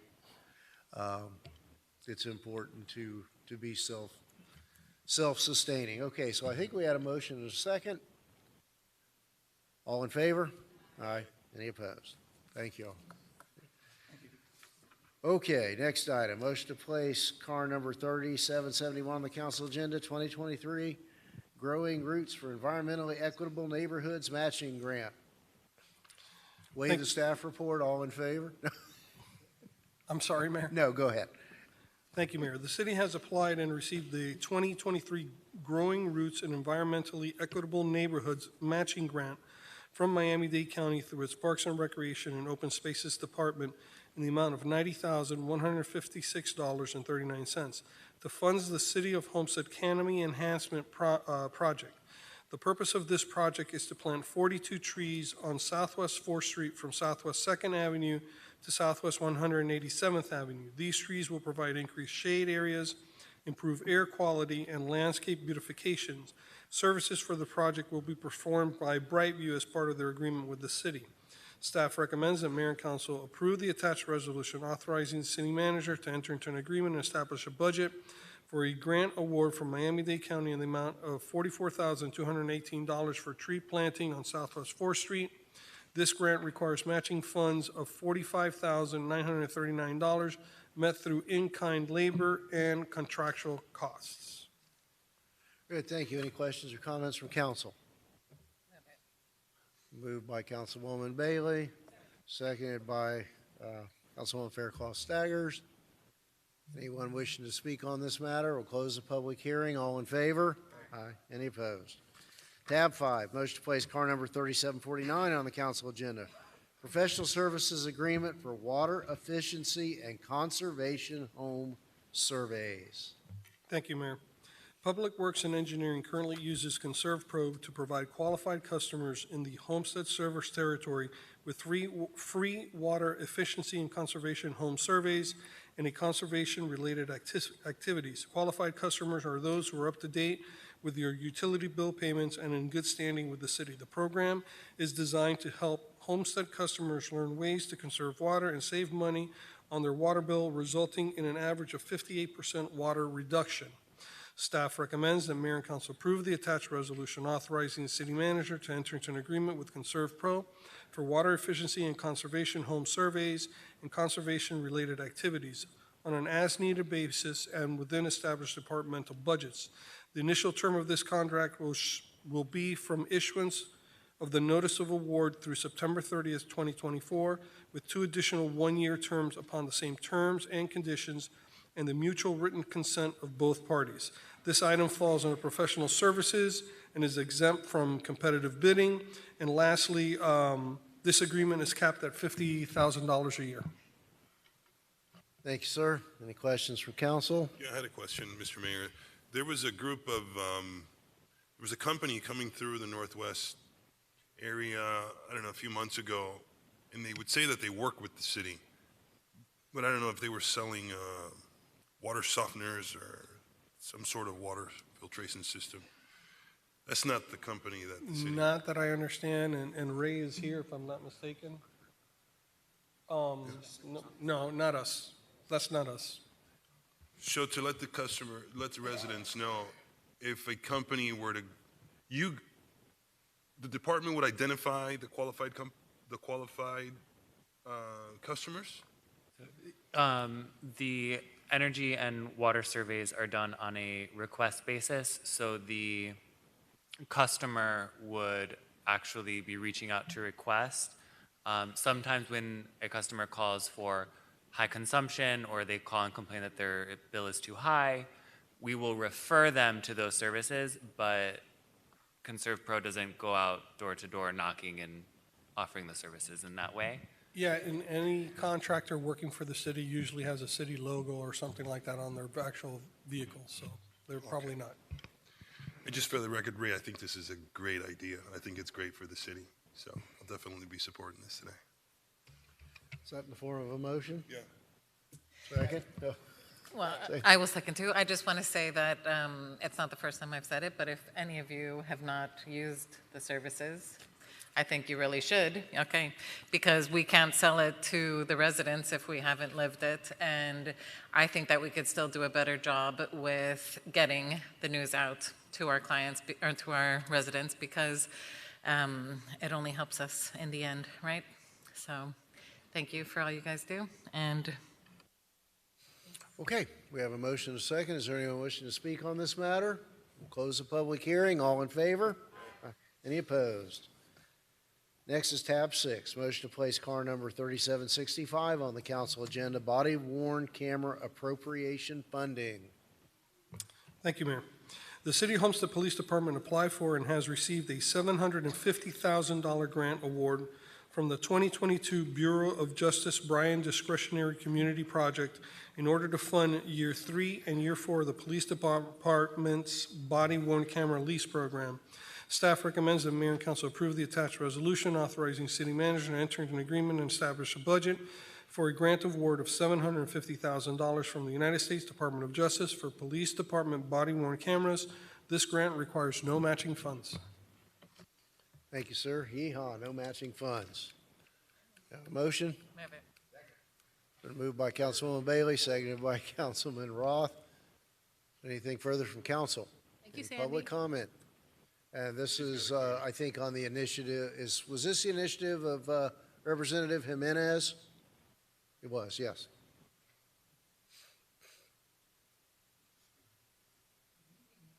So I feel like we've been here for a few days. We have.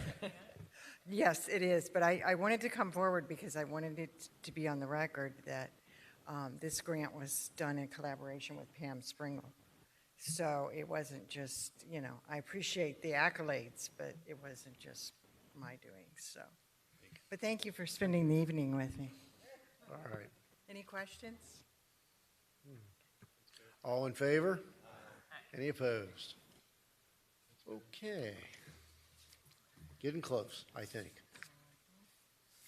Next item, tab 7, motion to place car number 3754 on the council agenda. Motion for architectural engineering, plan and design transit. Thank you, Mayor. On September 20th, 2019, the U.S. Department of Transportation Federal Transit Administration awarded the city repurposed federal funding to support the Homestead Trolley component of the multimodal project and its interface with Miami-Dade County Busway.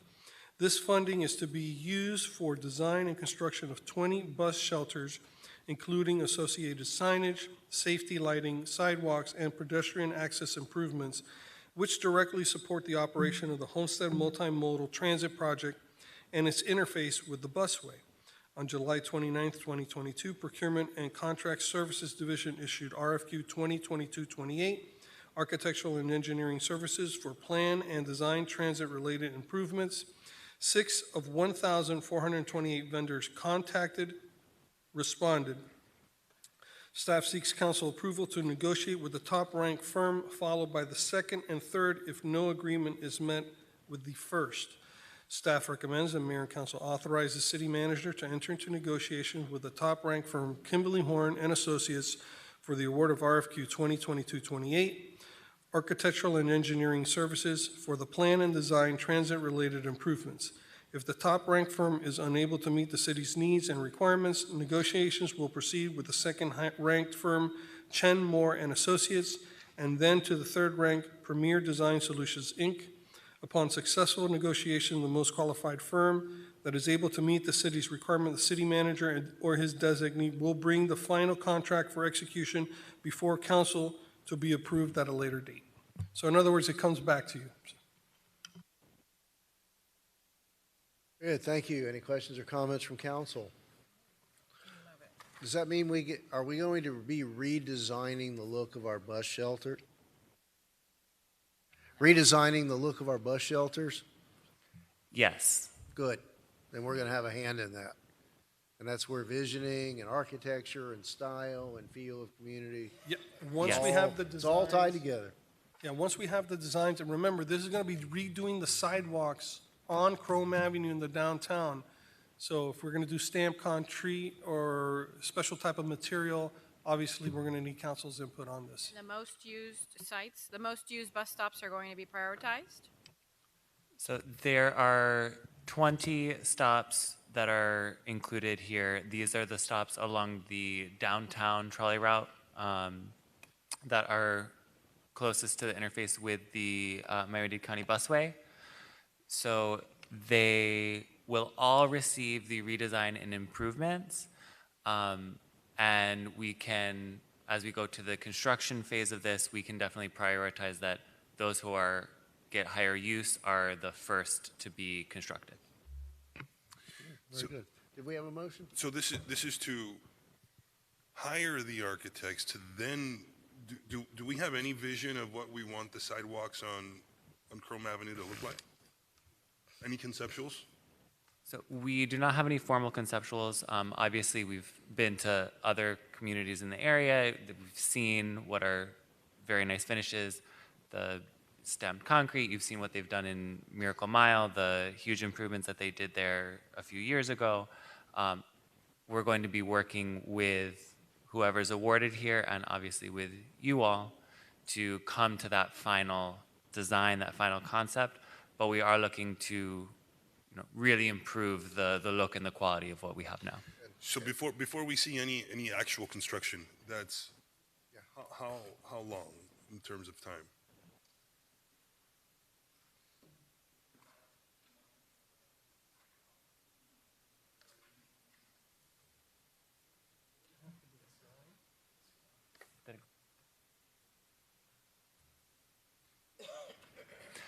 So it'll be about 18 months from start to finish, including permitting, before you start to see actual construction happen.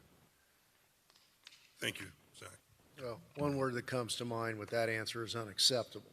But be that as it may, to your point, Vice Mayor, I know that I've walked the area with the manager and Mr. Good and Mr. Brea, and we've kicked around some ideas about how to effectively make many portions of the sidewalks wider to accommodate dining and entertainment outdoors without giving up parking.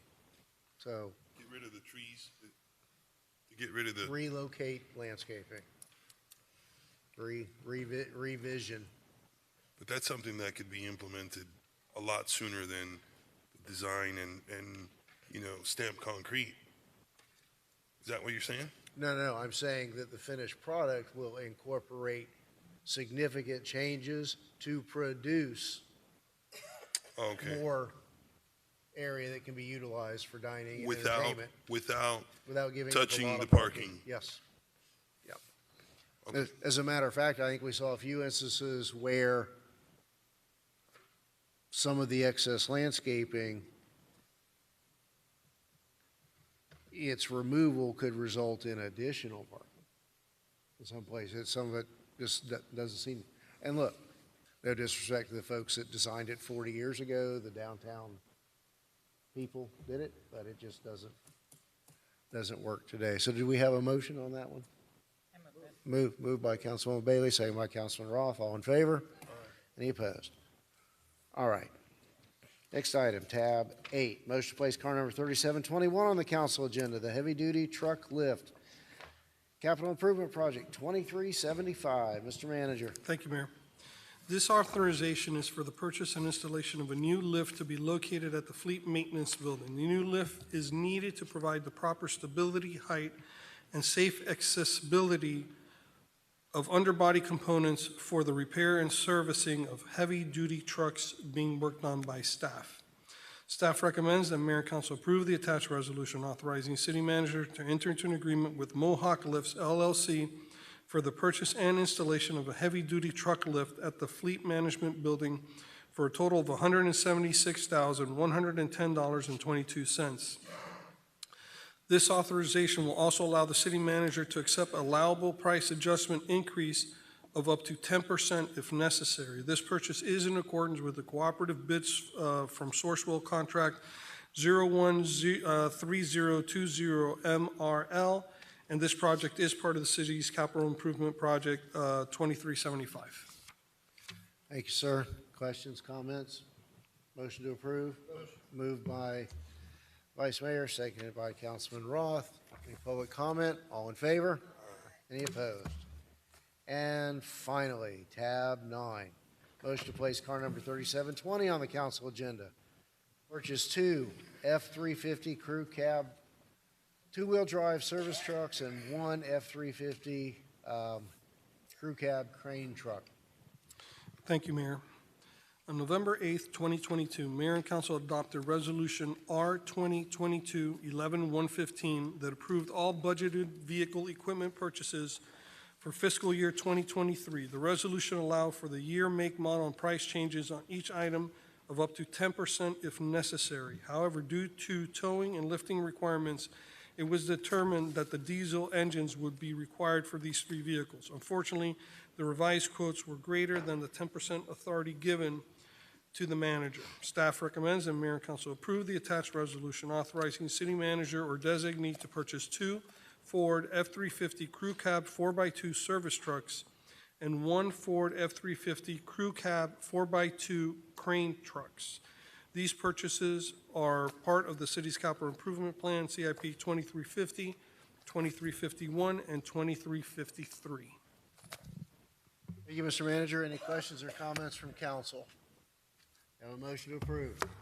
Moved by Vice Mayor. Seconded by Councilwoman Bailey. Is there any public comment? Close the public hearing. All in favor? Aye. Any opposed? Mr. Manager, anything further? No, Mayor, I'm done for tonight. Mr. Attorney, anything further? Thank you all. It's been a wonderful 5 hours. We're adjourned.